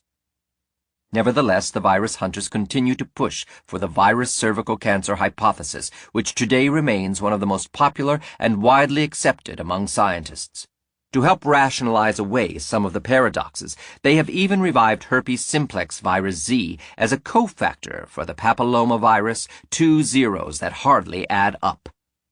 Yet the biotechnology company Digene Diagnostics, based in Maryland, has won government endorsement for its papillomavirus test. Already widely in use, the test is now recommended by medical research authorities for some 7 million American women each year, although only 13,000 cervical cancers appear each year in this country. The test costs $30 to $150 per person. Given that a woman who tests negative today may become infected tomorrow, there is no upper limit to testing. Many research laboratories are also kept in business with NIH grants to study endlessly every detail of the papillomavirus, and thus scientists would be the last to reevaluate this virus hypothesis. Unfortunately, for tens of thousands of women each year, the ongoing media publicity and the tests can have devastating psychological consequences, not to mention the damage from preventive treatments for women who may have little more than harmless warts. The hepatitis B virus, liver cancer hypothesis. Another product of the war on cancer emerged during the 1970s when the virus hunters took up research on liver cancer. This time their sights focused on the hepatitis B virus. Most people infected by this virus either experience no symptoms at all or experience a temporary liver inflammation, after which their immune systems clear the virus from the body, leaving behind only antibodies against the virus. In a few cases, however, 1 out of every 1,000 infected people in the industrial world and 5% of those infected in Asia, hepatitis B can become a chronic infection that neither escalates to kill the patient nor disappears. Instead, it gradually wears away at the victim, constantly damaging the liver while causing on-again, off-again symptoms. People develop chronic hepatitis for understandable reasons when their immune responses have deteriorated from alcoholism, heroin addiction, or the malnutrition so common in the Third World. Scientists first noticed an overlap between hepatitis B virus and liver cancer in the 1970s. Nations with high rates of infection also had many cancer patients. Upon closer inspection, some studies revealed that people with chronic virus infections had enormously higher risk of eventually developing the tumor. In 1978, a paper was published arguing that chronic hepatitis infection directly damaged the liver enough to cause cancer, and another virus cancer hypothesis was born. No one bothered to point out, however, the complete absence of any evidence for liver cancer being contagious. As researchers began jumping on to the new bandwagon, they uncovered data that unraveled the virus hypothesis. For one thing, only a tiny fraction of chronic hepatitis cases ever progressed to the cancer, that fraction being much higher among Asians than among Americans. And unlike in the industrial world, where the cultures of drug abuse and prostitution largely transmit the virus, Asians mostly become infected by their mothers around the time of birth.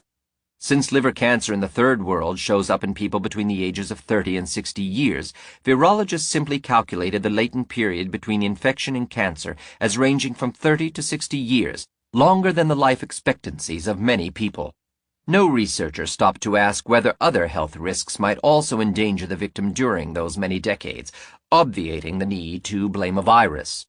The cause for the virus hypothesis degenerated further when most liver cancers were found in patients who had been infected long ago but were not chronic carriers of hepatitis B virus. Rather than continuing as a chronic infection, the virus had been cleared from the body. Hoping to rescue the virus hypothesis, scientists resorted to an old favorite among cancer explanations. Perhaps the tumor could result from cells in which the virus DNA accidentally combines with a specific gene of the cell to produce a cancerous mutation. But follow-up investigation showed that the pieces of viral DNA did not affect any consistent part of the cell's genetic structure, and that most of them were biochemically dead and therefore not producing any viral proteins. This implied that such mutations were random, inconsequential accidents. And as with cervical cancer, each liver tumor arose from a single cell at the start, while millions of other cells had been infected with the virus, producing untold numbers of mutant cells. Why did all these other cells remain normal? No answer has been offered. More important, many liver cancer patients have never been infected by hepatitis B at all. In the United States, at least 1/4 of all these tumor patients have never encountered the virus. Finally, the virus hypothesis has failed miserably when put to the test of Koch's third postulate. Upon injection into chimpanzees, the human hepatitis B virus does infect and inflame liver tissues, but no liver cancer ever appears. The virus, in fact, cannot cause cancer in any animal.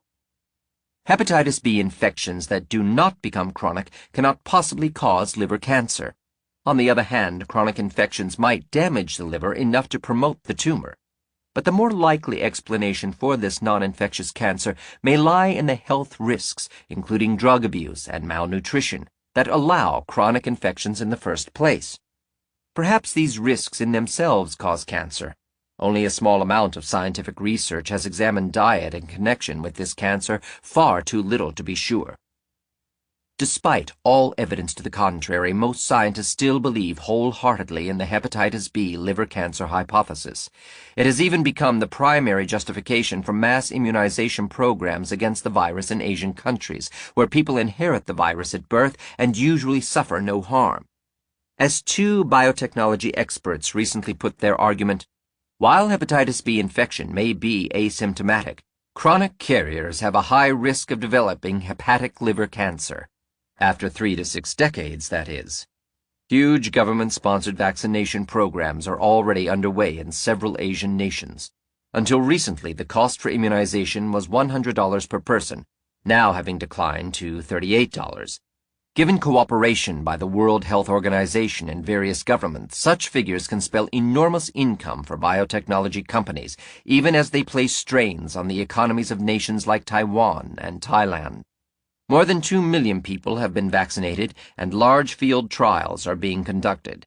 Since most of these people have been vaccinated by natural infection anyway, soldiers in the war on cancer cannot explain how adding an artificial vaccine could possibly help. Yet, they keep marching on. King Retrovirus. Even among the modern virus hunters, a hierarchy of sorts has developed over the years. Those studying the most popular viruses, above all cancer and tumor viruses, receive the bulk of the awards and grant money. The lesser virologists understand their place in the hierarchy and display proper reverence for their superiors, while still retaining the confidence of aristocracy relative to the rest of the science establishment. Since 1970, the most elite circle within virology has belonged to the RNA tumor virus researchers. Since AIDS, RNA tumor viruses were renamed retroviruses because most of them are now considered potential immunodeficiency viruses. Even the tumor virus meetings at Cold Spring Harbor, New York were renamed retrovirus meetings in 1992 to accommodate the new view on retroviruses. The expectation that they would cause human cancer has been quietly buried after their reformation to AIDS viruses. The rise to power of this retrovirus club, numbering roughly a couple of hundred until recently, started as the conquest of a bare handful of scientists whose story begins in the 1950s. Harry Rubin had spent years as a veterinarian, tending mostly farm animals throughout the United States and Mexico. Having tired of this work, he turned to academic research science and learned the methods of culturing cells and growing viruses at the California Institute of Technology in Pasadena. Wendell Stanley took notice of this aspiring virologist and in 1958 brought Rubin to his virus lab at the University of California, Berkeley. This move took place just as the cancer virus hunt was ascending among scientists. Before moving to Berkeley, Rubin had become fascinated by the chicken tumor virus discovered half a century earlier by Patent Rus, the Rus sarcoma virus, RSV. Most researchers had since moved on to other viruses, largely because they could grow RSV only in live chickens, which was expensive and time-consuming, as well as too clumsy for good experiments. Determined to find a better technique, Rubin turned to the culture dish. He soon found a way to grow chicken cells in dishes and then learned how to infect them with RSV. Every cell infected by the virus immediately became a cancer cell, a change that could be seen easily in the dish. Having achieved this laboratory breakthrough, Rubin began lobbying colleagues to study the Rus virus, which he sensed might contain clues to the role of viruses in cancer. Until 1958, he supervised Howard Temin, died 1994, a young doctoral student equally interested in cancer viruses. Rubin trained Temin in the new methods of culturing RSV, and together they observed some strange behaviors of the virus that convinced them both it was fundamentally unlike most other viruses. Rather than killing cells shortly after infection and then departing the RSV genome seemed to become part of the DNA of each cell, incorporating itself into the genetic material permanently. This distinctive strategy of replication is why retroviruses do not kill cells. They become part of the cell instead, as genetic parasites. Now thoroughly possessed with this idea, Temin moved on to establish his own lab at the University of Wisconsin in 1960. There he performed more experiments, confirming that RSV did indeed copy its own tiny RNA genome into DNA before inserting this short piece of DNA into the infected cell's DNA and becoming a permanent resident.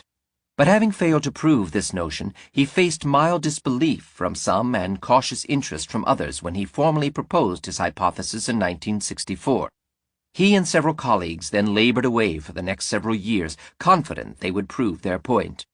Temin finally succeeded in 1970, isolating an enzyme, a protein catalyzing chemical reactions that did the work of making a DNA copy of the Rus virus RNA. He announced his finding to an excited crowd of virologists at the International Cancer Conference in Houston, Texas. Because the Rus virus copies its genetic information from RNA to DNA, the reverse of the cell's own process, it was later designated a retrovirus. Where Temin saw vindication, others saw golden opportunity. The quickest of these was David Baltimore, a young associate professor at the Massachusetts Institute of Technology. Baltimore had spent the past several years studying the polio virus in detail, a remnant of virus research from the 1950s. Like so many of his fellow veterans of the war on polio, he found his research slipping into medical irrelevance as the 1960s wore on and realized he would soon have to enter the cancer virus field. He had a keen sense of politics, and he made his move just as Temin's announcement opened the door.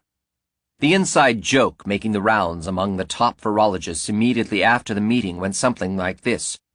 Can you guess who took the fastest plane out of Houston? Answer, David Baltimore.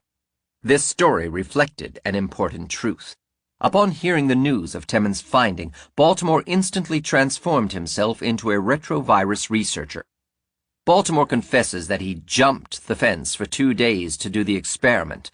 The virus used was obtained by a phone call to his old friend and NCI project monitor, George Todaro. Baltimore's rush to duplicate Temin's observations paid off. His paper was published alongside Temin's in the prestigious journal Nature, and they shared the Nobel Prize in 1975 for the discovery of the retrovirus enzyme, dubbed reverse transcriptase. Several other scientists also rushed to confirm the enzyme's existence. One of the first was a chemist-turned-virologist, Peter Duesberg, another young researcher noticed by Wendell Stanley. In 1964, Stanley hired Duesberg right out of Germany's Max Planck Institute for Virus Research in Tübingen and into the virus lab in Berkeley, where Duesberg promptly went to work studying retroviruses. Duesberg accepted a position as an assistant professor at the university. Having also formed a friendship with Harry Rubin, he had previously decided to take up the retrovirus field. His research question seemed straightforward. How did the Rous virus cause cancer? The problem, however, had baffled scientists, especially since the virus seemed identical in every respect to many other chicken retroviruses that were entirely harmless. Collaborating with the virologist Peter Vogt, Duesberg solved the puzzle in 1970, demonstrating that the Rous virus contained an extra gene that caused cancer. Rous's virus turned out to have been a freak accident of nature, having picked up and mutated part of a gene from the cell that made it a cancer virus. Remove the sarcoma gene, as it is now called, and the virus becomes perfectly harmless. The Temin and Duesberg discoveries, respectively, launched a new field to the forefront of virus hunting. Soon researchers found that many of the tumor viruses long studied had also been retroviruses, including the breast cancer virus of mice and the leukemia viruses in many animal species. But unlike the Rous virus, few of these others contain special cancer genes. So whereas the Rous virus caused massive tumors within days in almost any chicken, these other retroviruses had to maintain active infections of the body for many months before causing a leukemia, and then only in specially susceptible inbred strains of animals. In short, no retroviruses ever killed cells, and only very rare ones caused tumors in animals. Virtually all retroviruses proved to be benign passenger viruses in animals outside the laboratory. Even the very few oncogenic retroviruses, those endowed with cancer genes, hardly play a role as carcinogens for 2 reasons. First, viral cancer genes accidentally acquired are never kept by retroviruses after they are generated, because they are entirely useless to the virus, just like a genetic cuckoo's egg. Second, even if a rare oncogenic retrovirus infects an immunocompetent animal, a small tumor will appear within days after the infection, only to disappear again as the animal develops antiviral immunity. Antiviral immunity kills both the virus and all virus-infected cells. As a result, retroviral cancers are extremely rare and very survivable tumors in wild animals. Their statistical relevance as carcinogens is negligible. Yet there are at least 100 retrovirologists alive today for every one of the 50 retroviral tumors found since the beginning of the century. 5 Nobel Prizes, including that for Peyton Rous, have been given to students of the chicken that died from Rous sarcoma virus in 1910. In addition, at least a dozen, including Duesberg, have been elected into the U.S. National Academy of Sciences for their studies of the Rous sarcoma virus and the 50 other rare oncogenic tumorigenic retroviruses. The wave of excitement following the 1970 discoveries of cancer genes and reverse transcriptase helped pass Nixon's National Cancer Act the next year, and retrovirologists quickly rode to power. A 1970 Nature editorial accurately predicted that the new retrovirus findings are likely to generate one of the largest bandwagons molecular biology has seen for many a year. It is especially the case today when cancer is one of the few remaining passwords to the dwindling coffers of the granting agencies in the United States. Nature itself jumped on the bandwagon, launching a parallel journal under the title Nature, New Biology, its purpose being specifically the publication of retrovirus papers. As a group, the retrovirologists have had more to say about science policies than anyone else, including what directions biomedical research should take and which researchers should get the funding and awards. They have redefined the scientific enterprise and with it our popular culture. Their voices carry enormous weight, and when they choose to blame another retrovirus for cancer, AIDS, or any other disease, the governments of the world and the news media respectfully cooperate. The next logical step for the retrovirologists was to isolate their first human retrovirus, preferably one that causes cancer. A major effort materialized, but every investigator who tried ended up facing enormous frustration. Hints and echoes of retroviruses would briefly appear, only to vanish upon closer inspection. Many of the experiments suffered from flawed design, while others detected genuine retroviruses that turned out merely to be contaminating animal retroviruses. Scientists should not have been so surprised at the failure, because chronic retrovirus infections are restricted even among animals to sickly inbred strains that have lost natural immunity. Also, retroviruses can be much harder to find in wild animals and humans, but this point was lost on the virus hunters. Inspired by the breast cancer virus found decades earlier in certain inbred mice, researchers focused much of their energy on the search for a similar human retrovirus. The work began almost immediately after 1970 and continued into the 1980s. In mice, the virus generally passed from mother to offspring through the milk. Scientists used this as their starting point. Several studies examined human mothers with breast cancer, failing to see any higher occurrence of the tumor among their breastfed daughters. Such results hardly discouraged the virus hunters, who promptly turned their high-powered electron microscopes to human milk and samples of breast tumor tissues. A number of reports were published throughout the 1970s by some of the most prestigious investigators claiming to see virus-like particles. Many such particles were also seen in milk from tumorless mothers, while contradictory reports found no such particles in milk or tumors. Retrovirologists began applying a battery of increasingly sophisticated technology to hunt down the elusive virus.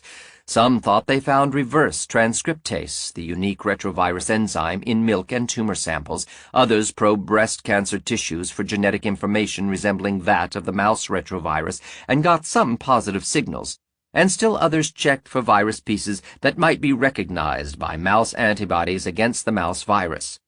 Fewer than half of the human breast tumor tissues studied reacted with the antibodies, but this was enough to excite the virus hunters. Indeed, these findings led to a sensational press conference in October 1971 at the National Academy of Sciences. There, in the middle of an otherwise routine meeting with reporters, several virologists dropped hints they were finding cancer viruses in human breast milk. Saul Spiegelman, one of the first virologists to have jumped on the Temin bandwagon the year before, lived up to his flamboyant reputation by openly suggesting some women should not breastfeed their babies. Peppered with questions, Spiegelman repeated himself. Look, if a woman has a familial history of breast cancer in her family, and if she shows virus particles, and if she was my sister, I would tell her not to nurse the child. Soon one of his colleagues standing beside him piped up, Why inoculate a child with virus particles? I mean, it's clear.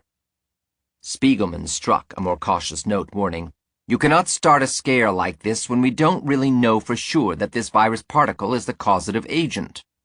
Nevertheless, headlines appeared the next day in the major newspapers and on television screaming dire warnings over breastfeeding. To this day, however, no human retrovirus has ever been isolated from breast cancer, relegating these many expensive research projects to the trash bin of falsely positive results so common in experimental science. Retroviruses ultimately saw their major impact in reviving the old virus leukemia program. All leukemia viruses studied in mice and other animals before 1970 offered no insights for understanding human cancer because they caused leukemia only in a few young, sickly animals under special laboratory conditions. Such viruses did nothing to normal, healthy wild animals. Similarly, such retroviruses could not be expected to affect healthy humans. But a cat retrovirus, isolated in the 1960s, though really no different than other retroviruses, served as the tool for virologists to bridge the gap.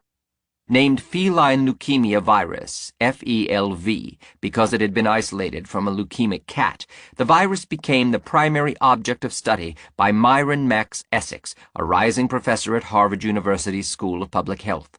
He picked up this research once others had shown that young lab cats could become leukemic after months of continuously active infection. Outside the lab, however, as many as 2/3 of all cats eventually catch FELV, quickly and permanently neutralizing the infection with their immune systems. Leukemia among such animals appears only rarely, in 4 of every 10,000 cats each year. Indeed, because leukemia is a cancer of blood cells and therefore causes immune deficiency, retrovirus infections in leukemic animals may simply be a consequence of acute immune deficiency. But Essex wanted to prove the cat leukemia an infectious disease and had to argue that FELV could cause the tumor even while remaining latent. Docile veterinarians and the news media alike have accepted cat leukemia as infectious. The specter of leukemia epidemics among household pets, aggrandized with suggestions of transmission to their human owners, since disproved, has popularized Essex's own nostrum for the perpetual crisis. Having founded his own biotechnology company, Cambridge Bioscience Corporation, Essex has developed a vaccine against the FELV. 1 year after approval in 1989, the vaccine had already sold to half the estimated French market of cat owners. Unfortunately for the owners, they have no idea that in most cases their cats already have natural immunity against the virus from natural infection, nor that a vaccine can do nothing against a virus that becomes latent anyway. Nor, for that matter, that 1/3 of all leukemic cats have never been infected by FELV at all, the same proportion as among healthy cats. The more important consequence of Essex's research, however, lay in its inspiration of a human leukemia virus search. When Robert C. Gallo arrived in 1965 at the National Cancer Institute, fresh out of medical school, his NIH bosses put him to work treating leukemia patients and researching potential new therapies. After several years of unspectacular work, Gallo found his chance to move up in the ranks following Teman's 1970 retrovirus announcement. The glamour of new retrovirus discoveries and of the free-flowing cancer money attracted Gallo to the retrovirus field like many other scientists. He got his first taste of glory in 1970 when he joined several better-established virologists, including Saul Spiegelman, in chasing retroviruses in human leukemia. They quickly found evidence of the reverse transcriptase enzyme in tissue samples from leukemic patients. During the first week that November, Italian pharmaceutical company Le Petit and the Pasteur Institute sponsored a tumor virus conference in Paris. Spiegelman seized the opportunity for publicity. The lectures were being given on a stage at the nearby Hilton Hotel, the podium standing in front of a huge curtain that parted in the middle. When the time came for Spiegelman's presentation, he began by solemnly announcing the evidence of retroviruses in leukemia patients. In the middle of his speech, the curtain suddenly parted, and an impeccably dressed bellboy walked up to him holding a telegram on a silver platter. Spiegelman picked up the envelope, opened it with dramatic flair, and read to the audience the late-breaking news from his laboratory back in the United States. Several more patients had just been tested with positive results for the virus. Some insiders in the hushed audience of some 400, including such colleagues as Teman, Ulwolf, and Duesberg, could not help but suspect that the delivery of this news had been planned in advance. Gallo followed suit with his own leukemic patients. For his own positive results in a few leukemia patients, he was awarded by being named head of NCI's brand new laboratory of tumor cell biology. The year was 1972, and the new department was a product of the lavish war on cancer funding. The retrovirus work of Essex had also brought Gallo fully into the virus arena. Gallo's team accelerated the intensive hunt for the first human retrovirus, but his early results in competition with Spiegelman turned out to be nothing more than false positives, mistaken observations that were simply lost in the rapidly growing scientific literature. Still, the virus search was stepped up. By 1975, his lab had finally isolated a retrovirus from human leukemia cells. To Gallo's dismay, however, he faced humiliation when he presented the finding at the Virus Cancer Program's yearly conference. Other scientists had tested his virus and discovered it to be a mixture of contaminating retroviruses from woolly monkeys, gibbon apes, and baboons. Gallo tried to save his reputation, speculating wildly that perhaps one of the monkey viruses caused the human leukemia. This excuse did not fly, and he later described the event as a disaster and painful, admitting that it placed human retrovirology, and me with it, at a very low point. Despite Gallo's repeated booms and busts, virus hunting was the fashion, and he doggedly pursued retroviruses for the next few years. In 1980, he finally reported having found the first known human retrovirus. The virus was isolated from human leukemia cells grown for a long time in the lab, with no immune system to interfere or suppress the virus. Gallo's team even had to shock the cells repeatedly with potent chemicals to coax the soundly sleeping virus out of latency. No such virus could be found in a second batch of leukemic cells, but Gallo remained unfazed, giving the new virus a name with strong propaganda value: Human T-cell leukemia virus, or HTLV. Gallo's next step was to find a disease for his virus. Having made up his mind it should cause some leukemia, he began scouring the world for a connection to such a cancer.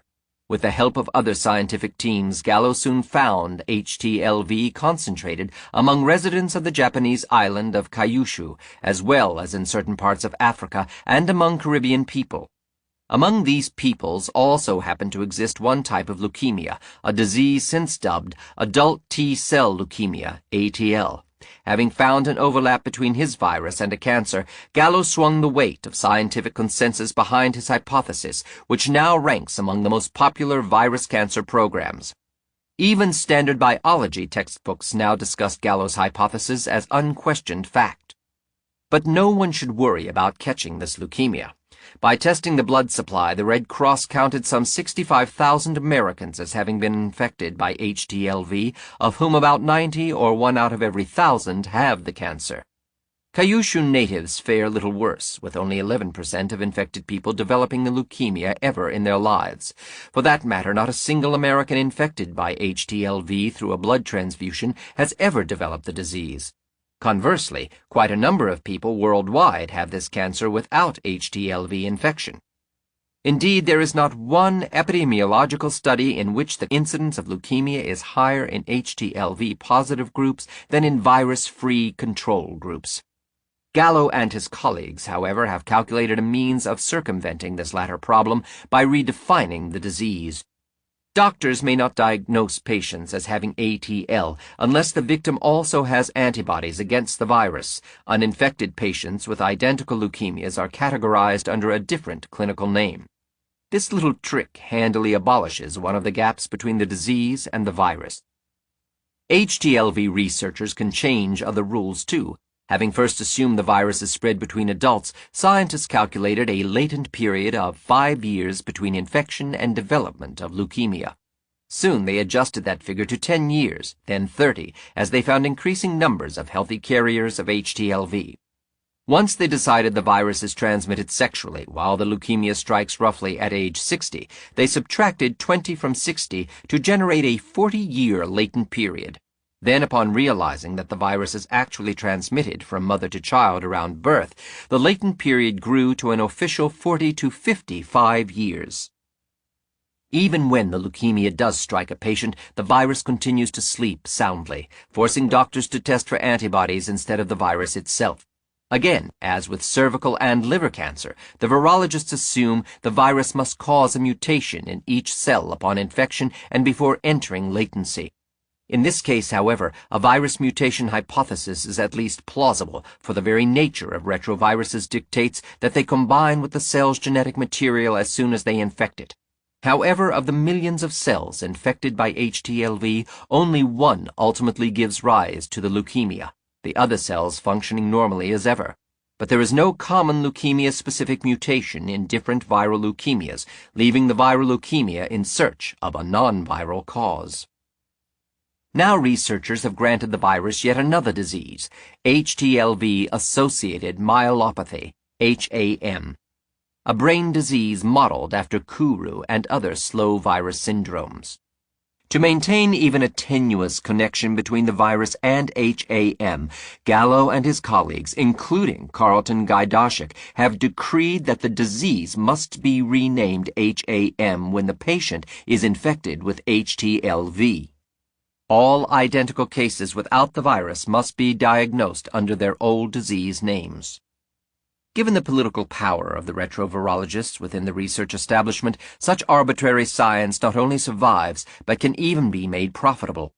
Since 1989, the American Association of Blood Banks has required testing the blood supply for HTLV, tacking an extra $5 to $11 onto each of the 12 million blood donations made every year. For scientists holding interests in the biotechnology companies producing HTLV tests, the income is enormous. Flushed with victory, Gallo did not stop with his first human retrovirus. He isolated a second one in 1982 from a cell line derived from a patient with a different type of leukemia. The old virus became HTLV-1, the new one HTLV-2. But since that time, HTLV-2 has been retrieved from only one other patient with a similar leukemia, while plenty of cases have been found without the virus. So although Gallo continues referring to it as a leukemia virus, most other scientists prefer caution as long as the virus has been found in only 2 patients. Gallo's second virus, much to his chagrin, remains a virus in search of a disease. The No-Win Cancer War. At a press conference on February 4, 1992, an informal group of scientists released a signed statement evaluating the war on cancer. In this sharply worded presentation, the 68 prominent researchers made several poignant observations. We express grave concerns over the failure of the war against cancer since its inauguration by President Nixon and Congress on December 23, 1971. This failure is evidenced by the escalating incidence of cancer to epidemic proportions over recent decades. Paralleling and further compounding this failure is the absence of any significant improvements in the treatment and cure of the majority of all cancers. We express further concerns that the generously funded cancer establishment, the National Cancer Institute, NCI, the American Cancer Society, ACS, and some 20 comprehensive cancer centers have misled and confused the public and Congress by repeated claims that we are winning the war against cancer. Furthermore, the cancer establishment and major pharmaceutical companies have repeatedly made extravagant and unfounded claims for dramatic advances in the treatment and cure of cancer. 2 months later, the Journal of American Medical Association reflected this widespread view in an article on the same topic. By some estimates, the federal government has spent as much as $22 billion on this effort in the past 20 years. However, some critics contend that this war is being lost. They argue that too little change is being seen in death rates from many major cancers. Whatever the case, the fact remains, the American Cancer Society said last week that about 83 million persons now alive in this country eventually will contract cancer, about 1 in 3 according to present rates. This disaffection with the war on cancer had begun appearing by the early 1980s, voiced by some of the most prestigious scientists in the business. By that time, the public had also lost interest in the program, which had not delivered on its ambitious promises. Respected science watcher Daniel Greenberg has commented on the early signs of this failure. The gusher of new money financed rapid expansion of a previously low-keyed quest for a cancer virus, which in turn might lead to the magic bullet of a cancer vaccine. University scientists were appalled to find that most of the virus money was being dished out to industrial firms without peer review. An outside inquiry concluded that the virus program, which would soon cost $100 million a year, was intellectually shoddy and unproductive. It was reorganized to emphasize research by NCI scientists and peer-reviewed university researchers and became one of the prime movers of the molecular biology revolution. But the early stumblings of the virus program were duly noted.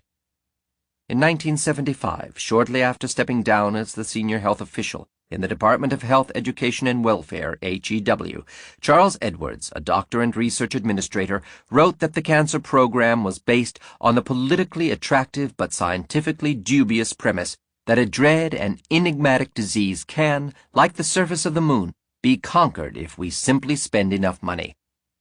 Cancer treatment arguably accomplishes little today. This problem is rooted mostly in our lack of understanding the cause of cancer. The war on cancer budget was narrowly focused by politically powerful virus hunters in their obsessive search for tumor viruses. If anything, the cancer fight greatly strengthened and consolidated virus hunting and placed the retrovirologists in charge. At the same time, they needed some new war to revive their popularity after the cancer debacle.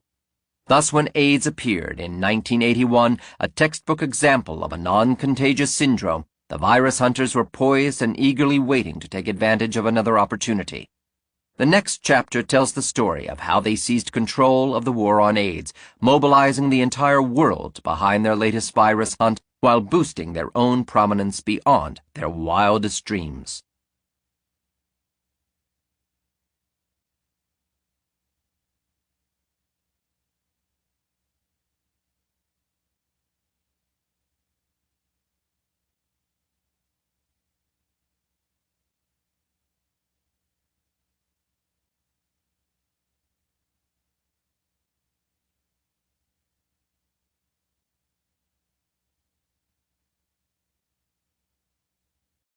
Chapter 5. AIDS, the virus hunters converge. Had the AIDS epidemic struck years earlier, so goes the common belief, medical science would have been unprepared to deal with the crisis. In what would seem to be an amazing coincidence, the crucial technology for confronting this plague emerged just as the first AIDS cases were being documented in the early 1980s. The ability to grow and measure T cells, a central component of the body's immune system, arrived in the nick of time to see AIDS patients losing their T cells.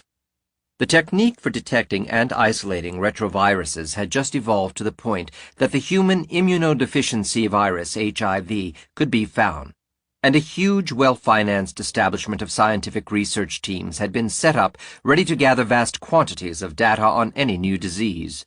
Dozens of new biotech companies mushroomed just in time to mass-produce HIV tests, HIV vaccines, and antiviral drugs.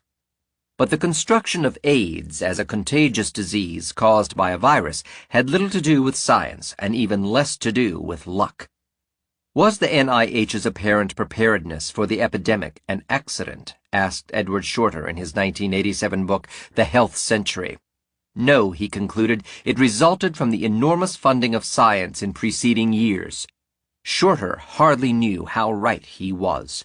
Virus hunters were coasting on their laurels ever since they had won the war on polio, but they had failed to produce any public health benefit in their 15-year-old war on cancer despite enormous funding and enormous technology.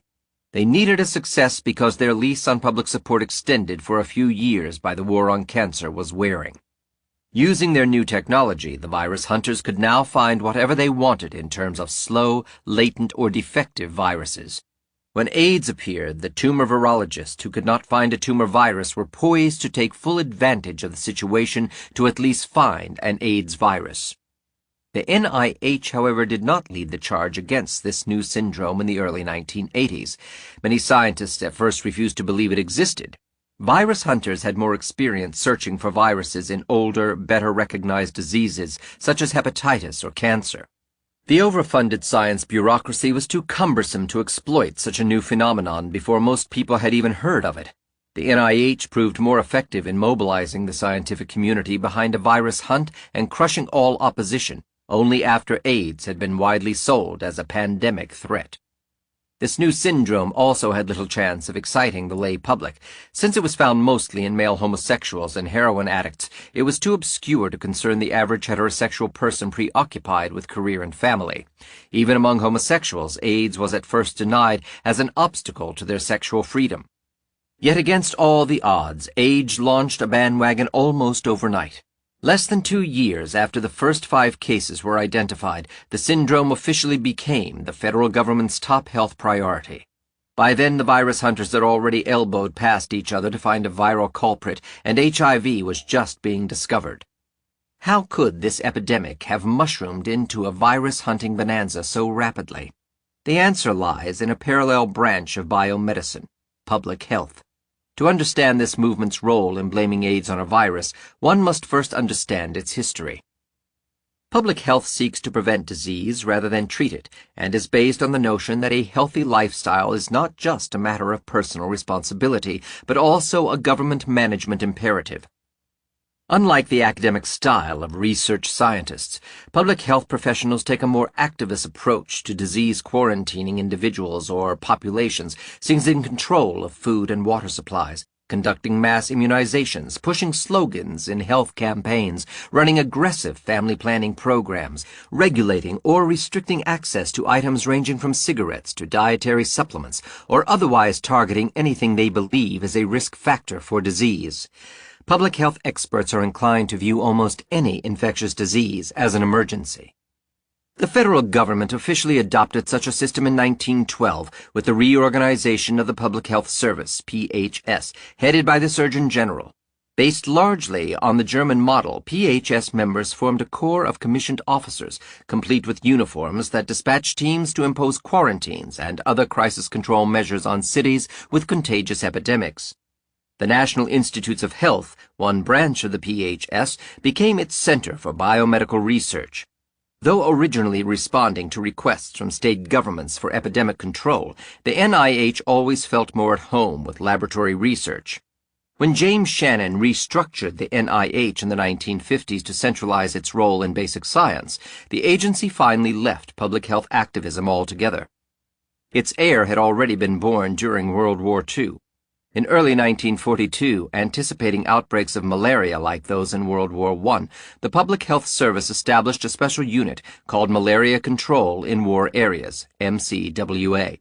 Its primary mission was to prevent spread of the disease among the hundreds of military bases throughout the southern United States, which MCWA accomplished mostly by using pesticides like DDT to kill malaria-carrying mosquitoes. The creators of the MCWA clearly anticipated their own obsolescence following the end of the Second World War. Within weeks of U.S. entry into the war and before the Surgeon General had officially established MCWA, its soon-to-be leaders were already discussing their long-term prospects. Justin Andrews and Lewis Williams, two of the agency's founders, entertained visions of public health management on a national scale, which they preferred over the disbanding of MCWA. So by the time the war was ending in 1945, these MCWA officials convinced Congress to extend their authority to include civilian malaria control. While not terribly glamorous, the new work kept the program alive. The PHS reorganized the MCWA in 1946, creating the Permanent Communicable Disease Center, CDC, based in Atlanta, Georgia. The name has been changed several times since 1967, though the initials have remained nearly constant. It is now called the Centers for Disease Control and Prevention. This new agency absorbed all remaining public health activities of the NIH. The CDC enthusiastically responded to all calls for help from states experiencing disease epidemics of various kinds. While malaria remained the focus of CDC energies, its resources were stretched to branch into new diseases, such as rabies and typhus, and even tapeworms. But the CDC wanted to assume full control over the nation's public health system, rather than being regulated to serving state and local health departments on request. At the same time, their disease control mission was increasingly being regarded as obsolete, prompting serious discussions about abolishing the CDC altogether. The situation changed in 1949 when the CDC brought on board Alexander Langmuir, an associate professor at the Johns Hopkins University School of Hygiene and Public Health. Langmuir was the CDC's first VIP, bringing with him both his expertise in epidemiology, the statistical study of epidemics, and his high-level connections, including his security clearance as one of the few scientists privy to the Defense Department's biological warfare program. Like the rest of the CDC, he hoped to empower the agency to monitor and exert authority over all epidemics throughout the nation. His dream might have stood little chance of materializing in an age of vanishing infectious disease, but because civil defense ranked high in government priorities at that time, officials of the PHS listened when Langmuir proposed that the CDC develop a comprehensive disease surveillance system to detect the earliest signs of a biological warfare attack. Such an infrastructure could also serve to control hypothetical epidemics using such techniques as quarantine measures and mass immunizations. By the start of the Korean War, Langmuir had talked public health officials and Congress into giving the CDC contingent powers to deal with potential emergencies. He shut down the malaria project, freeing millions of dollars to create a special new division of the CDC. In July of 1951, he assembled the first class of the Epidemic Intelligence Service, EIS, composed of 23 young medical or public health graduates. After 6 weeks of intensive epidemiological training, these EIS officers were assigned for 2 years to hospitals or state and local health departments around the country. Upon completing their field experience, EIS alumni were free to pursue any career they desired on the assumption that their loyalties would remain with the CDC and that they would permanently act as its eyes and ears. The focus of this elite unit was on activism rather than research, and was expressed in its symbol, a shoe sole worn through with a hole. According to British epidemiologist Gordon Stewart, a former CDC consultant, the EIS was nicknamed the Medical CIA. Every summer since 1951, a new class of carefully chosen EIS recruits has been trained, some classes exceeding 100 people in size. Although a complete list of EIS officers and alumni was available until the spring of 1993, its members rarely advertised their affiliation. Now the membership directory has been withdrawn from public circulation. Over the past 4 decades, 2,000 EIS trainees reached key positions throughout this country and the world. Many work in the CDC itself, others in various agencies of the federal government. One of the original 1951 graduates, William Stewart, went on to become the Surgeon General of the United States during the late 1960s. Some have staffed the World Health Organization, WHO, including Jonathan Mann and Michael Merson, the 2 directors of WHO's global program on AIDS, while their fellow agents can be found in the health departments of foreign nations. Several dozen have entered university public health programs as teachers and researchers. Roughly 150 have taken jobs in state or local health departments, closely watching every outbreak of disease. Hundreds have become private practice doctors, dentists, or even veterinarians, while others work in hospitals. Some have joined biotechnology or pharmaceutical companies, or have risen in the ranks of major insurance corporations. Some reside within tax-exempt foundations, helping direct the spending of trust funds on medical projects. A few have obtained prominent positions in the media. Lawrence Altman became a medical journalist for the New York Times in 1969 and is now its head medical writer. Bruce Dan joined ABC News as its Chicago medical editor for 6 years, beginning in 1984. The same year, he became a senior editor of the influential Journal of the American Medical Association, JAMA, a position he held for 9 years. JAMA regularly publishes a section written by the CDC.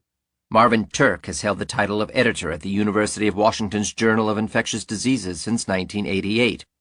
These 3 men were recruited into the EIS in 1963, 1979, and 1960, respectively, each 1 year before he entered the media.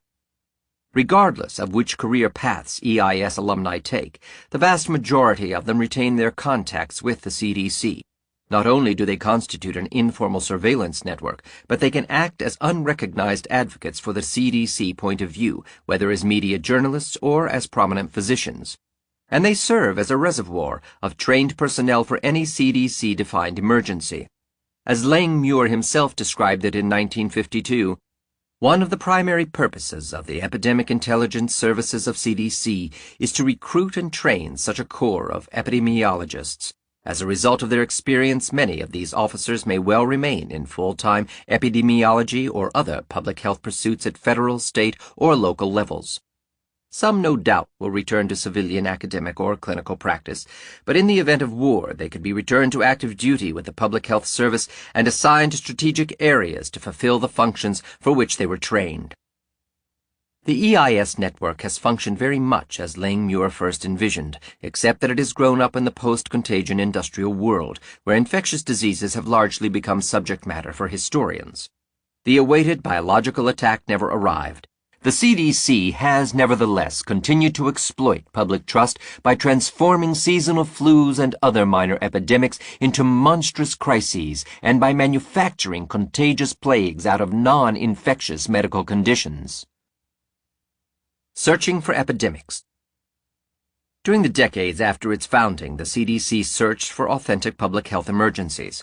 Tuberculosis was no longer the scourge of industrial nations. Measles had largely stopped taking lives, and other potentially fatal diseases, ranging from diphtheria to pneumonia, ceased striking fear in the hearts of the public. Only polio was left, and by the 1960s it too basically vanished. In identifying epidemics, then, the CDC was forced to attend to continually smaller outbreaks of disease. Before long, experts began defining contagious epidemics on the basis of disease clusters. Almost any coincidence of two or more closely spaced persons contracting the same disease could qualify as an incipient epidemic, even if they occurred weeks or months apart. Clustered outbreaks, however, provide no conclusive evidence of an infectious disease. When the bacteria hunters sought to blame scurvy, pellagra, and other vitamin deficiency diseases on microbes, they mistakenly cited clusters of sick people to argue the diseases were spreading. Likewise, the virus hunters pointed to clusters to support their indictment of viruses for SMON and other non-contagious diseases. Clustering actually reveals very little information. It can reflect several people sharing the same diet, behavior, or environmental hazard of almost any kind, not just common exposure to a germ. Even in cases of truly infectious disease, clusters may only indicate a group of people is susceptible to a sickness for similar reasons, while other people infected by the same microbe will remain healthy. In other words, no epidemic will ensue. If anything, epidemiologists have classically studied clusters of sick people as clues to subtle environmental hazards, not infectious agents. But when public health officials issue ominous warnings about mysterious disease outbreaks, they terrify the public with visions of deadly pandemics. The most recent examples include the premature panics generated by an eminent hantavirus epidemic in the United States in 1994. The hantavirus presumably had jumped species from mice to American Navajo Indians, but after killing just a few, the virus made peace with the Indians and apparently retired to its mouse reservoir. The epidemic failed to materialize. A front-page article in the San Francisco Chronicle reported that CDC epidemiologists shown in spacesuits across the nation are carefully monitoring the deer mouse population and the level of virus within it. But all that was left to discover of the former Navajo flu by the CDC epidemiologists in their spacesuits were healthy mice in the mountains of California. In May 1995, the CDC rang the alarm once again, this time threatening with an imminent Ebola virus pandemic. The deadly killer virus was expected to leave its hidden reservoir in the rainforests of Africa to claim Europe and the United States. The article in Time magazine was peppered with CDC sleuths in spacesuits and color electron micrographs of the virus, although the electron microscope cannot take color pictures and no virus is colored. A CDC virologist suggested the virus could leave the rainforest if we get a virus that is both deadly to man and transmitted in the air. A European epidemiologist who heads the United Nations AIDS program echoed the CDC's alarm warning. It's theoretically feasible that an infected person from Kikwit could go to Kinshasa, get on a plane to New York, fall ill, and present transmission risk there. But within a month the epidemic had faded away in Africa, and not a single Ebola case was reported in the United States or Europe. A month later, the CDC was once again sounding the alarm. In an article entitled, "After AIDS, Superbugs Give Medicine the Jitters," the public was warned of an impending crisis in the form of superbugs. Superbugs are strains of bacteria said to be highly resistant to antibiotics. As usual, the CDC issued its warnings in the form of a chorus of conforming voices, recruited from within and without the agency. Robert Shope, professor of epidemiology at Yale, warned, if we don't gear up to bring matters under control, we could face a new crisis similar to the AIDS epidemic or the influenza epidemic that killed 20 million people worldwide in 1918 and 1919. Ruth Berkelman, deputy director at the CDC, resounded, if we continue to let this get out of hand, we're setting ourselves up for a major catastrophe. I'm talking about going in for a routine operation and dying from an infection. Most people have no idea of the more than 1,000 outbreaks of disease each year, including colds, seasonal flus, hepatitis, and numerous non-infectious syndromes, all running their course and disappearing, often despite remaining unexplained by scientists. They are natural coincidences between immunodeficiency acquired by some non-contagious risk factors like drugs and infectious by any one of the ubiquitous microbes termed opportunistic infections. But these many outbreaks provide the CDC with its inexhaustible source of epidemics. The first genuine success of the CDC emerged from the polio epidemic. Ironically, it was the vaccine against polio, not the disease itself, that provided the opportunity. The Salk vaccine was entering its large-scale testing phase in 1954, and Alexander Langmuir wanted a piece of the action for his fledgling EIS. Insisting on CDC participation in the field trials, Langmuir was able to assign EIS officers around the country to monitor newly immunized children.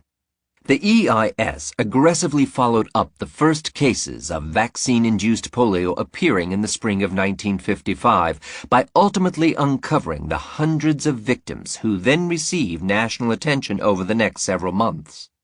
The findings of the EIS investigation led to the suspension of the Salk vaccine and to the political shakeup at the NIH that brought James Shannon to power. Although this incident involved neither a natural epidemic nor biological warfare, it built the CDC's reputation as an efficient surveillance agency. The next major CDC initiative ended less spectacularly, yet the agency emerged untarnished.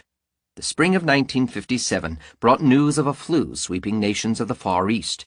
Influenza is generally a rather benign disease, but CDC officials exploited memories of the deadly 1918 flu epidemic that returned with U.S. soldiers from Europe and killed nearly 500,000 people. The decision to predict a deadly flu epidemic was arbitrary, considering that 39 flu seasons had since gone by without disaster. Ignoring the fact that circumstances in 1918 differed radically from 1957, the CDC rang the alarm over an imminent Asian flu epidemic. A frightened nation quickly jumped into line. Congress gave Eisenhower $500,000, a large sum at the time, into which Langmuir dipped to expand the ranks of the EIS. Seasonal flu did arrive by summer and continued spreading until the following winter. As soon as the epidemic began slowing, public health officers rushed to issue warnings of a second round. In the end, the CDC and other agencies accomplished little or nothing to slow the epidemic. Large numbers of vaccine doses were crash-produced, mostly after the flu season had finished. The flu itself was probably no worse than in any other year, but the heightened surveillance of the disease, together with the frantic public warnings, helped feed the false impression of a particularly horrible epidemic. Several leading public health experts openly criticized the overhyped flu scare, and some of them suggested the whole incident merely helped stimulate vaccine sales. But the CDC came out ahead anyway as a heroic group having gained public acceptance for mass immunization on command. Since the Asian flu, the CDC has regularly produced vaccines of unproven effectiveness for each new flu season and has maintained a permanent flu surveillance program. With its political standing secured, the CDC began expanding its reach into virtually any disease over which it could gain authority. Collaborations with other biomedical institutions often worked to promote both parties. One such arrangement directly fueled the virus cancer program. During the early 1960s, EIS personnel were assigned to investigate every cluster of leukemia cases reported anywhere in the country and to search for a virus on the assumption leukemia was infectious. The efforts amounted to little more than a wild goose chase, but in medical circles the repetitive publicity surrounding these random clusters drummed into every scientist's head the notion that viruses must cause cancer.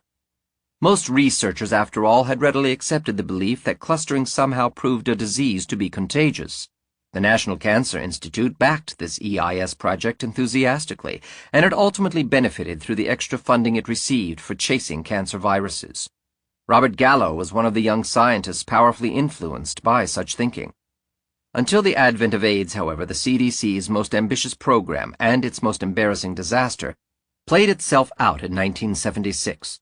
By that time, the EIS network of officers and alumni had so widely penetrated hospitals, health departments, and other institutions that potentially any minor disease outbreak could easily be detected.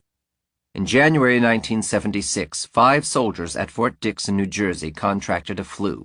One of them died after overexerting himself against doctors' orders. Such a minor episode met the CDC criteria for a cluster, and the agency sprang into action. Since 1966, the CDC director had been David Spencer, a medical doctor by training who had experience in various research, public health, and administrative jobs, and who had just received an honorary membership to the EIS in 1975. Spencer used a local flu outbreak at Fort Dix as an opportunity to replay the Asian flu public relations victory of 1957, only on a larger scale. Relying on historical precedent, Spencer declared an imminent flu epidemic that would rival the deadly plague of 1918. But what Spencer failed to understand was that Americans in 1976 were much less vulnerable to infectious disease as opposed to the undernourished, immunodeficient people at the end of World War I. The new epidemic was nicknamed swine flu, based on the belief that pigs were the reservoir for this human virus. Spencer placed the EIS network on full alert to monitor for cases of swine flu.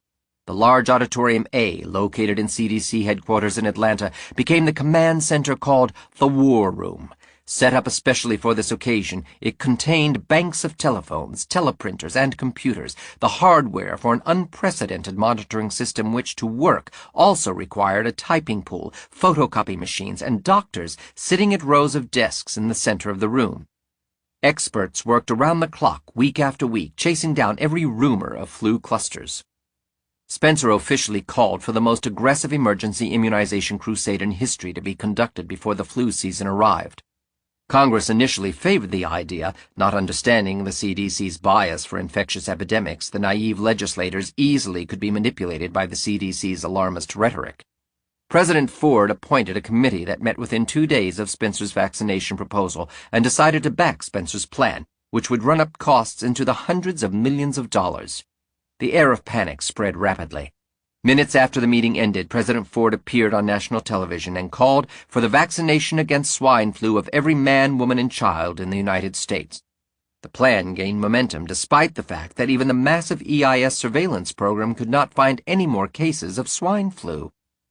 But when early testing showed that the vaccine produced side effects in 20% to 40% of inoculated people and potentially deadly reactions such as high fevers in 1% to 5%, insurance companies backed away from supporting the program. With no insurance coverage, Congress became nervous and also began retreating before the plan came up for a vote. Now Spencer faced serious trouble, his whole reputation standing on the line. No longer able to back out quietly, he chose instead to push more aggressively. The word went out to the EIS network to pursue actively any flu-like illness whatsoever. Spencer had to convince Congress that the swine flu epidemic was real. Meanwhile, another CDC official took note of the swine flu alert. By early July 1976, David Frazier, M.D., hoped that a suitable epidemic would soon appear in the United States. His definition of suitable was quite specific. The outbreak would have no known cause. It could present a serious threat to human life, and might even have claimed some victims, thus providing the corpses for all important tissue samples. With every day that passed, his need for that epidemic grew more urgent. He cast his net wide for news that somewhere between Alaska and the Mexican border a mysterious malady had surfaced. He made sure he was never far from a telephone. Frazier was the head of the Special Pathogens Branch of the CDC, the section charged with investigating infectious diseases with unknown causes. He had been an EIS member since 1971, and he was awaiting 2 new EIS trainees who would shortly be assigned to his office. He wanted to give them field experience through managing a real epidemic. With the EIS on full alert, a suitable epidemic was likely to be found on short order.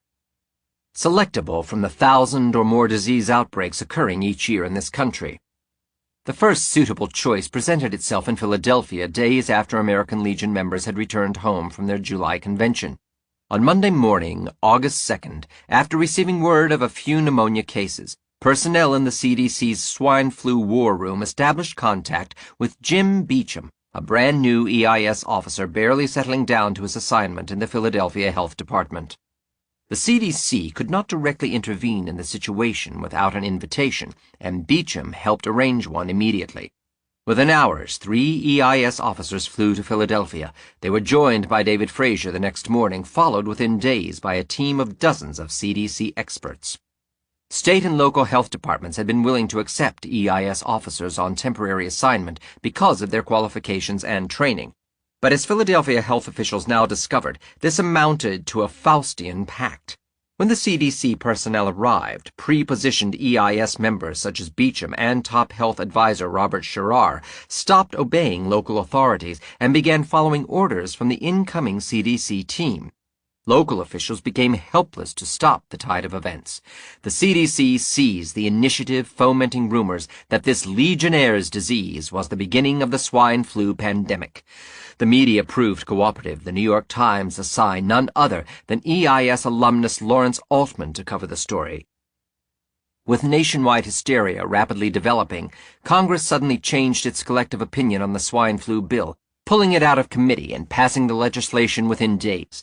By the time the CDC team officially acknowledged that Legionnaire's disease was not swine flu after all, President Ford had already signed the vaccine bill into law. David Frazier continued managing the CDC investigation for a few more weeks, allowing his new EIS people plenty of training. After testing the patients for infection by a variety of germs, the CDC experts found nothing consistent and packed their bags to leave. The case was declared unresolved and effectively dropped, leaving Philadelphia officials to pick up the pieces. This cavalier treatment and the one-track focus on infectious microbes so enraged New York Congressman John Murphy that he held hearings on Legionnaire's disease in November. Calling CDC officials to testify on their fiasco, Murphy humiliated the agency for not having found the epidemic's cause and for ignoring the possibility of non-contagious or toxic causes. The CDC, for example, did not have a toxicologist present in their initial team of investigators sent to deal with the swine flu epidemic, he fumed at the meetings. No apparent precautions were taken to deal with the possibility, however remote at the time, that something else might have been the cause. Likely smarting from the attack, David Frazier returned to Atlanta and put laboratory experts to work on the tissue samples collected from Philadelphia. Frazier's own area of expertise lay in bacteria, not viruses, and the researchers under his supervision searched hard for bacteria. Within a few weeks they found one, a harmless microbe that inhabits soil as well as plumbing in most buildings. Even though the bacterium fails Koch's postulates for causing disease, the CDC cleared its reputation and convinced the unsuspecting public it had discovered the cause of Legionnaire's disease. In the process, the CDC created a whole field of study devoted to this bacterium, which now employs a respectable number of scientists. The swine flu program, on the other hand, collapsed and could not be salvaged. Millions of people received the vaccine starting in October, although many were not told of the possible side effects.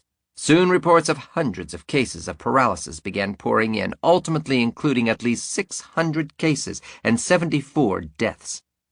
The CDC attempted to classify the victims as having died of other diseases. Ultimately, the vaccine side effects could no longer be hidden, and the expensive scandal cost David Spencer his job as CDC chief. Ironically, the swine flu epidemic itself never materialized. Only the CDC's immunization program caused sickness and death. Allegheny County Coroner Cyril H. Wecht personally investigated some of the vaccine's most unfortunate victims, including several fatalities. In a stinging indictment of this CDC program, he wrote in 1978, "The government should limit itself to facilitating public programs. Employing high-pressure sales tactics like Madison Avenue mass media promoters to push a program is not commensurate with this objective. Certainly when people's lives are at stake, cheap politics has no place." Inventing AIDS. In the aftermath of the swine flu and Legionnaire's disease fiascos, the CDC diversified into other areas of public health, ones not always tied to infectious disease. In 1980, the agency was restructured into several units, each focusing on different issues, and as a whole was renamed to the plural, the Centers for Disease Control. But as the CDC grew, it still preferred contagious diseases as subjects of investigation. The NIH was likewise beginning to enter uncertain times, particularly as the war on cancer was dragging on without any tangible results. The virus hunters had consolidated their position with their so-called cancer viruses, but none had made enough of a public impression to justify their lavish funding. Public patience was beginning to wear thin, and even many scientists were growing critical. Both the CDC and the NIH, representing the public health and biomedical research establishments, needed a new war to revitalize themselves. Contagious epidemics had proven the most effective at mobilizing public interest, and the medical and health establishments had spent vast sums of money establishing themselves on microbe hunting foundations. Yet microbe chasers had exhausted their opportunities with virtually every major disease, from hepatitis to cancer and more. Now they had no clear direction in which to march, no significant diseases to conquer. The virus hunters were heavily armed soldiers without a war to fight. Stated Red Cross official Paul Cumming in 1983, the CDC increasingly needs a major epidemic to justify its existence. The AIDS epidemic became their salvation. Here was a brand new plague, too dauntingly unfamiliar to allow criticism of virus-hunting habits and growing quickly enough to compel urgent action. It was an epidemic that allowed no time to think, only to act. The inherent danger of an infectious disease would quickly unite responsible healthcare workers, scientists, and journalists to stem the possible danger to the health of the general population. Once recognized and taken seriously, it could easily be exploited by the virus hunters of the huge NIH-funded research establishment. But to identify the syndrome and label it contagious, the CDC and its EIS would first have to stake their claim. That opportunity arrived late in 1980. Michael Gottlieb, a young researcher at the Medical Center of the University of California, Los Angeles, wanted to study the immune system and began scouring the hospital for patients with immune deficiency diseases. By November, Gottlieb was introduced to one such case. The patient, who suffered from a yeast infection that had taken hold in his throat, also had a rare pneumonia that refused to go away. The Pneumocystis carinii microbe that caused the pneumonia was known to inhabit the lungs of almost every human on the planet. The disease rarely struck anyone but cancer patients, whose chemotherapy treatments would destroy their immune systems and leave them vulnerable to such normally benign germs. But this young man, in his early 30s, was taking no such therapy. Given his age, he should have been a specimen of perfect health. In any case, this was Gottlieb's chance to try out the brand-new technology for counting T cells, one subset of white blood cells that participate in the immune system. The patient turned out to have very few T cells at all, much to Gottlieb's amazement. On the other hand, scientists knew very little about what a normal level of T cells should be, or any other white blood cells for that matter. The next several months of searching gathered 3 more such cases of immune deficiencies. All 3 displayed the same candidiasis, or yeast infection, as well as the pneumocystis pneumonia. And they all had low T-cell counts, the only parameter Gottlieb was interested in testing. By April of 1981, he decided he had a new syndrome on his hands. He called up the local public health department to ask for data on any similar patients elsewhere in Los Angeles. The staffer he spoke with, Wayne Shandera, was an active EIS officer trained the previous year. Shandera perked up at the news and found one more such case to add to the list. Now a pattern was emerging. All 5 men were active homosexuals. Gottlieb knew precisely what this discovery could mean for his career. As Randy Shilts recorded in his 1987 book, and the band played on, Gottlieb phoned the New England Journal of Medicine. "I've got something here that's bigger than Legionnaires," he said. "What's the shortest time between submission and publication?" The journal refused to bend traditional rules of publication. Frustrated and impatient, Gottlieb turned again to Shandera, who contacted the CDC. He figured this was probably the sort of outbreak that the CDC would be only too happy to publicize without delay. Shandera was right. James Curran, an official in the Venereal Disease Division of the CDC, wrote, hot stuff, on the announcement and hurried it into press with the agency's Morbidity and Mortality Weekly report. Like Gottlieb, CDC leaders could see the political benefits of managing another epidemic on the scale of Legionnaire's disease. On June 5th, the report was published, written so as to imply that these 5 unexplained cases spelled a major new disease. Despite the fact that the 5 victims had no contacts with each other, the report wasted no time suggesting that this might be a disease acquired through sexual contact.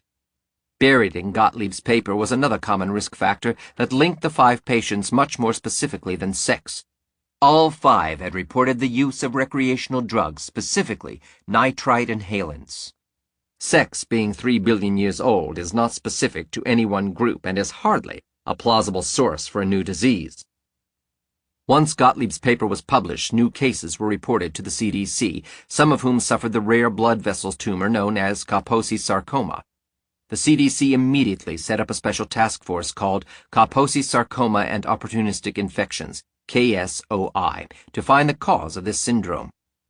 All of the known patients had been active male homosexuals who reported using poppers, the volatile nitrate liquid that had become the rage in the homosexual community for its ability to facilitate anal intercourse, as well as to maintain erections and prolong orgasms.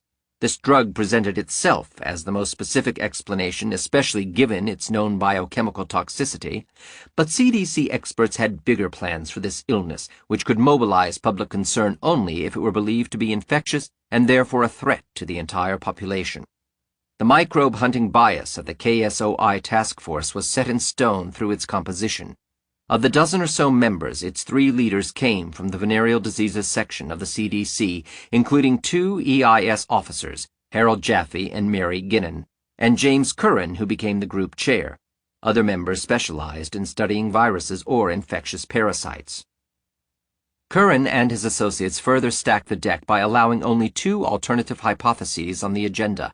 Either this syndrome was a short-lived tragedy caused by a single bad lot of poppers, or it was contagious.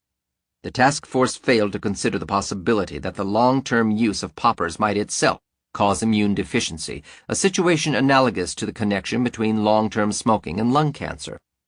The KSOI task force strategy was simple. The poppers hypothesis would be thrown out as soon as they could prove the victims had used different batches of the drug. The infection hypothesis would be supported by defining clusters of patients. The EIS network would assist the effort with extensive legwork, finding as many patients as possible and tracing their sexual partners. As historian Elizabeth Etheridge has demonstrated, based on later interviews with Harold Jaffe and other task force members, the fix was in.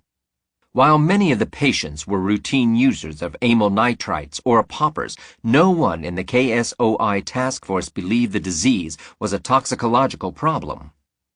As expected, no bad lot of poppers could be found. The results of the cluster study were equally predictable.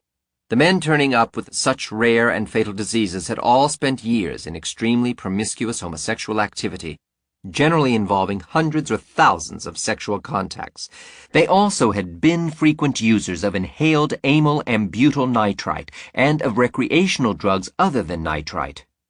Many patients tracked down by the CDC personnel could ultimately be traced through chains of sexual encounters to other immune deficiency patients, especially given their enormous sexual activity over time. Approximately 250 different sexual partners each year. The CDC investigators had their hands full in trying to trace each patient's list of partners, considering the long, latent period preceding AIDS. Once again, the cluster method of epidemiology proved its worthlessness, for even non-contagious diseases usually appear in such clusters. Nevertheless, the CDC accepted the clusters as proof of the infection hypothesis and announced the results 1 year after Gottlieb's first report. Most outsiders began yielding upon seeing the supposedly impressive cluster study. But 1 decade later, even the CDC had lost confidence in its hypothesis that clustering could prove AIDS to be infectious. Such clusters may be difficult to identify because most persons with AIDS have had contact with many different people. In particular, drug users and homosexual and bisexual men may have had contact with hundreds of partners that they did not know very well. In the early 1980s, the KSOI task force members looked for evidence that the syndrome was spreading to heterosexuals. Using hepatitis B as their model, they hunted down every heroin addict and every blood transfusion recipient, including hemophiliacs, who might have conditions vaguely resembling the immune deficiencies in homosexuals.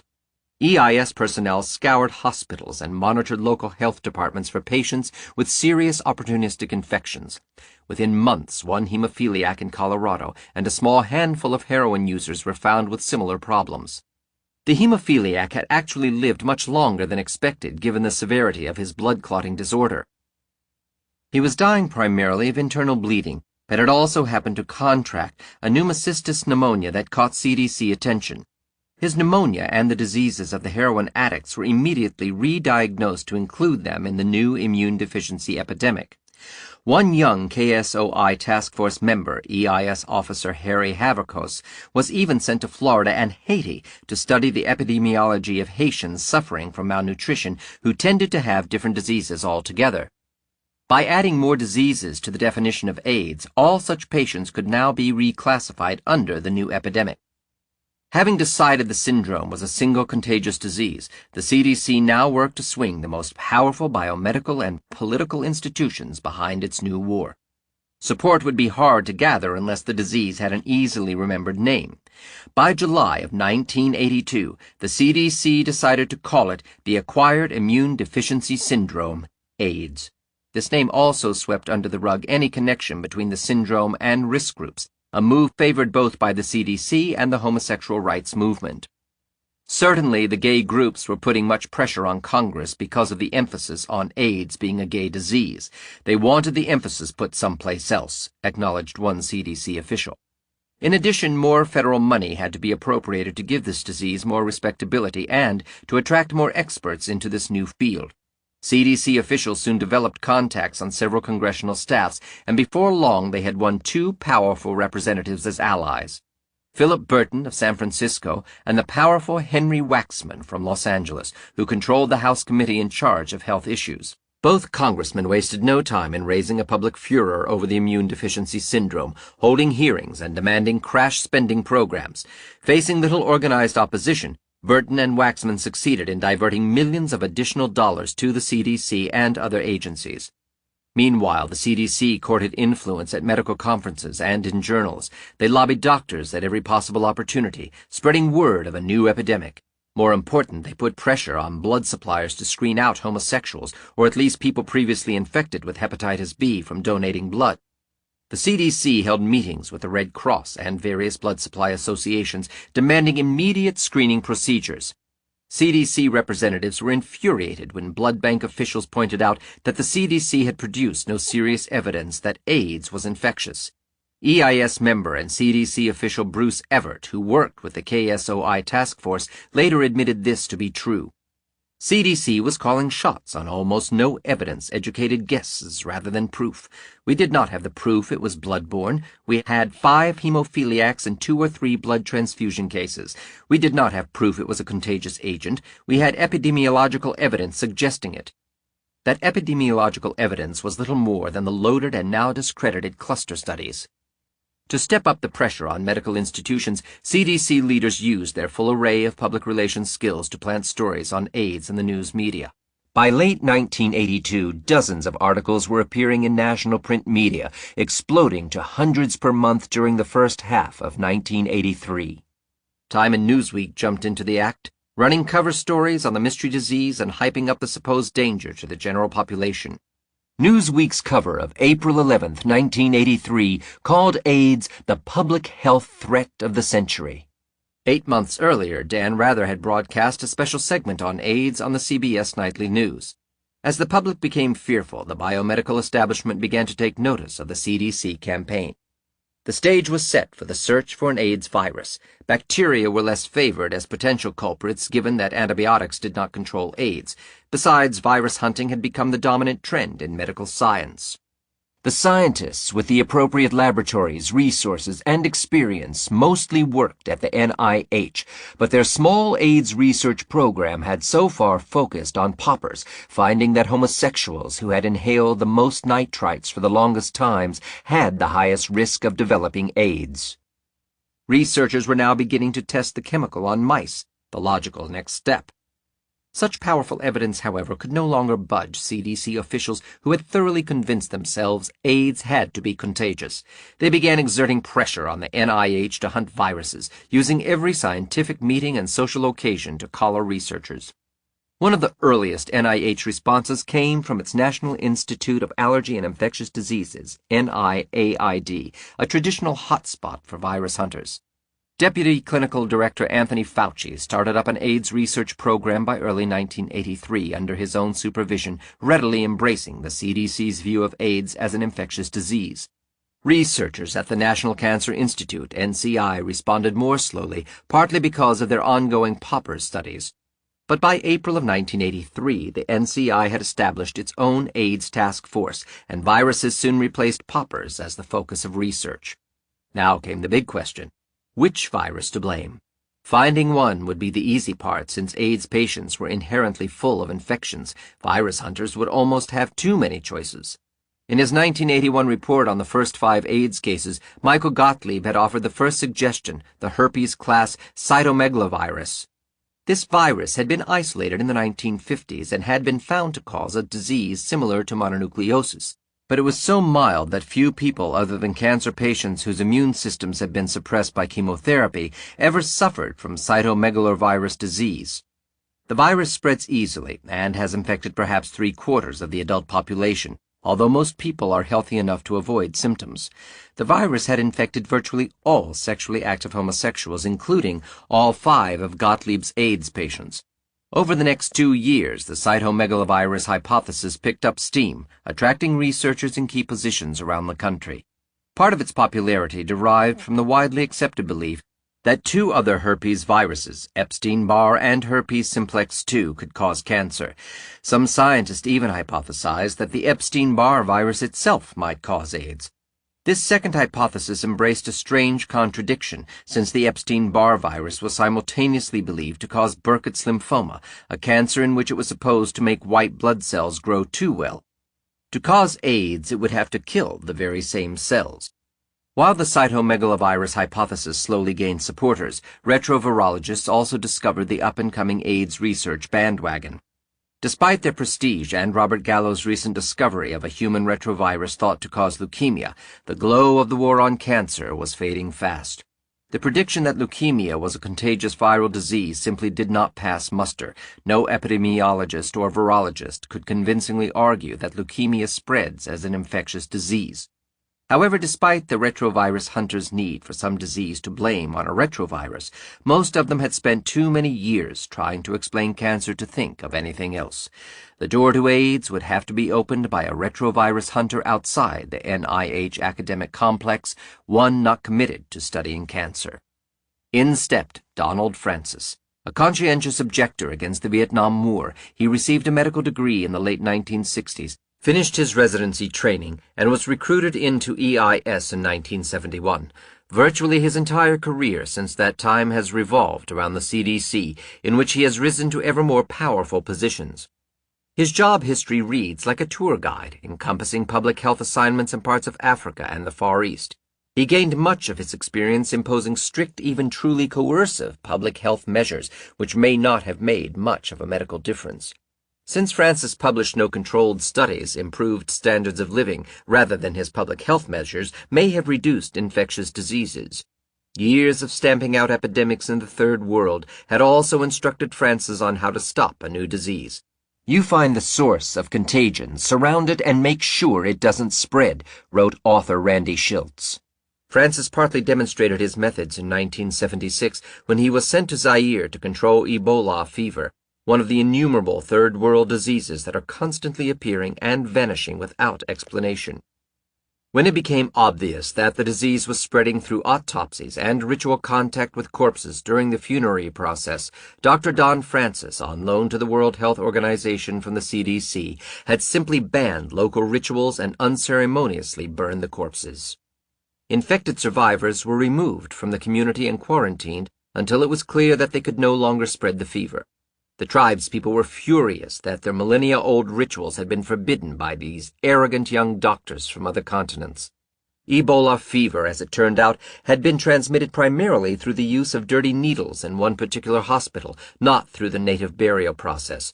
Nor did the CDC and WHO teams accomplish much.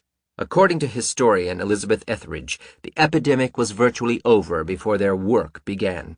The guilty hospital had already dosed itself, and the epidemic disappeared spontaneously. Nevertheless, for his STEM techniques, Francis was credited by his peers for singular brilliance. Francis returned to school in the late 1970s for a graduate degree researching the so-called feline leukemia virus in Max Essex's laboratory at Harvard. Thus Francis joined the circle of retrovirus hunters. But he has preferred public health activism over research science, and since 1981 has developed a reputation as one of the CDC's most ardent proponents of aggressive health controls over the population. In the early meetings between the CDC and the blood bank associations over possible AIDS transmission through the blood supply, Francis became known for his table-pounding confrontational style. By the time Gottlieb's report on the first AIDS cases was published in June of 1981, Francis had reached a high position within the CDC's Hepatitis Laboratories Division and had worked for years with the homosexual community in organizing a major hepatitis B study. Upon hearing that these mysterious patients had lost their T cells, he evidently saw an opening and leapt for it. A mere 11 days after the Gottlieb report, when only 5 AIDS cases officially existed and only a handful of other possible ones had been reported, Francis placed a telephone call to Max Essex. Randy Schiltz described the start of the conversation. "This is feline leukemia in people," Francis began. "Retroviruses were generally known to prefer infecting white blood cells, including T cells," he reasoned. Further, in Schiltz's words, "feline leukemia has a long incubation period. This new disease must have long latency too, which is the only way it was killing people in 3 cities on both coasts before anybody even knew it existed. On that June day, no one could even say for sure that this was even a real epidemic, nor had any retrovirus been found in AIDS patients. Yet Francis had already mapped out the entire future of AIDS research. This new syndrome would be contagious, caused by a retrovirus with a long latent period between infection and disease. According to Schiltz, Francis was already convinced. This decision had no basis in any scientific evidence, but was destined to shape scientific thinking for years to come. As soon as Francis had made his decision, he transformed himself into a relentless champion of this retrovirus AIDS hypothesis. He doggedly pushed this view whenever someone would lend him an ear, and even when no one would. Within a year, KSOI Task Force head James Curran was echoing the Francis hypothesis, as were other key CDC staffers. Max Essex eagerly joined in, helping Francis lobby the NIH to find a new retrovirus. The perfect man for the job was Essex's old friend Robert Gallo, who headed a huge and well-funded retrovirus lab at the National Cancer Institute. By 1982, both Essex and Gallo were searching part-time for an AIDS retrovirus. But rather than waiting for some new virus to be discovered, Essex decided to use something more readily available. Gallo had already found HTLV-1, the first known human retrovirus, which he believed caused T-cell leukemia after a long latent period. Why couldn't this virus also cause a second disease, AIDS? This would not be the first time virus hunters had blamed a single virus for 2 or more radically different diseases. In this case, HTLV-1 would infect the same T cells in both diseases. And so Gallo and Essex, in articles published back-to-back in Science in 1983, asserted that HTLV-1 can cause AIDS. Therein, however, lay the problem.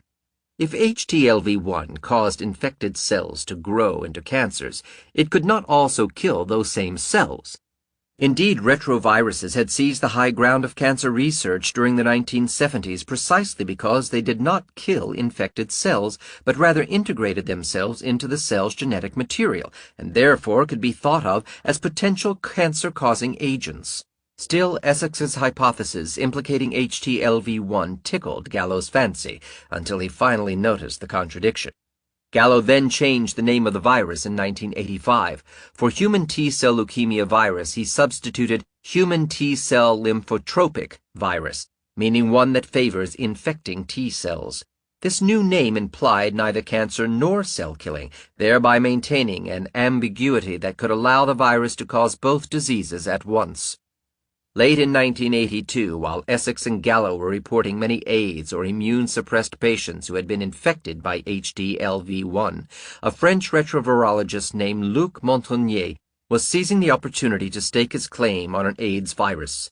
Working at the Pasteur Institute in Paris, he cultured cells from a homosexual patient with swollen lymph nodes but no AIDS. Within weeks, he isolated a new retrovirus. Not being prone to overstatement, he cautiously named his new find the lymphadenopathy-associated virus, LAV, though certainly hoping it would be accepted as the cause of AIDS. Knowing he faced an uphill battle, he decided to enlist Gallo's help in promoting this discovery. That later proved to be a serious mistake.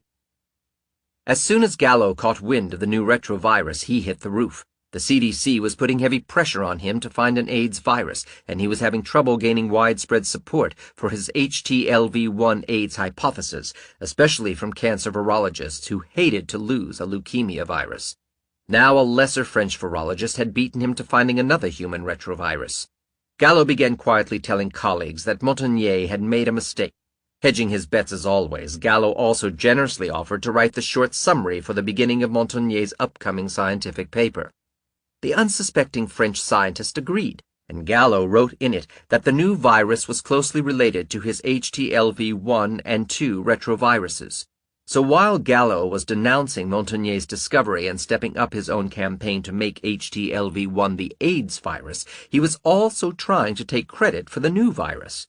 Gallo proudly defended his new title, Father of Human Retroviruses, and lived up to it by adopting all human retroviruses to his HTLV family. Montagnier's paper was published, and Gallo spent the next several months furiously trying to find the same virus. Finally, by April of 1984, he was ready to announce having found a similar retrovirus, which he unsurprisingly named HTLV-3. He had prepared 4 separate papers reporting his discovery of the virus and its isolation from a number of AIDS patients. Ethical protocol among scientists required that he first publish those papers, allowing his peers to analyze the results before he went to the news media. But Gallo and his employer, the Department of Health and Human Services, pulled a coup d'etat on Montagnier by holding a press conference on April 2nd and 3rd, more than a week before the papers were to be printed in the journal Science. Margaret Heckler, Secretary of Health and Human Services, sponsored the huge event and introduced Gallo to the press corps. Backed by the full prestige of the federal government, she officially declared this new virus was probably the cause of AIDS, a conclusion dutifully reported by the media. By April 2 through 4, EIS member Lawrence Altman had dubbed it the AIDS virus for the readers of the New York Times. Thus, before any other scientists could review and comment on Gallo's claim, it had been set in stone. The press conference marked a point of no return. Career-minded scientists immediately dropped all other AIDS research, including work on the Epstein-Barr virus, cytomegalovirus, and HTLV-1, as well as all remaining experiments on paupers. From that date forward, every federal dollar spent on AIDS research funded only experiments in line with the new virus hypothesis. Had researchers been politically free to examine Gallo's papers for themselves, they might have objected that some of his AIDS patients had never been infected by the virus. They would have pointed out that no virus had been found in any of Gallo's AIDS patients, but only antibodies against it. Antibodies are traditionally a sign that the immune system has rejected the virus. Researchers also could have remembered that retroviruses do not kill cells. For that matter, they might have noticed that Montagnier had found the virus first. But the CDC had raced to victory. The entire world now knew about AIDS and believed it to be contagious. The news media had begun beating the drums for a war on this syndrome. Hundreds of millions and then billions of new dollars began flowing into the CDC and other biomedical research institutions. Most important, the virus hunters had finally reached center stage. Not since the polio epidemic had they reveled in the glory of so much public attention. The fear of infectious disease had now been revived on a mass level for the first time in decades, and the lay public had no choice but to trust their appointed experts for answers. And on the very day of the press meeting, while the rest of the world was struggling to come to terms with the first infectious plague in many years, Gallo quietly filed his U.S. patent application for the virus antibody test. The patent stated under oath that the virus could be mass-produced for HIV tests within indefinitely growing, immortal T cells. But according to Gallo's scientific papers, the virus caused AIDS by killing T cells. Scandal in the establishment. More than just a politically driven event, the declaration of HTLV-3 as the AIDS virus was a sordid affair. The story largely centers around Robert Gallo, but also fulfills the worst expectations of the overfunded science bureaucracy. Gallo himself has a history of questionable claims to timely scientific discoveries. Given such a track record, the fact that he nevertheless steadily rose to one of the most powerful positions at the NIH serves as an indictment of federally sponsored research. Gallo's first attempt to get a piece of the action came in 1970 on the heels of Howard Temin's announcement of finding reverse transcriptase, the retrovirus enzyme that allows it to embed itself in the genetic material of an infected cell. Seeing the chance for a quick and easy way to explain human cancer, Gallo soon declared finding evidence of retrovirus infection in human leukemias. Virus hunters stampeded to confirm his discovery, but to their dismay could not.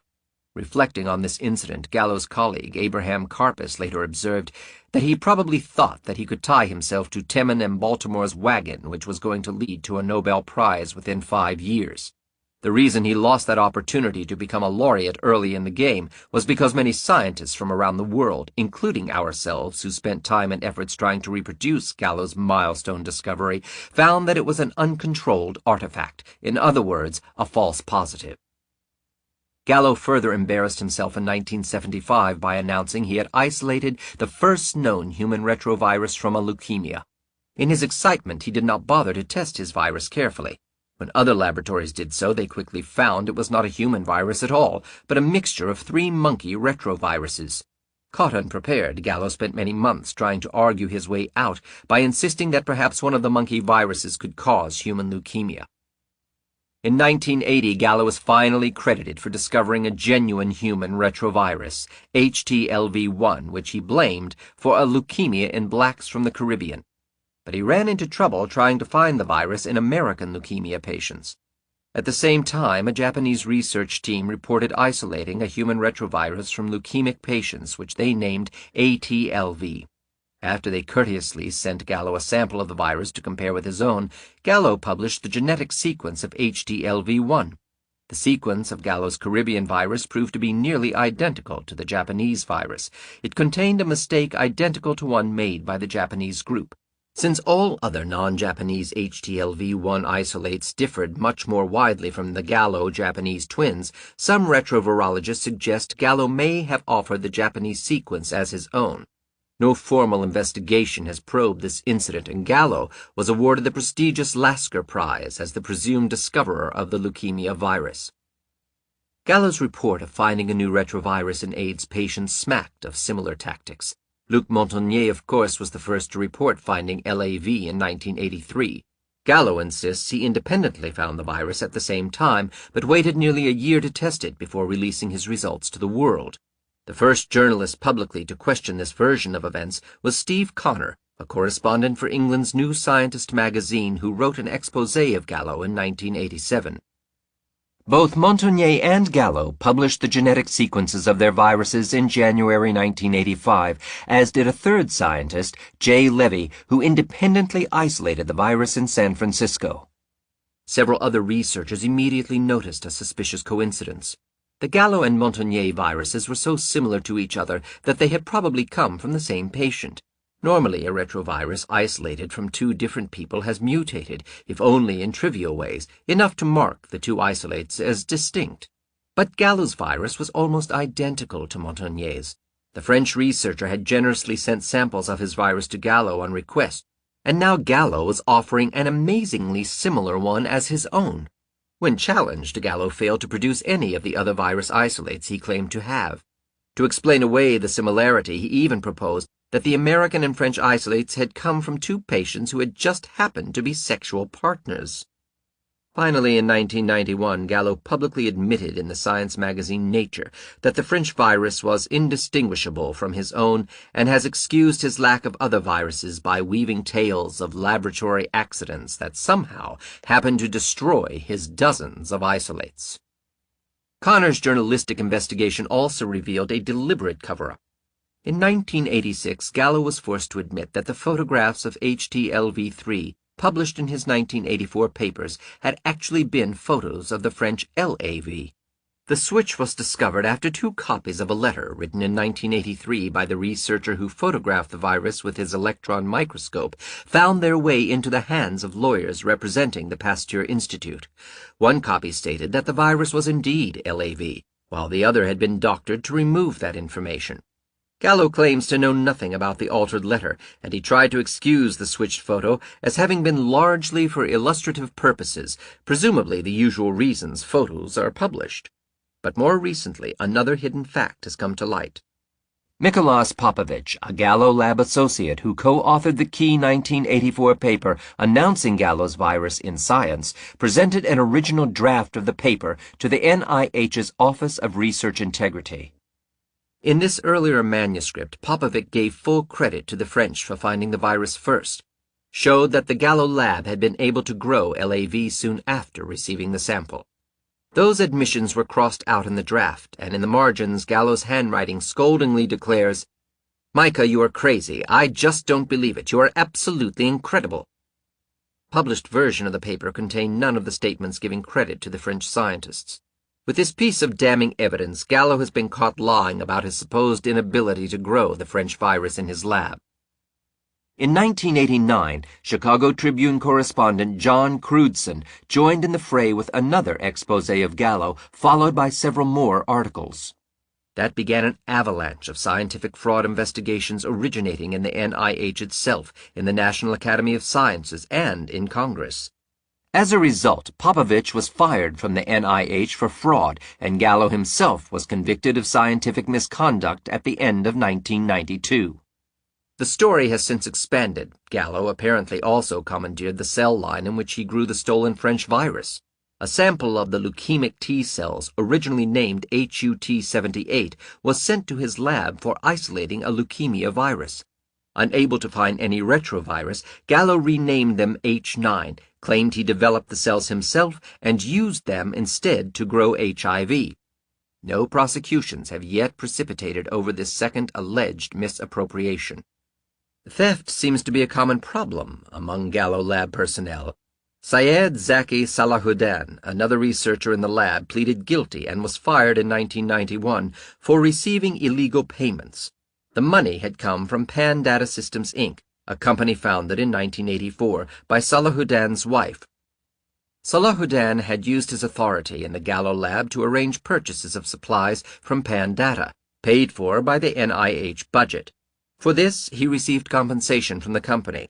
He even stripped Gallo's lab of viruses and equipment that he handed over to Pan Data for use and resale at below-market rates.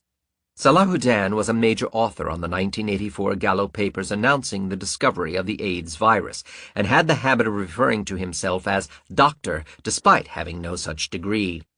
Authorities are also investigating yet another scientist in the lab, Haram Ablashi, for involvement in the Pan Data scandal. Another co-author on those Gallo papers, Prem Saran, soon found himself on trial and was fired by the NIH for embezzlement. When a German company sent a payment of $25,000 for experimental work performed by the Gallo lab, Saran deposited the check in a special personal account. He later testified he was simply borrowing the money, although he actually used it to pay off personal debts. The check, originally intended for the hiring of a laboratory technician to conduct the desired experiments, had been made out to the initials of the NIH Foundation for the Advancement of Education in the Sciences, FAES. Saran's own bank account also had the initials FAES, which he later claimed represented the family account for the education of the Saran children. A jury convicted him of criminal charges in July 1992. Gallo sank into still deeper trouble in 1990 through a collaborative project with French scientist Daniel Zaguri. In the United States, government scientists are prohibited from participating in dangerous experiments on human beings. Zaguri, with the help of Gallo's lab, tested a supposed AIDS vaccine on 19 human volunteers, some from Africa. 3 of the patients died, a fact that Zaguri left completely out of his published paper on the experiment. Word of the disaster and cover-up got out after an article appeared in the popular press by Chicago Tribune reporter John Crewdson. This, in turn, led to a major NIH investigation. Gallo sensed his worsening plight, but as always, whenever he finds himself in a corner, mysterious events take place. A few weeks after the Zaguri paper appeared in print, Gallo returned home one August evening from a big dinner to discover the aftermath of a burglary. County police, who responded to the call, found a baffling scene. The Gallo family jewelry, silverware, and VCR were in their familiar places untouched, as police detective John McCluskey told Science. Not a thing was taken. According to Gallo, only one thing had been disturbed, some scientific data sent from Zaguri. Gallo eagerly offered John Crewdson, the Chicago Tribune reporter, as his first suspect. The police eventually dismissed this idea and dropped their investigation. Several months later, shortly before Gallo was to appear before Congress in one of many fraud investigations, he once again precipitated an unusual but convenient incident. The alarm system Gallo bought after last summer's break-in went off in the night. He phoned the Bethesda police, saying he thought Crewdson was again trying to break into his house. The Detective Bureau concluded it was a false alarm. Despite Gallo's insistence, the police disregarded the complaint. But Gallo proved not to be the only leading AIDS scientist to offer Montagnier's virus as his own. The leading English AIDS scientist, Robin Weiss, in 1985, reported independently isolating an AIDS retrovirus after Montagnier had also sent him samples of LAV. A British investigation revealed in early 1991 that Weiss's virus also appeared to be identical to the French virus, and Weiss publicly agreed that he might have accidentally contaminated his cultures with LAV. Both Gallo and Weiss have managed to cash in on their incredible series of mistakes. Gallo secured the U.S. patent rights for the virus test, while Weiss received the British patent.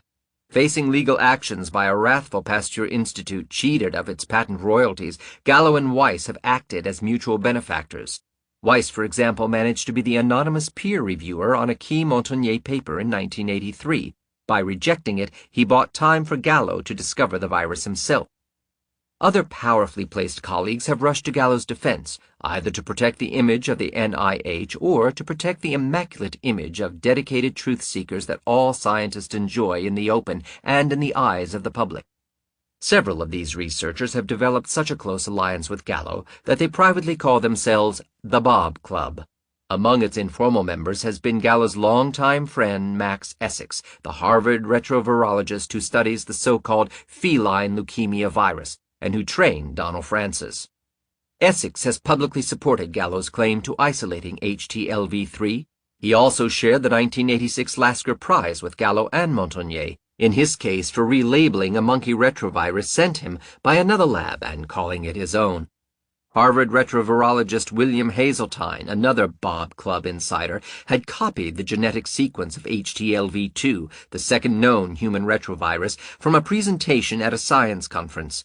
He then published the sequence, unknowingly including a deliberate error planted by the Japanese research team who had actually done the work.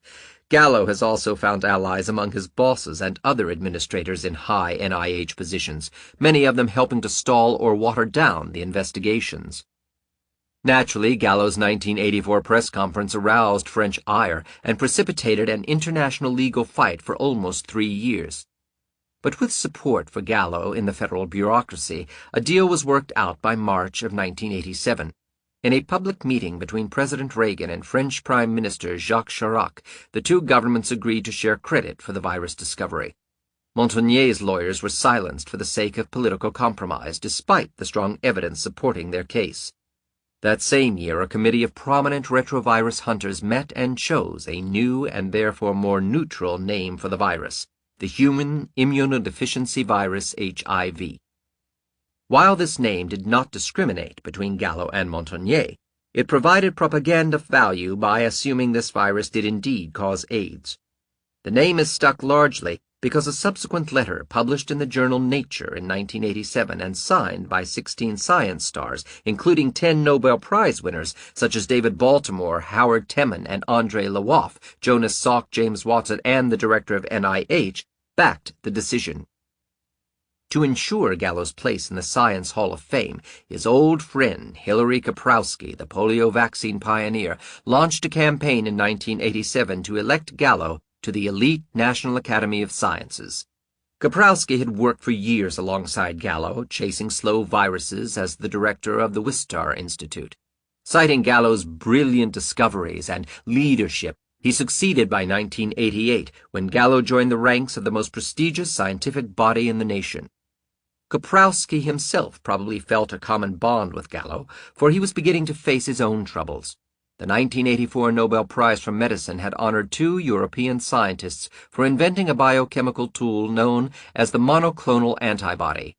Upon request, the European researchers had generously sent Kaprowski a sample of their cell line along with a letter warning against any commercial use of the product. In speaking with Cesar Milstein, one of the Nobel laureate European researchers, Kaprowski denied seeing the letter, insisting it had somehow been lost. In any case, Milstein directly reminded Kaprowski not to use the technique commercially. Yet after that warning, Kaprowski managed to patent the technique himself. To reassure the angered Milstein, Kaprowski declared that the money was going entirely into scientific research. It was in the form of Kaprowski's brand new biotechnology company, Centocor, which was reaping the profits. Meanwhile, the Wistar Institute's board of directors fired Kaprowski as director in 1991. During his last 10 years at the helm, he had so mismanaged the Institute's finances that its coffers dwindled from tens of millions of dollars to a several million-dollar deficit. Centocor fared much better. By the end of 1986, Kaprowski's own stock holdings in the company already exceeded $15 million in value. By 1988, Gallo surely believed his position had been secured. But after the Connor and Crutzen articles, the whole stolen virus scandal reopened in 1990. His career began tumbling, finally leading on December 30th, 1992, to his official conviction on a charge of scientific misconduct. The Office of Research Integrity found that Gallo had falsely claimed he could not grow the French virus in his own lab. Gallo appealed the decision to a committee of lawyers under the authority of the Department of Health and Human Services. After months of legal wrangling by both sides, the panel shocked observers by raising the burden of proof on the prosecution. Suddenly, the investigators had to prove not only that Gallo had fabricated his results and covered up the evidence, but also that he had consciously planned to do so, as if this scientific review were actually a criminal proceeding. Unable to meet the new standards, the NIH prosecutors were forced to drop the charges, and Gallo was officially acquitted. Since then, none of the many investigators on the Gallo case have even tried to prosecute the remaining charges, mostly related to the allegedly misappropriated French virus. But the controversy is not going away. According to columnist Daniel S. Greenberg, the misconduct case against Robert C. Gallo is showing signs of an afterlife of seething resentment among his detractors and canonization by supporters. Gallo has made many enemies over the years, and many scientists remember the powerful evidence against him. In July 1994, the director of the NIH, Harold Varmus, reluctantly agreed to relocate to France the American royalties for the Gallo NIH patent of the HIV antibody test. The issue whether Gallo and Popovich should nevertheless receive their annual $100,000 salary supplements for the patent on the test from the U.S. government remained unresolved. The director's decision to reallocate the royalties to France was based on several years of investigations of Gallo's laboratory by the NIH's Office of Research Integrity and by the Subcommittee on Oversight and Investigations of the U.S. House of Representatives, chaired by Democratic Congressman Dingell. By the end of 1994, the Dingell Subcommittee released a 267-page staff report and a 65-page summary report providing overwhelming evidence that Gallo and the NIH had patented Montonier's virus. The Chicago Tribune summarized the report's conclusion in an article entitled, "In Gallo Case, Truth Termed a Casualty," and in a subsequent editorial defending the indefensible Dr. Gallo. According to well-informed sources, Gallo was asked to leave the NIH in 1995. This happened in the summer of 1995 when Gallo moved to Baltimore.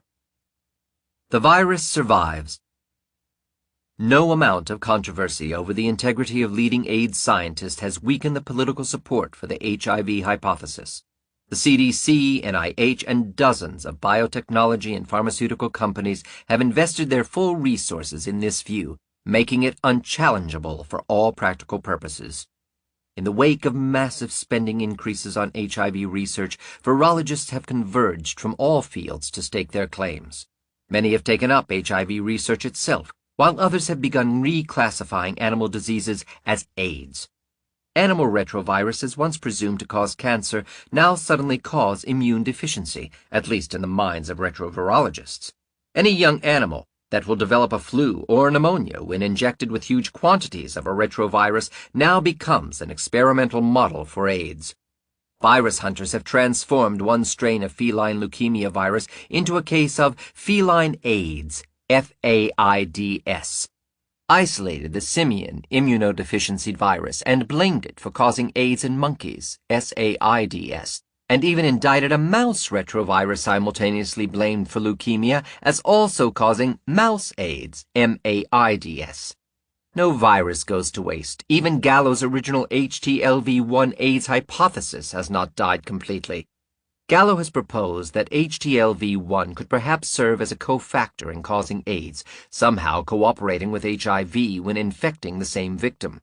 Gallo also simultaneously proposed exactly the opposite notion that HTLV-1 might function as the cure for AIDS. His logic was simple. If HIV kills T cells, and if HTLV-1 makes them grow more aggressively as leukemia, then the two viruses might cancel each other's effects.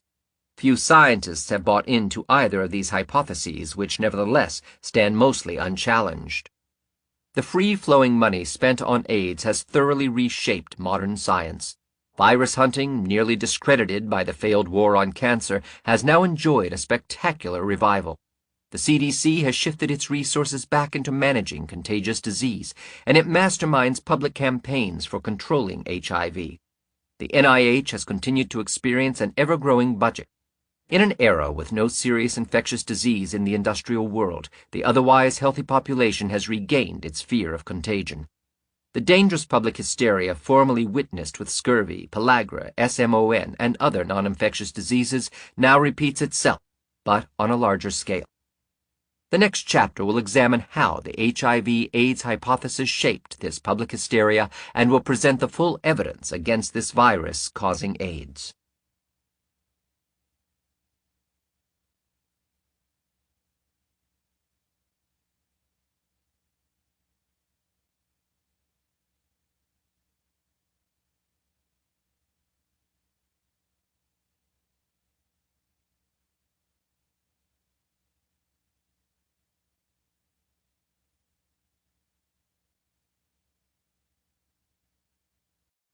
Chapter 6. A Fabricated Epidemic. By the mid-1980s, a sinister specter had been launched. The media buildup around AIDS, combined with the 1984 announcement of an AIDS virus, had painted a picture of a 20th century bubonic plague capable of ravaging our nation and the planet. Now everyone was aware of the deadly disease spreading through the homosexual community. The scientific and government experts, most prominently including Surgeon General C. Everett Koop, predicted an explosion into the heterosexual population. In early 1987, Koop and the World Health Organization were forecasting that a staggering 100 million people would be infected with the virus by early 1990. Talk of casual transmission became popular once top officials at the CDC and NIH announced HIV could be found in saliva. Evidence that the virus could survive for long periods outside the human body led to nervousness about restaurants and public toilets. Naturally, the fact that HIV was a blood-borne virus spurred discussion of mosquito transmission, including among top AIDS researchers. AIDS was such a new syndrome that most of its mysteries remained to be solved. Certainly no vaccine and probably no potent therapy would be available for several years, by which time hundreds of thousands or millions of people would already have died. In the meantime, it seemed that only public health measures could work. Authorities tried to prevent further spread of the illness by discouraging the major risk activities, those routes most easily transmitting HIV. The most obvious threat was said to be sexual intercourse. Official warnings were always accompanied by reminders that, although the virus was now transmitted by homosexual contact, it would soon follow the usual pattern of infectious diseases by spreading among heterosexuals of all walks of life. Frightening reports of the African epidemic were exploited to paint a picture of our own future. There, whole villages were apparently disappearing as the new syndrome cut a wide swath of destruction among men and women alike. In the industrial world, heterosexual intravenous drug addicts were already passing HIV around by sharing their used syringes. AIDS officials confidently reassured the public of their timely screening and protection of the nation's blood supply, but noted they were too late to save most hemophiliacs. Ominous statistics hit the news. 50% to 100% of everyone carrying the virus would die, and the unpredictable latent period between infection and AIDS ranged from 5 to 10 years, during which time the carriers could infect many more people. Once infected, an individual's antibody defense raised against HIV was inexplicably useless, except to alert doctors to the fatal infection. Once the virus was reactivated for unknown reasons, it proceeded to kill off the body's entire supply of T cells, the white blood cells regulating the immune response against all other microbes. AIDS victims suffered horribly, slow, painful deaths, being eaten alive by pneumonias, yeast infections, cancers, uncontrollable diarrhea, and dementia from brain degeneration. No recovery was possible since the patient was completely defenseless against many diseases normally harmless to a healthy person. To add a further sense of urgency, AIDS experts supplemented their official estimate of 1 million HIV-positive Americans with suggestions of 2 million to 3 million, plus dire predictions that the number might double every year. The public response to such news was inevitable. Battle lines rapidly emerged between two political camps, civil rights advocates for the HIV positives and those championing health rights for the HIV negatives. Under the banner call, Fight AIDS, Not People, groups ranging from the Militant AIDS Coalition to Unleash Power, ACT UP, to the federal government's National Commission on AIDS, insisted that the syndrome be treated basically as a handicap. Although acknowledging that AIDS was contagious, many political activists feared the potential backlash from widespread panic. They preferred to mobilize support for the care of AIDS patients, assiduously avoiding any hint of blame on the victims. As the National Commission on AIDS proclaimed, HIV disease has a devastating impact on those who are already marginalized members of society. HIV disease could not be understood outside the context of racism, homophobia, poverty, and unemployment. Likewise, President Bush admonished that once disease strikes, we don't blame those who are suffering. We don't spurn the accident victim who didn't wear a seatbelt. We don't reject the cancer patient who didn't quit smoking. We try to love them and care for them and comfort them. The CDC and other agencies deeply involved in managing the war on AIDS continued to warn of an imminent heterosexual epidemic. Activists for HIV were therefore forced to offer some solution to halt the syndrome's spread, but without endangering homosexual liberation. They found an answer in condoms and programs to provide heroin addicts with sterile needles. But many activists, including those in the National Commission, also saw in AIDS much opportunity. The HIV epidemic did not leave 37 million or more Americans without ways to finance their medical care, but it did dramatize their plight. The HIV epidemic did not cause the problem of homelessness, but it has expanded it and made it more visible. The HIV epidemic did not cause collapse of the healthcare system, but it has accelerated the disintegration of our public hospitals and intensified their financing problems. The HIV epidemic did not directly augment problems of substance use, but it has made the need for drug treatment for all who request it a matter of urgent national priority. Another side of the debate operated on the principle of better safe than sorry, viewing AIDS in more grand and threatening terms. This alarmism created strange alliances between such individuals as California Congressman William Dannemeyer and former Marxist, head of the U.S. Labor Party, Lyndon LaRouche. Many of these people were convinced the AIDS epidemic was actually far worse than officially acknowledged.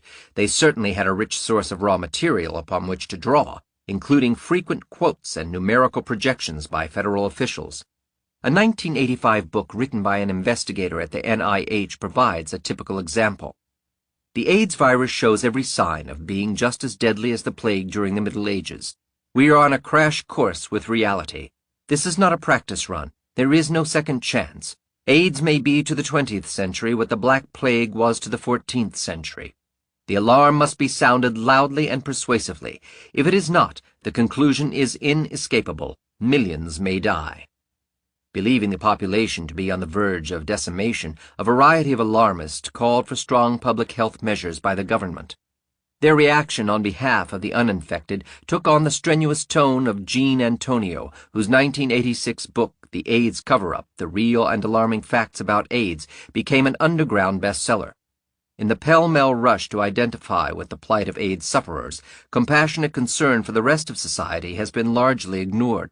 Permeated with heterophobia, AIDS victim identification hysteria has dangerously impeded compassionate steps being taken to safeguard the health of the rest of society. The alarmists generally insisted on mandatory HIV testing, particularly for healthcare workers and those in AIDS risk groups, as well as infection contact tracing and reportability to government agencies, and they even discussed possible quarantine of infected persons. More than 50 countries, including the United States, adopted immigration or tourism restrictions on infected people, and the Cuban government established a quarantine detention center for its HIV-positive citizens. Alarmists derided the weaker proposals of their opponents, often leaping to the defense of medical workers wanting more safeguards from potentially infected patients. Yet despite their differences, both sides of the controversy agreed on one thing. More money was needed to fight AIDS, and quickly. Federal AIDS officials were no doubt delighted to hear California Congressman Dannemeyer, in an unusual alliance with Michigan Representative John Dingell for increased medical funding on AIDS, declare enthusiastically, "The AIDS Prevention Act of 1990 is a path-breaking piece of legislation in many respects. For the first time, the federal government would make resources available to states, hospitals, high-risk clinics, and non-profit health care facilities to provide preventative health services to low-income individuals afflicted with a specific disease, AIDS. This legislation breaks new ground in bringing federal resources to bear on a very specific national health problem, the epidemic of HIV infection. It includes many admirable provisions which, if enacted, would establish sound priorities and provide state and local health officials with appropriate resources to fight this horrible epidemic." This push for larger AIDS budgets certainly succeeded. Some $7 billion were spent by the federal government during 1994, and well over $35 billion has been spent since the AIDS epidemic began. What are the results of this modern-day Manhattan Project? A staggering 100,000 scientific papers so far have been published on HIV and AIDS, a number unprecedented for any other virus. But AIDS investigators have yet to demonstrate that even a single life has been saved by any of their programs. No vaccine exists, condom and clean needle programs have made no measurable impact on the epidemic, the admittedly toxic drugs AZT, DDL, and DDC, which do not cure AIDS, are the only therapy substitutes available today. Despite projections of widespread HIV infection has remained virtually constant throughout the industrialized world ever since it could be tested in 1985, whether in the United States or Europe. The estimated incubation period between infection and disease has been revised from 10 months to more than 10 years, and the predicted heterosexual explosion has failed to materialize. When a disease can be neither treated nor controlled, nor its course even roughly predicted, some fundamental assumption is probably badly askew. HIV not guilty. 20 years of belief in dormant human viruses causing disease after long incubation periods, plus many decades of hunting animal retroviruses, rendered most biologists utterly incapable of challenging Gallo's 1984 announcement of an AIDS virus. Prestigious awards and new grant monies awaited scientists who could apply their animal models or slow virus concepts to human disease. Researchers also felt insecure about venturing outside their narrow fields of specialization to raise questions in other areas. Epidemiologists assumed clinicians were accurately describing their cases. Virologists trusted the statistics of the epidemiologists, the immunologists placed confidence in the virologist lab experiments, and the computer modeling experts believed them all. Any intrusion into another scientist's domain entailed peer rejection and humiliation. In this atmosphere of pressure to conform, the lessons of the bacteria-hunting era were easily overlooked. Virtually no one thought to test HIV according to Koch's postulates. These time-tested standards apply even more perfectly to viruses, which are non-living parasites with no behavioral flexibility, than they do to bacteria, which can sometimes release toxins or adapt to changing environments. The growing mountains of data on HIV were instead interpreted solely to fit the consensus virus, AIDS hypothesis, and researchers forgot the very rudiments of virology itself as they assigned increasingly bizarre properties to this virus. But Koch's postulates do indeed cut to the heart of the issue, exonerating HIV and rendering most AIDS research entirely pointless. 1. Koch's first postulate. The microbe must be found in all cases of the disease. Robert Koch explicitly stated that a causal germ would be found in high concentrations in the patient and distributed in the diseased tissues in such a way as to explain the course of the symptoms. In the case of AIDS, the affected tissues include the white blood cells of the immune system, particularly the T cells, as well as the skin cells in lesions of Kaposi sarcoma and brain neurons in dementia. But no trace of the virus can be found in either the Kaposi sarcomas or the neurons of the central nervous system. Since retroviruses in fact cannot infect non-dividing cells like neurons, the absence of HIV there is hardly surprising. However, because Kaposi sarcoma itself has long been synonymous with AIDS, the absence of virus in this cancer seriously undermines the HIV hypothesis. If HIV were actively infecting T cells or other members of the body's immune system, cell-free virus particles, known as virions, should easily be found with great ease circulating in the blood. This is the case with all classical viral diseases. In a patient suffering from hepatitis B, 1 milliliter of blood, about 5 or 10 drops, contains approximately 10 million free virus particles. Likewise, flu-like symptoms appear only in the presence of 1 million rhinovirus particles per milliliter of nasal mucus, and 1 to 100 billion particles of rotavirus per gram of feces will accompany diarrhea in the patient. But in most individuals suffering from AIDS, no virus particles can be found anywhere in the body. The remaining few patients have at most a few hundred or a few thousand infectious units per milliliter of blood. One paper published in March of 1993 reported 2 individuals with about 100,000 virus particles per milliliter of blood out of dozens of AIDS patients with little or no detectable virus. Thus, HIV behaves as a harmless passenger microbe, only sporadically coming back to life long after the immune system has been destroyed by something else and can no longer suppress the virus. Even those patients with some detectable virus never have more than 1 in every 10,000 T cells actively producing copies of the virus. On average, only 1 in every 500 or more T cells contains even a dormant virus. The abundance of uninfected T cells in all AIDS patients is the fatal, definitive argument against the many false claims for high viral loads or burdens in AIDS patients. Nothing could ever stop infectious viruses from infecting all susceptible cells in the same body, except, of course, antiviral immunity. If T cells remain uninfected, there are no viruses to infect them. The absence of active, infectious virus automatically disqualifies HIV as a player in the syndrome. Microbes can cause serious damage only when infecting the host cells faster than the body can replace them. T cells, the presumed target of HIV, are constantly regenerating at much, much higher rates than dormant HIV in the presence of antiviral immunity. To gain some perspective, one should remember that most people carry inactive forms of several viruses, none of which cause disease while the microbes remain hidden and dormant in the body. 2 out of every 3 Americans carry the herpes virus, and an equal number harbor the herpes class cytomegalovirus. Epstein-Barr virus, causing mononucleosis, kissing disease, when active, resides in dormant form in 4 of every 5 Americans, and an even higher proportion of people host the papilloma or wart virus. If these viruses could cause disease while latent, the absurd situation would arise in which virtually no one would be left to treat the hundreds of millions of sufferers. HIV is not, of course, behaving differently from other viruses. Upon infecting a new host, a typical virus invades its target cells and begins replicating in large quantities, producing new virus particles that spill into the bloodstream and infect more cells.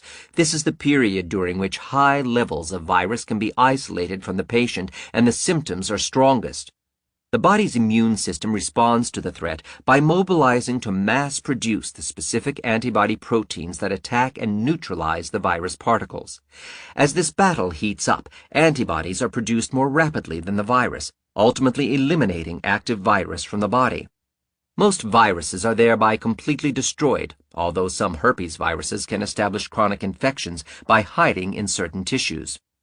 Retroviruses by nature insert their genetic information into infected host cells, becoming dormant once neutralized by the host's immune system.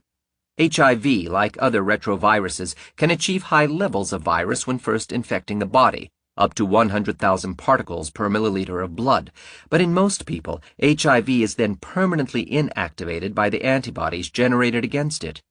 During this brief period of HIV activity, some newly infected people have reported mild flu-like symptoms at most, but no AIDS diseases. But all of these rare cases were male homosexuals from high-risk groups, meaning people who had used recreational drugs that can cause exactly the same symptoms. Outside this risk group are the 17 million HIV-positive healthy people identified by the World Health Organization, who cannot connect any past disease with HIV infection. They are either surprised or shocked when they find out about being positive or blissfully unaware of it. The reason is that HIV is one of the many harmless passenger viruses that causes no clinical symptoms during the acute infection. By contrast, most people have lasting memories of their mumps, measles, hepatitis, polio, chickenpox, and flus, after which they become antibody positive for the respective viruses. AIDS patients, on the other hand, have generally been infected by HIV for years, not days, before they deteriorate and die. Thus, the virus has long since been neutralized, forcing doctors to test the patient either for the dormant virus or the antibodies against it. This is the operating principle of the HIV test, which identifies antibodies and yet, ironically, stands as proof of the innocence of this virus. Not all AIDS patients, however, carry even dormant HIV. Antibody-positive patients usually do have some latent virus left over from past infection, but many people dying of AIDS-like conditions, ranging from Kaposi sarcoma to immune deficiencies and various opportunistic infections, have never been infected by HIV in the first place. The CDC does not include most of these antibody-negative cases in its AIDS figures, rendering these people invisible. According to the CDC's own statistics, at least 2.5% of all official AIDS cases have never been tested for antibodies against HIV, many of whom might turn out to be negative. Further, the HIV test itself often generates false positive results, particularly in members of AIDS risk groups who have been infected with large numbers of interfering viruses. Thorough follow-up testing could reveal HIV-negative cases in the official AIDS tally. The scientific literature describes some 4,622 confirmed cases of HIV-free people dying of AIDS diseases, including homosexuals and heroin addicts in the United States and Europe and Central Africans. These dozens of studies generally found that among any group of clinically diagnosed AIDS patients, many test negative for HIV. But because the CDC ignores virtually all HIV-negative patients, counting only those with the virus as AIDS cases, the total number of such cases may never be known. Even a slow virus hypothesis of HIV cannot explain how uninfected people would develop AIDS conditions. From every angle, HIV fails Koch's first postulate. 2. Koch's second postulate. The microbe must be isolated from the host and grown in pure culture. This postulate was designed to prove that a given disease was caused by a particular germ rather than by some undetermined mixture of non-infectious substances. HIV has been isolated and is now grown continuously in HIV research labs. This rule, therefore, has technically been fulfilled, but only in some instances. Since free virus is rarely found in AIDS victims, HIV can be retrieved only from the great majority of them by reactivating the latent form of the virus. Millions of white blood cells must be taken from the patient and grown in culture dishes for weeks, during which time chemical stimulants that shock cells into growing or mutating are added to awaken any dormant HIV from within its host cells. Given enough patience and plenty of repetition of such procedures, a single intact virus can eventually be activated, at which point it starts infecting the remaining cultured cells. Yet even this powerful method does not yield active virus from many AIDS cases that have confirmed antibodies against HIV. Gallo himself faced this intractable problem, a frustrating situation that may have led him to claim Luc Montagnier's virus as his own. The situation is a mirror image of biological virus isolation that happens every time an uninfected person contracts the virus from an infected host. Natural transmission by unprotected sex has been studied in discordant couples, i.e. HIV-free women married to HIV-positive hemophiliacs or HIV-free male homosexuals having HIV-free sexual partners. These studies have revealed a rarely mentioned fact. After neutralizing the virus with the immune response, An HIV-positive person requires an average of 1,000 unprotected sexual contacts to pass this virus along just once. A pregnant mother is a different story. In effect, she provides her child with a 9-month continuous exposure to her blood, and therefore has at least a 50% chance of passing HIV to the baby. HIV, as with any retrovirus, survives by reaching new hosts perinatally, mother to child, this being 500 times more efficient than by sexual transmission. This would explain why the numbers of HIV-positive people in America as well as Africa have remained so constant. HIV is transmitted from mother to child just like a human gene. This also reveals the reason for the virus being so widespread and equal between the sexes in Africa. HIV has been passed along from mother to child for many centuries, not through 1,000 heterosexual contacts as is commonly assumed. In the industrial world, HIV can be readily transmitted only among the most sexually active homosexuals, among needle-sharing addicts, and through blood transfusions to hemophiliacs, the routes that so easily transmit numerous other microbes. In short, the very people with tremendous health risks to begin with also more easily pass along HIV, making it a surrogate marker for the real cause of AIDS. Therefore, a rough correlation exists between HIV and AIDS diseases, but it is imperfect and misleading. The extremely low efficiency of sexual transmission explains the failures of Gallo, Weiss, and other leading AIDS researchers in isolating HIV. Even for the most experienced virus hunters, a virus that is not present is difficult to find. Only rare luck or misfortune, depending on one's purposes, and extreme persistence can extract HIV from an antibody-positive person. The very ability of retroviruses to survive as dormant genes by attaching themselves to human chromosomes has been exploited for the most sensitive HIV assay yet, the polymerase chain reaction, PCR. This incredibly sensitive technique was invented in the mid-1980s by Berkeley biochemist Katie Mullis, who was awarded the Nobel Prize for his discovery in 1993. The PCR is a technology that amplifies even the tiniest amounts of any specific DNA sequence, creating enough copies of the desired sequence for detection and analysis. This amounts to finding the proverbial needle of dormant HIV in a haystack of human DNA. But contrary to statements by some HIV scientists, this is not an isolation of the actual virus and does not fulfill Koch's second postulate. It is only the detection of dormant DNA genomes or fractions of viral genomes left behind from infections that occurred years earlier. Nevertheless, scientists and journalists alike sometimes mislabel such exhumations of viral fossils as new, more sensitive techniques that somehow prove HIV can be found in an ever greater portion of AIDS patients.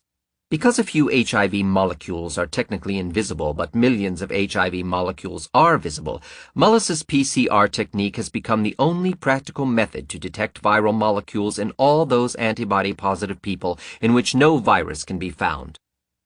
3. Koch's third postulate.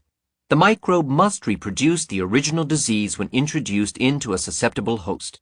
The official HIV/AIDS hypothesis declares a 50% to 100% probability of death from infection. In practice, scientists and medical doctors interpret antibodies against HIV as a sure sign of imminent doom. This notion of antibodies as a prognosis of death defies all classical experience with viruses and bacteria.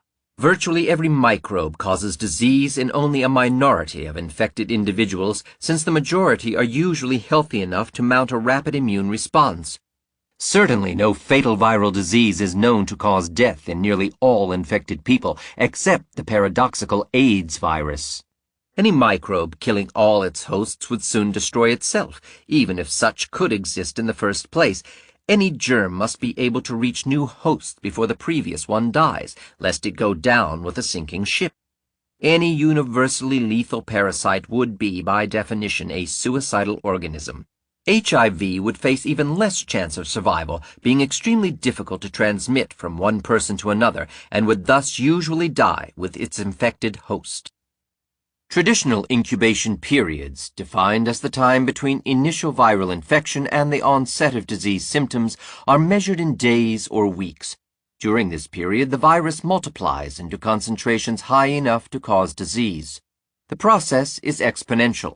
Each virus particle infects a single cell, and 8 to 48 hours later, hundreds of new virus particles begin to be produced, each destined to infect a new cell. Flu, common colds, and herpes simplex infections develop with short incubations lasting between a few days and weeks. Measles, chickenpox, and rubella have longer incubations of 10 to 20 days, while extreme conditions, such as hepatitis, can take 2 to 6 weeks. These delays occur before the body has launched an immune response against the new virus. Because these delays, or latent periods, are determined entirely by the generation time of the virus, and the generation time of HIV is about 48 hours, we can calculate how soon after infection AIDS should appear. Natural infection only introduces a few viruses into the body, but just one infected cell produces at least 100 offspring within 2 days. These in turn will produce 100 times 100 within 2 days.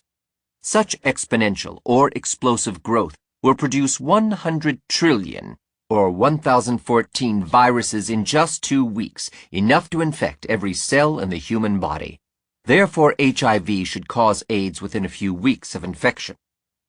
But borrowing from their cancer research, virus hunters officially give HIV 10 years between infection and the onset of AIDS, years after antibodies have neutralized the virus. Such latency periods have been invented solely to circumvent Robert Koch's third postulate. But any germ not causing symptoms before being cleared by the immune system should be ruled out as causing disease. Koch's third postulate insists on reproducing the disease in at least some cases by injecting the allegedly dangerous microbe into a number of uninfected and otherwise healthy hosts. This condition can be tested in one of 3 ways: infection of laboratory animals, accidental and natural infection of humans, deliberate infection would be unethical, or by vaccination experiments. HIV fails all 3 tests. A. Blood from AIDS patients was injected into several chimpanzees in 1983 before the availability of HIV tests. The animals were infected by HIV, as later evidenced by antibodies against the virus, but in 10 years none has yet developed any sickness. Roughly 150 other lab chimpanzees injected with purified HIV since 1984 have proved that antibodies against the virus are generated within a month of inoculation, just as in humans, but again, none has developed symptoms to this very day. In short, no animal becomes sick from HIV, although monkeys and other test animals do suffer disease from human viruses causing polio, flu, hepatitis, and other conditions. By the end of 1992, the CDC had reported some 33 medical workers as most likely having received HIV accidentally, of whom 7 were diagnosed with AIDS symptoms. None of these reports has been confirmed with published medical case histories, although in a 1989 issue of the New England Journal of Medicine, an informal editorial entitled "When a House Officer Gets AIDS" was written by a doctor infected by a patient. The article describes only minor weight loss of 10 pounds and a bit of fatigue as being the doctor's AIDS complications. This hardly counts as evidence for Koch's third postulate. Nor has the CDC stated whether any of these medical workers have taken the dangerously toxic AZT, the official AIDS treatment, which itself causes immune deficiency. B. During the past decade, more than 400,000 AIDS patients have been treated and investigated by a system of 5 million medical workers and AIDS researchers, none of whom have been vaccinated against HIV. Doctors who have treated AIDS patients were initially admired by their peers and the press for their courage to face a fatal, contagious condition for which there was no cure, no drug, and no vaccine. But 10 years later, there is not even one case in the scientific literature of a healthcare worker who ever contracted presumably infectious AIDS from a patient. Imagine what it would have been like if 400,000 cholera, hepatitis, syphilis, influenza, or rabies patients had been treated by healthcare workers for 10 years without protection from vaccines and antimicrobial drugs. Thousands would have contracted these diseases. This is exactly why we consider these diseases infectious. The complete failure of 400,000 AIDS patients to transmit their diseases to even one of their unvaccinated doctors in 10 years can mean only one thing. AIDS is not infectious. However, several thousand healthcare workers have by now been diagnosed with AIDS. But these individuals belong to the same AIDS risk groups as 10% of all AIDS cases, homosexuals and intravenous drug users. And although 3/4 of all healthcare workers are female, more than 10% of these AIDS patients are male, the exact same ratio as with all other AIDS cases.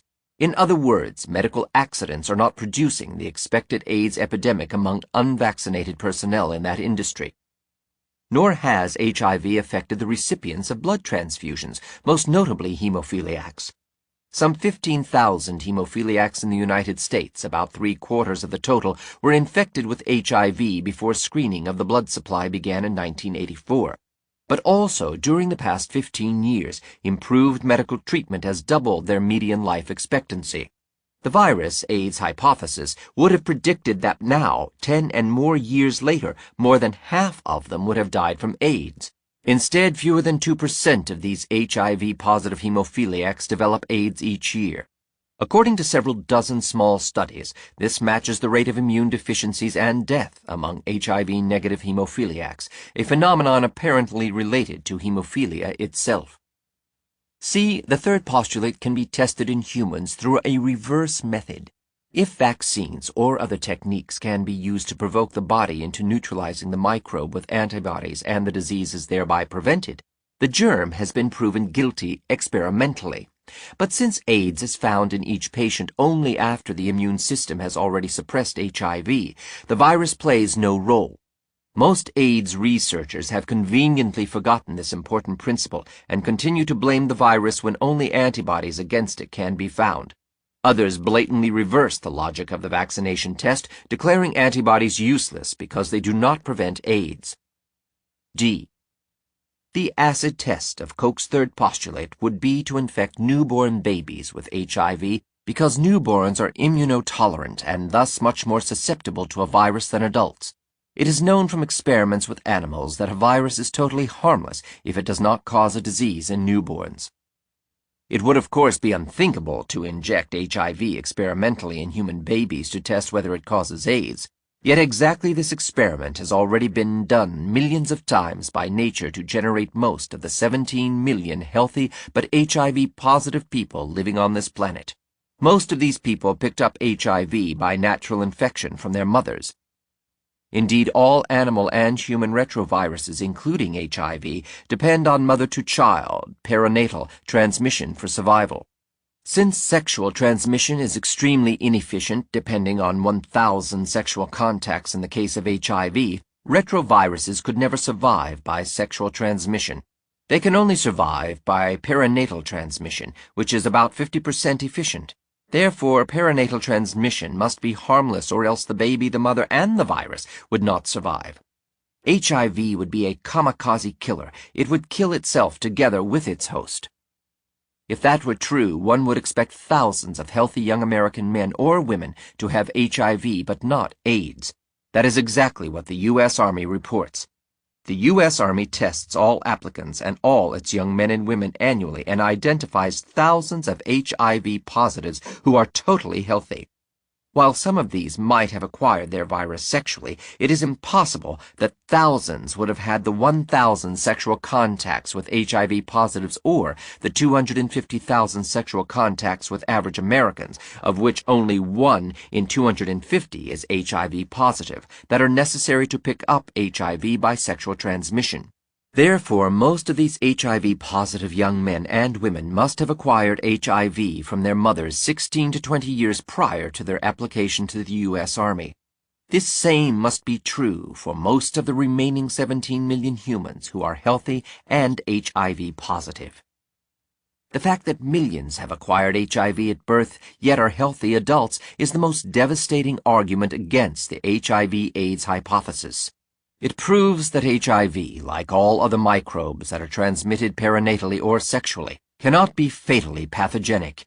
Indeed, no fatally pathogenic microbe exists in animals or humans that depends either on perinatal or sexual transmission for survival.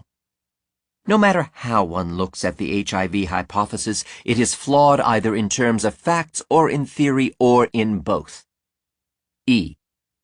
Koch's third postulate can also be tested provisionally on human cells in culture. If HIV cannot induce disease in whole organisms, one might at least expect it to kill T cells grown in laboratory culture dishes, where the concentrations of actively replicating virus are enormously high. Robert Gallo, however, has been able to patent the virus by growing it continuously in immortal T cell cultures since 1984. The French discoverer of the virus, Luc Montagnier, reported occasional cell death in infected cultures that was stopped by adding antibiotics, which do not affect virus replication, but do kill undetected bacterial contaminants. Indeed, the HIV antibody test is made from virus that is mass-produced in T cells, which grow continuously rather than die. The reports from other labs and biotechnology companies are consistent. HIV grows harmoniously with the cells it infects. The failure to kill T cells, even under optimal conditions, is the Achilles heel of the supposed AIDS virus. HIV typifies a retrovirus in every measurable way. It has the same biochemical structure and infective properties, benignly stimulating some cells to produce more copies of the virus. It has the same amount of genetic information and the same 3 basic genes as all other retroviruses. It also has 6 smaller genes, themselves a normal feature of other retroviruses. Although many HIV researchers focus their efforts on studying these extra genes as possible AIDS genes, no one gene is unusual and all are needed for virus survival. HIV contains no special AIDS gene expressed during the syndrome. However, this does not stop industrious AIDS scientists from endlessly re-examining the genetic sequences for some magical clue to explain AIDS. HIV clearly fails Koch's postulates. However, virologists should have expected this from the beginning. HIV is, after all, a retrovirus, precisely the kind of virus so benign to its host cells that it had inspired such hope in the war on cancer, since cancer cells grow and behave uncontrollably rather than die. Retroviruses have never been known to inhibit or kill billions of rapidly dividing cells and could hardly be expected to affect T cells or otherwise destroy the immune system. To be the cause of AIDS, the virus would require still more miracles. A number of the AIDS indicator diseases are not opportunistic infections preying on an immune-deficient host, including dementia, wasting syndrome, and the various AIDS cancers, Kaposi sarcoma, the lymphomas, and, as of 1993, cervical cancer. Altogether, these non-immunodeficiency AIDS diseases made up 39% of all American AIDS diseases in 1992, and owing to a new definition of AIDS, 20% of all AIDS diseases in 1993. HIV would have to kill T cells while destroying brain neurons it cannot infect, and at the same time induce white blood cells and skin cells to grow malignantly. To reconcile these non-immunodeficiency diseases with HIV, AIDS scientists would like to blame even these diseases on immune suppression. But despite years of research, no evidence can be found that the immune system fights cancer cells, which, after all, are part of the host's own body. In fact, dozens of AIDS patients with Kaposi sarcoma or dementia have been reported to have normal immune systems. So HIV would indeed have to accomplish many incredible tasks at once. Stranger still, infants with AIDS suffer immune suppression from deficiencies in B cells, a subgroup of white blood cells altogether different from T cells. Since there are no precedents for cell-killing retroviruses and no laws other than Koch's for convicting viruses for a disease, even the HIV orthodoxy admits that their hypothesis stands unproven. However, they insist that Koch's not guilty verdict of HIV does not prove HIV innocent, and that further work will eventually prove HIV guilty. No matter how convincing the HIV-AIDS paradoxes should be, official AIDS scientists cannot be dissuaded from their virus hypothesis. When forced to answer the above arguments, their imaginations run wild in designing ever new variations of the same experiments to prove their hypothesis. According to HIV advocate John Maddox, the remedy is not, of course, to pander to wish fulfillment, but to redouble effort in the laboratory and the clinic. But these experiments have only proven to this date that HIV hypothesis is impossible to prove. Innocent virus. According to Koch's postulates, HIV is not guilty of AIDS, but this not guilty verdict is not perceived as innocence by most scientists, particularly by non-scientists, for two reasons. One, the term virus, the Latin word for poison, just by itself inspires fear. Therefore, HIV must be bad. This general prejudice that all viruses are bad is based on the fact that some viruses actually are bad. These pathogenic viruses and microbes are to researchers and to the press what criminals are to detectives, the focus and justification of their existence.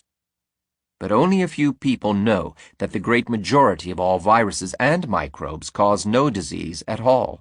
Such viruses are called passenger viruses. They are the most uninteresting of all viruses to virologists because the standing of virologists in the scientific community depends on the pathogenic potential of the viruses they study. Since passenger viruses do not advertise their presence by causing a disease, most of them go unnoticed, riding with their hosts like a passenger in an airplane. Passengers are the silent majority of animal and human viruses.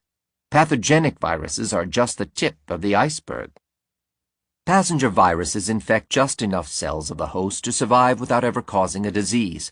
Since passenger viruses keep such a low profile, virologists could not easily detect them until recently, when the technology was developed to detect needles in a haystack.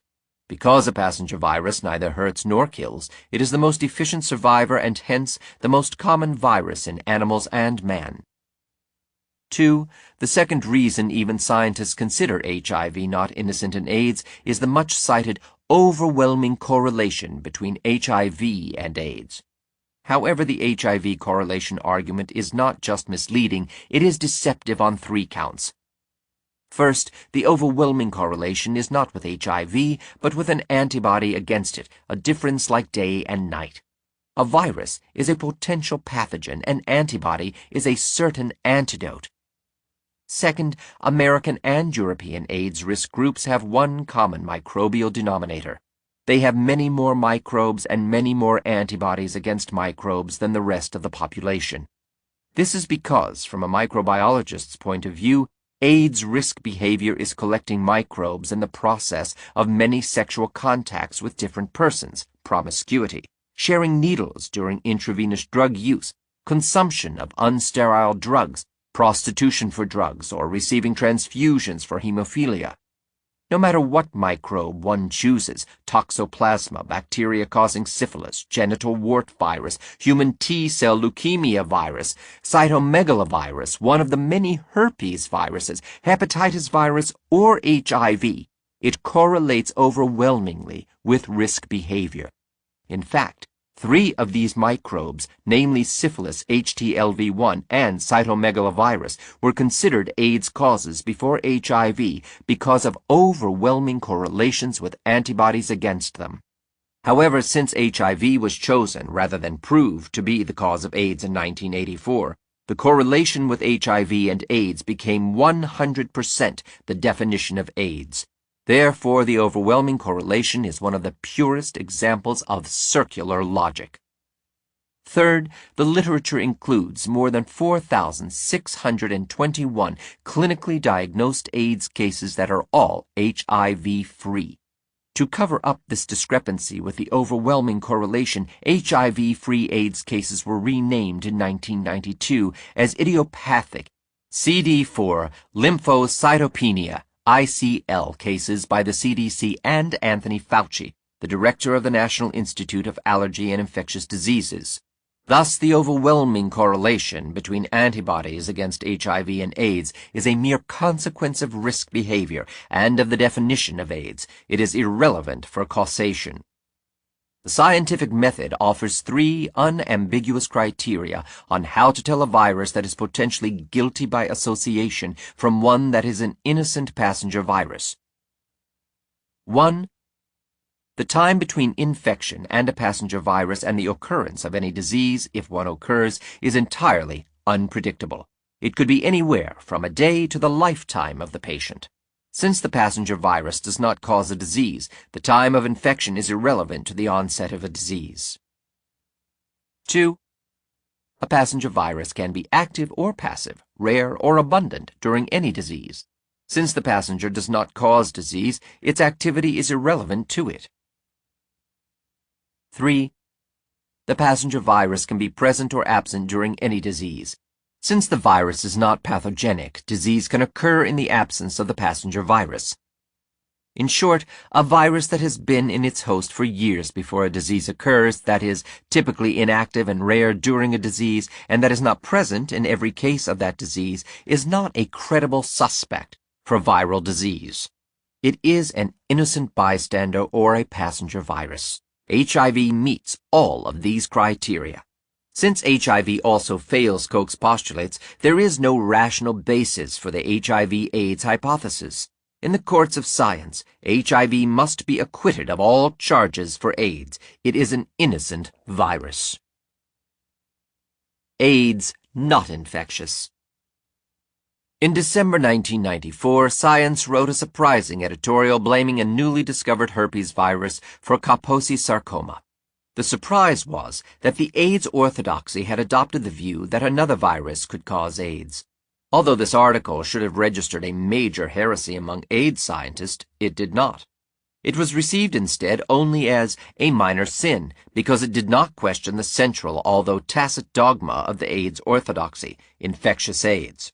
Questioning infectious AIDS is without doubt the ultimate heresy in the AIDS orthodoxy. The fear of questions about the orthodoxy's most carefully cultivated dogma is understandable because AIDS does not meet the classic epidemiological criteria of an infectious disease. 1. Infectious diseases do not discriminate between sexes. The first epidemiological law of viral and microbial diseases holds that men and women are affected equally because no virus or microbe discriminates between the sexes. This law applies to all known infectious diseases affecting large populations. Examples are flu, polio, syphilis, hepatitis, tuberculosis, pneumonia, and herpes, all of which do not discriminate between the sexes, nor do they select their victims only from specific risk groups. By contrast, AIDS selects all its victims from a few newly established AIDS risk groups: long-term intravenous drug addicts and their babies, male homosexuals using recreational drugs, and hemophiliacs under long-term treatment with commercial clotting factor 8. Breaking with the sexual equality displayed by conventional infectious diseases, AIDS attacks men 10 times more often than women in Europe and the United States. Among men, it decidedly prefers homosexuals to heterosexuals. Thus, American and European AIDS is not distributed between the sexes like an infectious disease. Chapter 8 explains why African AIDS does not discriminate between men and women. 2. Farr's Law. Infectious diseases spread exponentially. Early in the last century, the British epidemiologist William Farr first recognized the seasonal rise and fall of microbial epidemics. A new infectious disease rapidly explodes in a population, just as rapidly as microbes are transmitted from person to person. Then it declines within months because it is stopped by the elimination of susceptible victims either by death or more often by natural immunization. In accordance with Farr's law, the Hawaiian natives, the California Indians, and the Eskimos were all quickly decimated by European microbes once they had been introduced to them by the European discoverers. But survivors soon became as resistant to these microbes as the Europeans. Likewise, contemporary Americans and Europeans suffer from new seasonal flu epidemics following Farr's law to the letter. Figure 1 shows the exponential rise and fall of a new seasonal flu epidemic against the backgrounds of several long-established microbes. Since the percentage of Americans with herpes virus, cytomegalovirus, and the fungal parasites pneumocystis and candida is constant over time, these are old American microbes. Surprisingly, HIV is one of them because 1 in 250 Americans, 0.4%, have been positive ever since HIV could be detected in 1984. Thus, contrary to its reputation, HIV is an old American virus.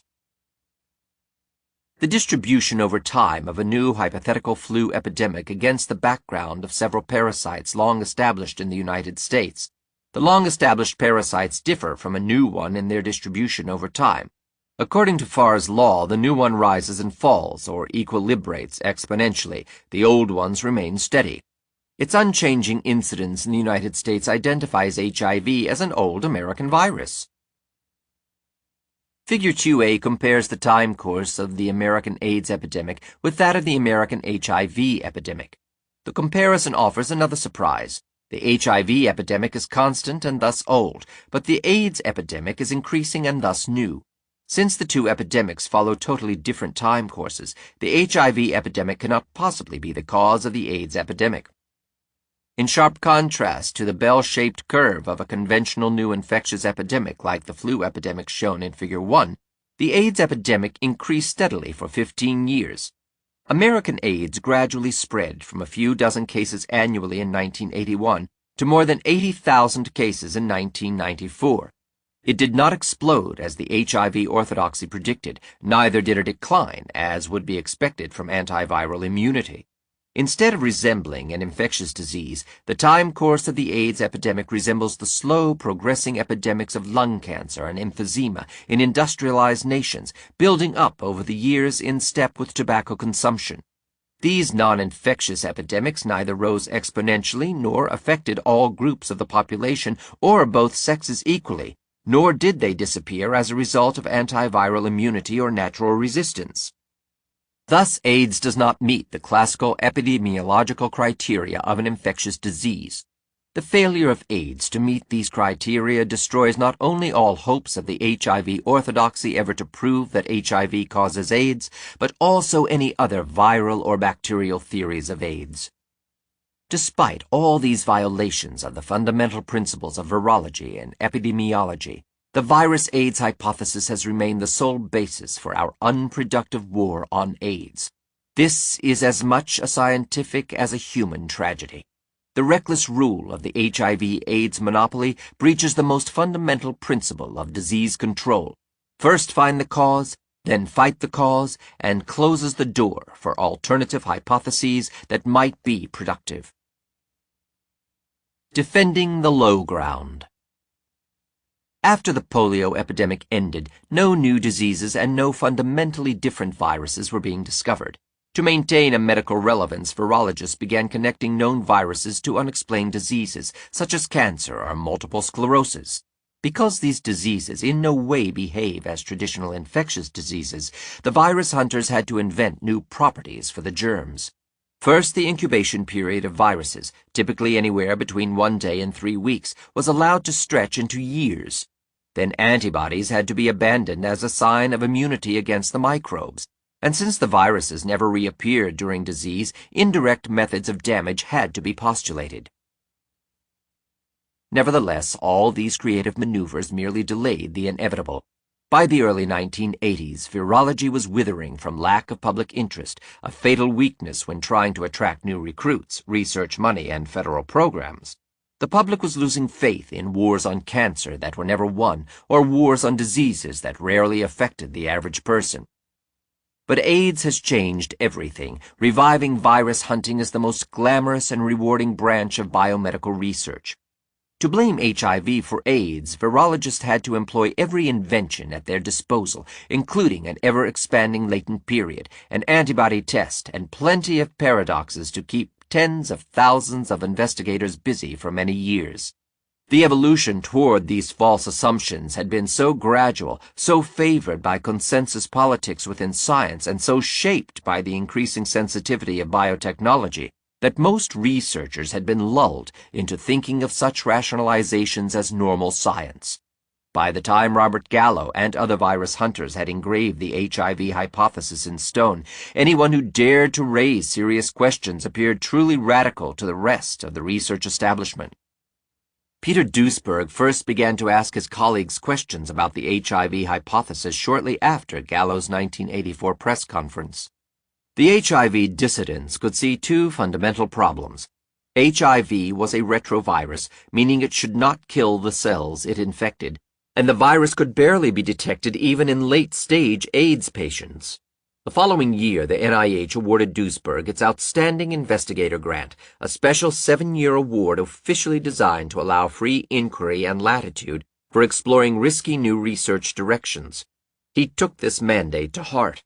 As the discussions over HIV continued quietly, He began exploring the issue as a potentially important shift from his usual work on cancer genes and animal retroviruses. Upon hearing of Duesberg's doubts about whether retroviruses could cause cancer in humans or most animals, the editor of Cancer Research invited him to write a special review paper in 1985. Duesberg spent many months compiling the evidence from the scientific literature. While he was working on this piece, the questions about HIV began intruding into his thinking ever more prominently. He finally decided to add a section arguing that HIV could not cause AIDS, citing data that showed HIV was inactive in the body, did not kill T cells, and could not possibly have a long latent period before inducing AIDS. He was still writing the paper in 1986 when he took 9 months' leave from Berkeley to work in another retrovirus lab at the NIH facility in Bethesda, Maryland. As chance would have it, he worked in the building that housed Gallo's laboratory, though on a different floor. This afforded him many opportunities to test his growing suspicions of the virus AIDS hypothesis. Not yet realizing Duesberg's intentions, Gallo invited him to be the featured speaker at one of his regular lab seminars. Gallo seemed to enjoy most of Duesberg's talk, which questioned the importance of cancer genes, and did not even become upset when Duesberg threw in a short criticism of the HIV-AIDS hypothesis at the end. Apparently, Gallo thought Duesberg was not really serious, merely dabbling for fun. But the following weeks brought increasingly tense conversations between them in which Duesberg would constantly raise new questions. One day such a discussion took place in the elevator on the way to Gallo's lab. Gallo burst into such anger over Duesberg's persistence that he left the elevator on the wrong floor, missing the lab where he had worked for many years. Although Gallo increasingly resisted talking about HIV, several researchers in his lab privately admitted to Duesberg the enormous problem of not finding the virus active in the body. They knew perfectly well something had to give. Rather than abandon HIV, however, they told Duesberg they hoped to explain the problem using cofactors or other rationalizations. Naturally, these experiences began confirming Duesberg's suspicion that he had stumbled onto something profound. Duesberg's 22-page review paper appeared in the March 1987 issue of Cancer Research. Colleagues found the section on AIDS especially shocking, privately admitting the importance of the questions about HIV. To this very day, not one scientist has come forward to answer the paper. Traditionally, such deafening silence has been interpreted as a victory for the author, indicating the arguments to be irrefutable. However, despite being unable to find any flaws in the article, no researcher could afford to take on the powerful HIV/AIDS establishment. Unwilling to risk status and career by challenging the growing AIDS research structure but having no arguments to defend the virus hypothesis, scientists chose the safety of continuing their studies of HIV, claiming that it was at least an interesting virus. Some researchers became quite sensitive about the virus hypothesis, reacting angrily to any criticisms. The cancer research paper nevertheless generated some interest, and upon invitation, Duesberg wrote a guest editorial in Biotechnology that November. Again, no answer. The wide circulation Science soon ran an article on the emerging controversy, placing Duesberg in a rather unsympathetic light. Prompted by Duesberg's letter in response, the editor decided to set up an official debate in this journal, which appeared in July of 1988. Duesberg was on one side, opposing Gallo, Howard Temin, and the epidemiologist William Blattner. Each side offered an opening page and a rebuttal to the opposition's opening page, that was all. Science has therefore refused to publish anything but an occasional letter on the topic, declaring it received as much coverage as it deserved. Although before this exchange Duesberg still had doubts, he became thoroughly convinced the virus was harmless after seeing this faltering inability to answer his arguments. As he further immersed himself in the AIDS literature, the sheer volume of damning evidence became overwhelming. In a response to the short science debate, he wrote an extended update paper, which after months of fighting he managed to publish in the Proceedings of the National Academy of Sciences in 1989. This paper was printed on the express condition that another virologist would respond with an equal rebuttal. Gallo himself promised such, but had not delivered as of this date. Once again, no scientist has ever chosen to answer that piece, nor to answer Duesberg's subsequent review papers in Research in Immunology or the Proceedings. Only a few, in short, general responses to Duesberg have appeared in other journals. the brief debate forum in Science, short exchanges in some 1989 issues of the Journal of AIDS Research, terse letters in a May 1990 issue of the New England Journal of Medicine, a blatantly ad hominem attack in the pages of Nature during June of 1990, and a few editorials in 1993. But in December 1994, Science published an 8-page article on the Duesberg phenomenon by the journal's foremost AIDS journalist. The article acknowledges that the Duesberg phenomenon has not gone away and may be growing.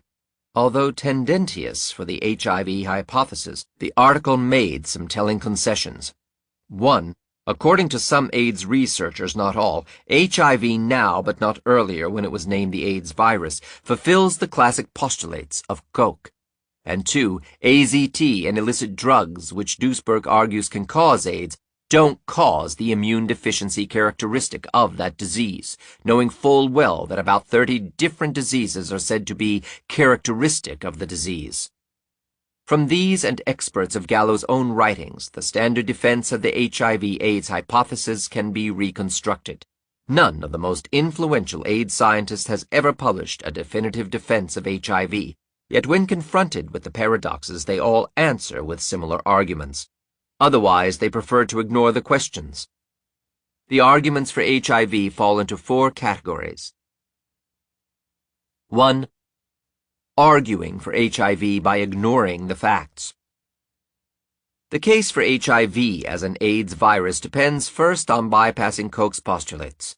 The most complete rationale for this is presented by Gallo in his 1991 book, Virus Hunting, AIDS, Cancer, and the Human Retrovirus, a story of scientific discovery, where he coolly disposes of these time-tested standards.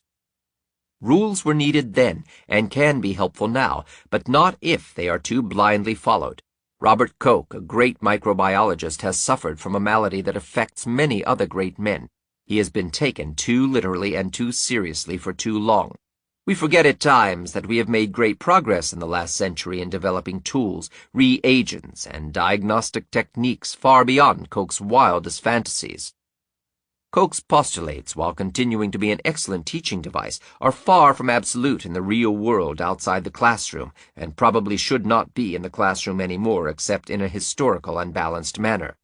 They were not always fulfilled even in his time. Certainly, they did not anticipate the new approaches available to us, especially in molecular biology, immunology, and epidemiology, or the special problems created by viruses. They were, after all, conceived only for bacterial disease, and even here they often fail. Sometimes they are impossible to fulfill. Many times one might even want to try to do so. And sometimes they are quite simply erroneous standards. But Koch's postulates consist of elementary logic, whereas technology is continually being outdated. Logic is permanent. Koch's rules, after all, simply restate the germ theory itself in experimental terms. Gallo never tries to explain how logic would change over time. Indeed, in this age of ultra-sensitive biotechnology, such rules take on more importance than ever in sorting out relevant data from mere trivia. Nor does Gallo offer any rigorous scientific rules to replace Koch's postulates, leaving HIV science with no standards at all. Gallo continues by misstating Koch's postulates, falsely claiming that a germ is required to cause a disease every single time it infects a new host. With most microbes, the majority of infected people or animals experience no symptoms. Koch's test only requires that some animals become sick when injected with a disease-causing germ, or that vaccination prevents the illness. Gallo then cites false or misleading examples of germs that supposedly fail the postulates despite causing disease, pretending, for example, that the hepatitis and flu viruses cause no disease in animals. Gallo misses the point that the failure of a given germ to meet Koch's postulate does not call the postulate into question, but rather the germ as the cause of a disease. Or he draws examples from the slow virus hypotheses, including measles, SSPE, papilloma, cervical cancer, HDLV1 leukemia, and feline leukemia virus. Or he cites diseases erroneously thought to result from bacteria, such as neurosyphilis. In reality, all truly viral diseases do fulfill Koch's standards perfectly. Yellow fever, measles, polio, chickenpox, herpes, hepatitis A and B, and flu, among others. Gallo's "these postulates are too old" argument is repeated by English retrovirus hunter Robin Weiss and American CDC official Harold Jaffe. What seems bizarre is that anyone should demand strict adherence to these unreconstructed postulates 100 years after their proposition. Weiss and Jaffe also forget to explain how logical rules could become outdated and again proceed to misquote Koch and use misleading examples of disease-causing microbes supposedly failing the postulates. It is generally assumed that stardom in a given field is directly proportional to knowledge. The more famous a person is, the more he knows about his field. However, a star is often born by a coincidence in which the most desirable solution to problems is delivered to the best prepared audience. To deliver such a popular solution requires a complete knowledge of the politics of science, but not of science itself. As we shall hear, Gallo and Montagnier fit the formula for scientific stardom in this regard exactly. Both had studied retroviruses as causes of cancer for more than a decade when AIDS appeared, but neither one had studied other non-infectious causes of diseases, not even other viruses, nor had they treated AIDS patients after AIDS appeared. Retroviruses were their primary investment and their exclusive expertise. Having persuaded himself to ignore the traditional rules of Robert Koch, Gallo joins with Luc Montagnier in substituting a previously unknown postulate. That HIV is the cause of AIDS is by now firmly established. The evidence for causation includes the fact that HIV is a new pathogen, fulfilling the original postulate of new disease, new agent. Superficially, it appears logical to postulate that a new virus would cause a new disease. However, Gallo and Montagnier's argument fails because it ignores a multiplicity of facts. 1. AIDS is not a disease. Instead, the AIDS syndrome is a steadily growing collection of currently about 30 previously known old diseases. Surprisingly, in a view of their notoriety for AIDS, neither Gallo nor Montagnier know the AIDS definition. It is true, however, that the incidence of AIDS diseases has increased dramatically in the 1980s, as intravenous drug use has increased and as both the consumption of recreational drugs used as sexual stimulants and the use of AZT as antiviral drug have increased in male homosexuals. 2. HIV is not a new agent. According to Farr's law, a virus is new if the percentage of infected people increases rapidly over time or explodes, as the CDC predicted in the early days of AIDS. A virus is old if the percentage of infected people is stable over time. Since the number of HIV-infected Americans has been an unchanging 1 million since HIV was able to be tested in 1985, HIV is an old virus in the United States. In order to misjudge the age of HIV so grossly, Gallo and Montagnier must have been unaware of the epidemiology of HIV in the United States and unaware of Farr's law. Gallo and Montagnier probably assumed HIV is new because it was newly discovered by them. But since the technology used to detect HIV is just as new as the discovery of HIV, there is another interpretation. Gallo and Montagnier discovered a previously unknown but old virus with a new technique. Their claim that HIV is new is just as naive as the claim of an astronomer that a previously unknown star is new because it became detectable with a new telescope. Since HIV is old in the United States and the epidemic of AIDS diseases is new, HIV is not a plausible cause for a new rise of AIDS diseases in the United States. 3. AIDS is not an infectious viral epidemic as Gallo and Montagnier assume. AIDS fails all epidemiological criteria of an infectious disease. Gallo and Montagnier completely ignore the evidence that the new AIDS epidemic could well be the consequence of the new recreational drug use epidemic that started in America after the Vietnam War. Apparently, neither Gallo nor Montagnier were aware of the lifestyle hypothesis, which originally proposed that AIDS patients were suffering from drug diseases because all early AIDS patients were recreational drug users. To distinguish between toxic drugs and toxic microbes, Gallo and Montagnier should have investigated whether AIDS is infectious or not. But Gallo and Montagnier completely ignored that AIDS does not meet even one of the classical epidemiological criteria of infectious diseases, possibly because they never considered non-viral causes of disease. 4. Considering that hundreds of known retroviruses are harmless passenger viruses, one would have expected that the leading retrovirologists Gallo and Montagnier would have explained why they believe that HIV is fatally pathogenic. Yet all that Gallo and Montagnier had to offer in support of HIV pathology was their own credibility. Indeed, Gallo's and Montagnier's reasoning fits their narrow expertise exactly. Two leading retrovirologists agreeing on a retrovirus as the cause of AIDS and ignoring all competing retroviral and non-retroviral explanations. And for the leaders, ignorance is bliss. 2. Arguing for HIV based on inappropriate models. When confronted with the paradoxes of HIV, its defenders simply reach for their bag of virus hypotheses, pulling out on demand a mixture of invented or misinterpreted models. They usually cite viral precedents of 3 types. The first comes from the supposed slow viruses, which are used to justify the long latency period of HIV, but which fall apart in the light of the evidence presented above. The second model suggests HIV reactivation based on authentic prototypes. Herpes simplex virus, for example, can cause lesions even long after the first antibodies against the virus have been produced. However, this can happen only if the virus is reactivated because the original antibodies and antiviral T cells have dropped below a safe threshold level. After reactivation, the virus multiplies into large numbers, just as in the original infection. Using this model, HIV scientists justify both the latent period and antibody test in one breath. But herpes produces the same lesions upon first infecting the body as it does upon reactivation, and antibodies neutralize it both early and late. Herpes can only recur because it hides in certain nerve cells, waiting until some future opportunity when the host's immune function is temporarily reduced. Once the immune system regains strength, the virus is again suppressed and the sores disappear. HIV, on the other hand, is alleged to kill its host only years after being neutralized, and even without reactivating. There is no HIV reactivation and no HIV in most AIDS patients.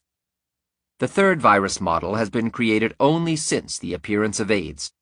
Some animal retroviruses will cause AIDS when injected into hosts of appropriate species. Simian immunodeficiency virus, SIV, a monkey retrovirus, attracts most of the attention. But these animal diseases can be called AIDS only by stretching the definition to extremes.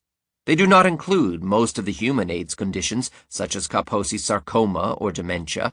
Rather, the animal symptoms usually resemble the flu. The animals become sick within days, or not at all, without long latent periods. Some animals recover by raising an immune response and never suffer a relapse, and those that die must be injected with large quantities of the virus while very young, before they have developed any immune system at all. In the wild, their cousins retain antibodies against SIV all their lives without ever becoming sick from the virus. These laboratory diseases are, in all respects, very traditional viral flu-like diseases, but HIV scientists rename them AIDS. 3. Arguing for HIV based on evasion. Lacking answers to Koch's postulates and authentic virus precedents, AIDS scientists resort to a variety of excuses. The standard evasions fall into 4 general categories: the arguments from unknowns, from speculation, from authority, and from irresponsibility. The argument from unknowns makes the obvious point that scientists never know everything and implies that the HIV/AIDS question is therefore somehow unimportant now, since it eventually will be resolved through more research. According to this argument, the issue is not whether but how HIV causes AIDS. Paradoxes, therefore, merely prove that further research is needed and that scientific knowledge will consequently expand, not that the virus is itself in question. William Blattner and Robert Gallo of the National Cancer Institute joined with fellow retrovirologist Howard Temin in using typical arguments from unknowns. Biology is an experimental science, and new biological phenomena are continually being discovered. Thus, one cannot conclude that HIV does or does not cause AIDS from Duesberg's cardinal rules of virology. Duesberg's descriptions of the properties of viruses are in error and provide no distinction between knowing the cause of a disease, that is, its etiology, whether, and understanding the pathogenesis of the disease, how. There are many unanswered questions about the pathogenesis of AIDS, but they are not relevant to the conclusion that HIV causes AIDS. The CDC definition of AIDS has been revised several times as new knowledge has become available and will undoubtedly be revised again.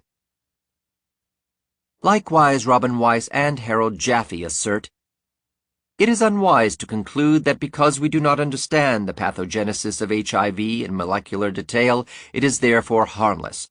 So Duesberg is right to draw attention to our ignorance of how HIV causes disease, but he is wrong to claim that it does not.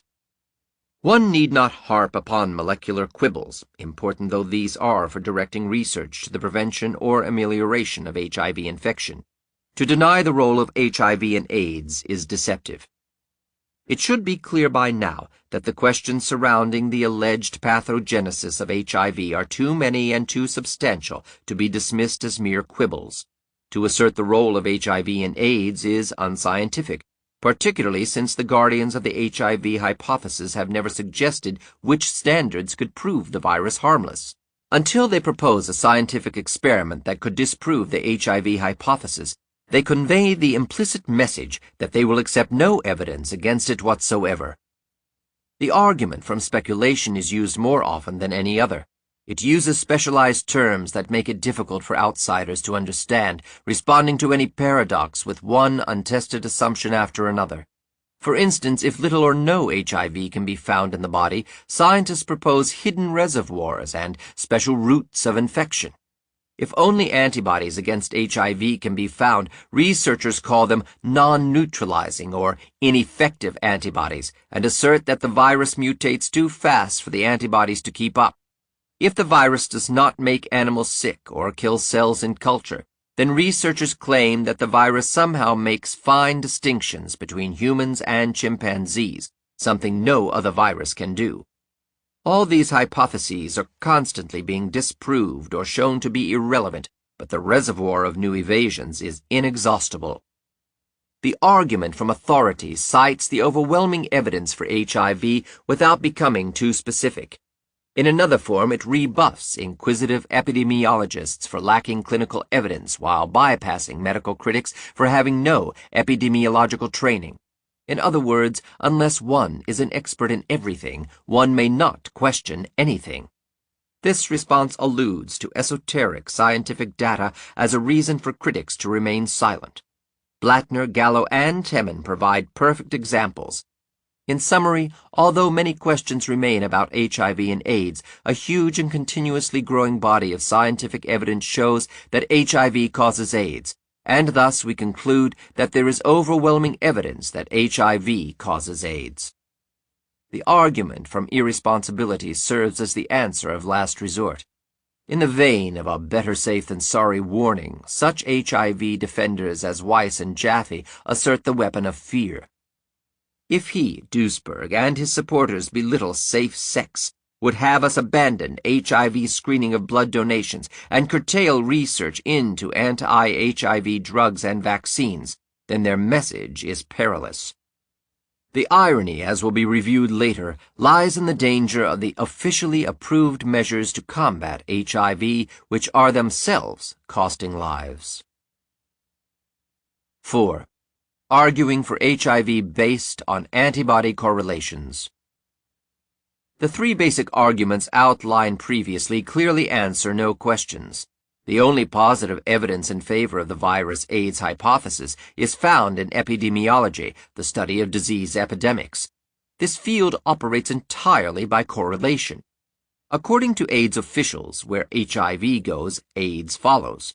Despite all the sophisticated biotechnology and vast investment in virology, the best evidence for HIV is only by correlation with antibodies present against it. Ironically, the point is made by retrovirologists Blattner, Gallo, and Temin. The strongest evidence that HIV causes AIDS comes from prospective epidemiological studies that document the absolute requirement for HIV infection for the development of AIDS. Or, as stated by Weiss and Jaffe, the evidence that HIV causes AIDS is epidemiological and virological, not molecular. Gallo again emphasizes the point in his book, declaring correlation to be one hell of a good beginning. What sort of correlation seems so convincing to AIDS officials? The one usually cited first must be called the geographic overlap. According to Blattner, Gallo, and Temin, epidemiological data shows that AIDS and HIV infection are clustered in the same population groups and in specific geographic locations and in time. Numerous studies have shown that in countries with no persons with HIV antibodies, there is no AIDS, and in countries with many persons with HIV antibodies, there is much AIDS. Additionally, the time of occurrence of AIDS in each country is correlated with the time of introduction of HIV into that country. First HIV is introduced, then AIDS appears. The three HIV advocates fail to mention, however, that a disease is only recorded as AIDS if antibodies to HIV are also found. Second, a tighter association is recorded for individual people. Every victim of AIDS has antibodies against HIV, whereas most healthy people do not. This apparently perfect correlation exists in selected surveys that follow people at risk for AIDS, but no national AIDS statistics exist that even document how well HIV compares with AIDS. Clearly, most of the 17 million healthy HIV-positive humans have yet to develop AIDS. Altogether, fewer than 6%, about 1 million, have developed AIDS in the past 10 years. Furthermore, thousands of clinically diagnosed AIDS patients are HIV-free. A third argument evokes powerful emotional sentiments without much substance and works surprisingly well not only on the lay public, but on scientists as well. When challenged that only people with serious health risks develop AIDS, experts answer with anecdotes, even though the same medical officials will consider anecdotes a worthless type of evidence in any other debate. An anecdotal story is one individual case chosen to prove the absence of other health risks, implying HIV was the only factor that could have led to disease. So, for example, epidemiologists will describe a baby contracting HIV and subsequently developing AIDS. But a nation of 250 million people, a few anecdotal cases can always be found to support any medical view. Fourth, AIDS epidemiologists point to their prospective studies in which the supposedly conclusive proof of the HIV hypothesis can be found. These studies monitor two groups of people over time, one of HIV-positive patients and the other of HIV-negative people in the same age group.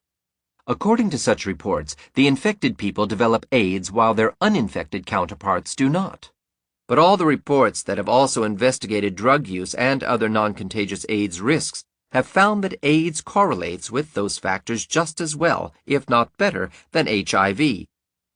Yet these HIV-AIDS correlations have proven to be the most powerful arguments to scientists and laymen alike. Only a more complete picture can expose the misleading nature of this sloppy epidemiology. The other statistics. In one strange sense, officials do refer to some genuine correlations between HIV and AIDS. The syndrome, for example, is rarely found in any nation or individual apart from HIV infection. Indeed, the virus and the syndrome correlate with near textbook perfection, ironically illustrating the most fundamental problem with the entire virus-AIDS hypothesis. The connection was artificially constructed. AIDS is a syndrome of about 30 diseases, not a disease. It displays no unique combination of diseases in the patient. Clinically, it is identified by the diagnosis of specific diseases known to medical science for decades or centuries. The CDC has several times increased but never decreased the official list of AIDS indicator diseases, most recently on January 11, 1993. The list now includes brain dementia, chronic diarrhea, cancers such as Kaposi sarcoma and several lymphomas, and such opportunistic infections as pneumocystis carni pneumonia, cytomegalovirus infection, herpes, candidiasis, yeast infections, and tuberculosis. Even low T-cell counts in the blood can now be called AIDS with or without real clinical symptoms. Cervical cancer has recently been added to the list, the first AIDS disease that can affect only one gender, in this case women. The purpose behind adding this disease was entirely political, admittedly to increase the number of female AIDS patients, creating an illusion that the syndrome is spreading into the heterosexual population. Originally, the AIDS diseases were tied together because they were all increasing within certain risk groups, but today they are assumed to derive from the common basis of immune deficiency. The overlap between AIDS and certain risk groups still holds true, but, as pointed out in Table 1, a significant number of these diseases are not products of weakened immune systems. According to Blattner, Gallo, and Temin, the CDC definition of AIDS has been revised several times as new knowledge has become available and will undoubtedly be revised again. However, neither the CDC nor other advocates of the HIV hypothesis ever identify the new knowledge about HIV that mandates these revisions. It is also remarkable that such new knowledge always derives the list of AIDS-defining illnesses upward. Not once has an AIDS-defining disease been subtracted in the light of new knowledge about HIV. Irrespective of the undisclosed gains in knowledge about HIV, one thing is clear.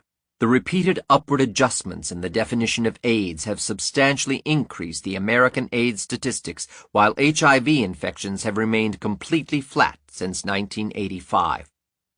The increasing numbers of new AIDS cases until 1993 have largely been products of the artificial AIDS definitions. Each alteration in that definition has added, not subtracted, diseases to the diagnostic list. Every time the CDC needs higher rates of new AIDS cases, it expands that definition once again, and more diseases are reclassified into the syndrome.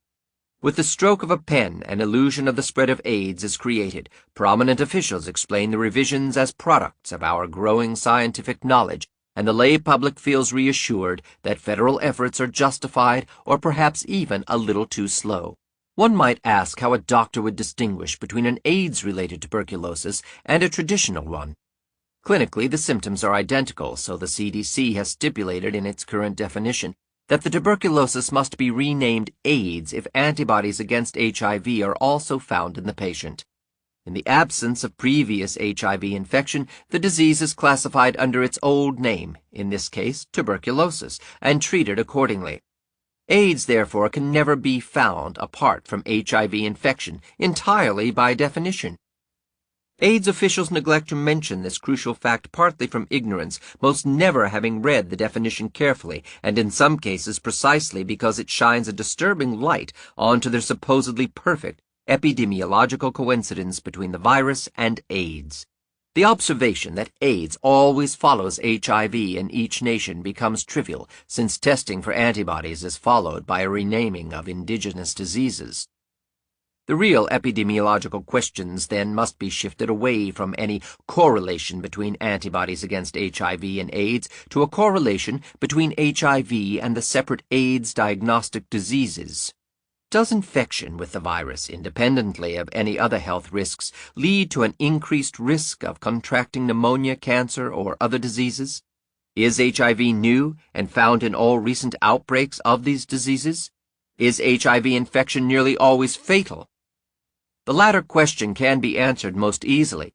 Since the HIV test was made available in 1985, the CDC has officially estimated about 1 million Americans to be HIV positive, a figure that has not changed with the accumulation of testing data or the passage of 10 years.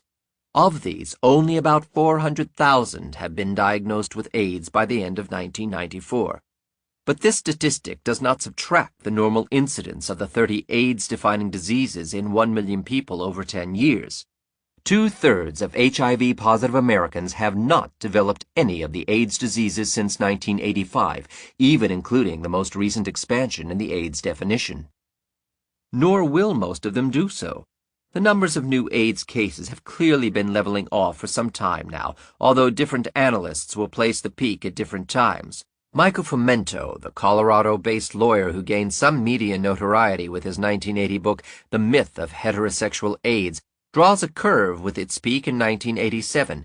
Two epidemiologists in a 1990 paper in the Journal of the American Medical Association suggest 1988 as the year of leveling. The CDC observed a leveling off in 1994. In any case, a slowly increasing 40,000 to 50,000 new cases of AIDS, 4% to 5% of the infected subpopulation, have appeared before the 1993 revision of the AIDS definition. Hardly the explosion that AIDS as a new infectious disease was once predicted to show. The enormous gap between HIV-infected people and AIDS patients has induced the CDC to play more tricks with the numbers, At the time of this writing, the CDC is considering lowering its official estimate of 1 million HIV-positive Americans to a new total of 600,000 to 800,000. Part of the AIDS scare results from the way the numbers are reported.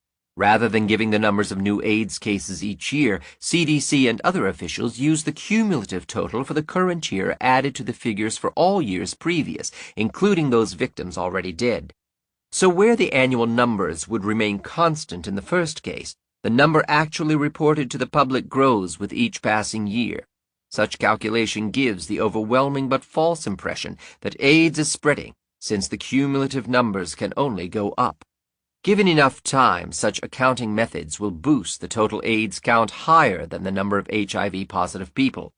If this method were applied to count the American population, the cumulative number of newborns over several decades would eventually exceed the total number of Americans alive. The common-cited 50% to 100% death rate from HIV has been derived not from national statistics, but from studies on carefully selected cohorts of people. Several ongoing epidemiological studies have for years been observing hundreds or at most thousands of homosexual men at risk for AIDS. Large proportions of the men in these studies have already been infected with HIV. But virtually all the subjects also admit to years of heavy drug abuse, extremely promiscuous sexual activity, and long histories of venereal diseases. Indeed, one major study was specifically organized around homosexual men with repeated bouts of hepatitis B. Researchers calculate the high fatality rate of HIV infection from these health risk groups, causally extrapolating these numbers to average heterosexual HIV positives, thus the discrepancy with the higher survival rate among the nation's 1 million HIV positives. The national AIDS figures fall well short of a virus with a nearly 100% fatality rate. But rather than abandon the hypothesis, the experts have chosen to revise the parameters of HIV infection. The latency period was originally calculated in 1984 on the basis of tracing sexual contacts, finding homosexual men developing AIDS an average of 10 months after their last sexual contacts with other AIDS patients. This incubation period has since been stretched to 10 to 12 years between HIV infection and disease. For each year that passes without the predicted explosion in AIDS cases, approximately one more year is added to this incubation time. Even this is insufficient, with only 5% of infected Americans developing AIDS each year. The average latent period would have to be revised up to some 20 years for 100% to become sick. A deeper look at the disease risk of infected populations reveals stranger paradoxes yet. The probability of developing AIDS varies radically between different HIV-positive populations. Sub-Saharan Africa, with infection rates approaching 30% of the population in some areas, has reported only approximately 200,000 AIDS cases to the World Health Organization in the past decade. This stands against 6 million to 8 million Americans infected with HIV since the mid-1980s, whereas more Americans, now over 400,000, have contracted AIDS in a country with only 1 million HIV positives. AIDS patients in Zaire, with about 3 million HIV-infected people, number only in the hundreds. Uganda, internationally considered a model for accurate testing and reporting, had by 1990 only generated some 8,000 AIDS cases out of 1 million HIV positives. Roughly 360,000 infected Haitians have produced only a few hundred AIDS patients. In the industrial nations, homosexuals, heroin addicts, and hemophiliacs face greater probabilities of developing AIDS than do HIV-positive individuals without extraordinary health risks. And infants have a much shorter average latent period, 2 years, as opposed to the 10 years in adults. No virus, including HIV, could possibly discriminate so enormously based on such subtle distinctions between its hosts. HIV would need to perform other miracles to cause AIDS. Virtually all diagnoses of Kaposi sarcoma are made in homosexuals, not in other AIDS risk groups. Intravenous drug addicts disproportionately suffer from tuberculosis, Haitians from toxoplasmosis, and hemophiliacs from pneumonias. African AIDS diseases are basically different, manifesting as tuberculosis, fever, diarrhea, and a slim disease, unlike our wasting syndrome. A homosexual with HIV who may develop Kaposi sarcoma can donate blood for a hemophiliac. But no hemophiliac has ever developed Kaposi's sarcoma from a blood transfusion. Instead, he is more likely to develop pneumonia, if he contracts anything at all. Only HIV is common to both victims. No virus could possibly make such distinctions between its hosts. A more likely hypothesis would blame the health risks specific to each group for their different diseases. If the same diseases can be found on the rise in the same risk groups, but also in people without HIV, then the virus would appear to be a harmless passenger. The evidence bears this out. Hemophiliacs without HIV develop progressive immune degeneration, just like the infected ones. HIV-negative babies of infected mothers develop the same dementia-related symptoms as their HIV-positive siblings. Heroin addicts contract the same pneumonias, herpes infections, weight loss, and tuberculosis with or without the virus, and uninfected homosexuals with Kaposi's sarcoma are now being reported. Outbreaks of pneumonias or tuberculosis in recent years have included as many people without the virus as those with it. Thousands of Central Africans with slim disease have now been tested for HIV, and over half are completely negative. Given the relatively high cost of HIV antibody tests, most African cases must be diagnosed by symptoms and remain untested for the virus.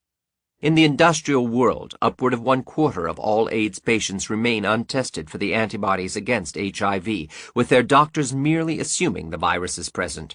The existing scientific literature records more than 4,600 cases of AIDS-defining conditions in people never infected by HIV.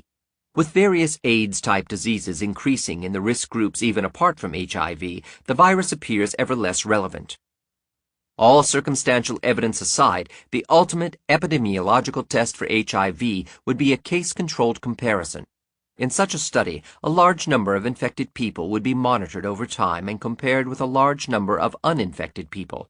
They would be matched for age, sex, income, and all other health risks, such as drug use. Hemophilia and other medical complications would be excluded. If HIV were truly harmful, the infected group would develop AIDS and the uninfected would not. Scientists would conduct this type of study even before testing Koch's postulates. But no such study testing HIV as an AIDS virus can be found in the more than 100,000 studies to date on this virus. When confronted with the whole of the evidence against them, defenders of the HIV hypothesis will sometimes cite studies comparing notorious AIDS risk groups with and without the virus to show that only those infected will degenerate and die. But none of the vast number of such prospective studies has actually matched two groups for the health risks that might cause AIDS. They have been designed merely to compare the symptoms of AIDS patients with normal people in the same age group, not to determine the cause of the syndrome. Such studies, their marginal and questionable value notwithstanding, are too often quoted by some researchers as proof of the virus AIDS hypothesis. No AIDS virus at all. Given that HIV fails all standards of scientific evidence as an AIDS virus, could another, possibly unidentified virus cause AIDS instead? Such a microbe would have to possess amazing and unprecedented qualities, for AIDS does not behave as a contagious disease at all. The sexual revolution of the past 20 years has caused increases in all the major venereal diseases, including syphilis, gonorrhea, chlamydia, and genital warts. The same has occurred with hepatitis B. All of these infectious diseases have spread far beyond their original reservoirs into the general population and affect men and women nearly equally. AIDS, however, has remained absolutely fixed in its original risk groups. Today, a full decade after it first appeared, the syndrome is diagnosed in homosexuals, intravenous drug users, and hemophiliacs some 90% of the time, just as 10 years ago. 9 out of every 10 AIDS patients are male, also just as before. Even the very existence of a latent period strongly suggests that years of health abuse are required for such fatal conditions. Among most AIDS patients in the United States and Europe, one extremely common health risk has been identified: the long-term use of hard drugs. The evidence for this new AIDS hypothesis will be presented in Chapters 8 and AIDS is not contagious, nor is it even a single epidemic. Tragic deaths, time and money wasted, hysterical public debate over a harmless virus. These have been the fruits born of a scientific establishment grown too large for genuine science. The creative pursuit of knowledge has been swallowed to satisfy careerism and its voracious appetite for job security, grant money, financial benefits, and prestige. But the monster is twice guilty, for it also destroys or marginalizes those few scientists daring to ask questions. These dissidents against the HIV hypothesis are the subject of the next chapter.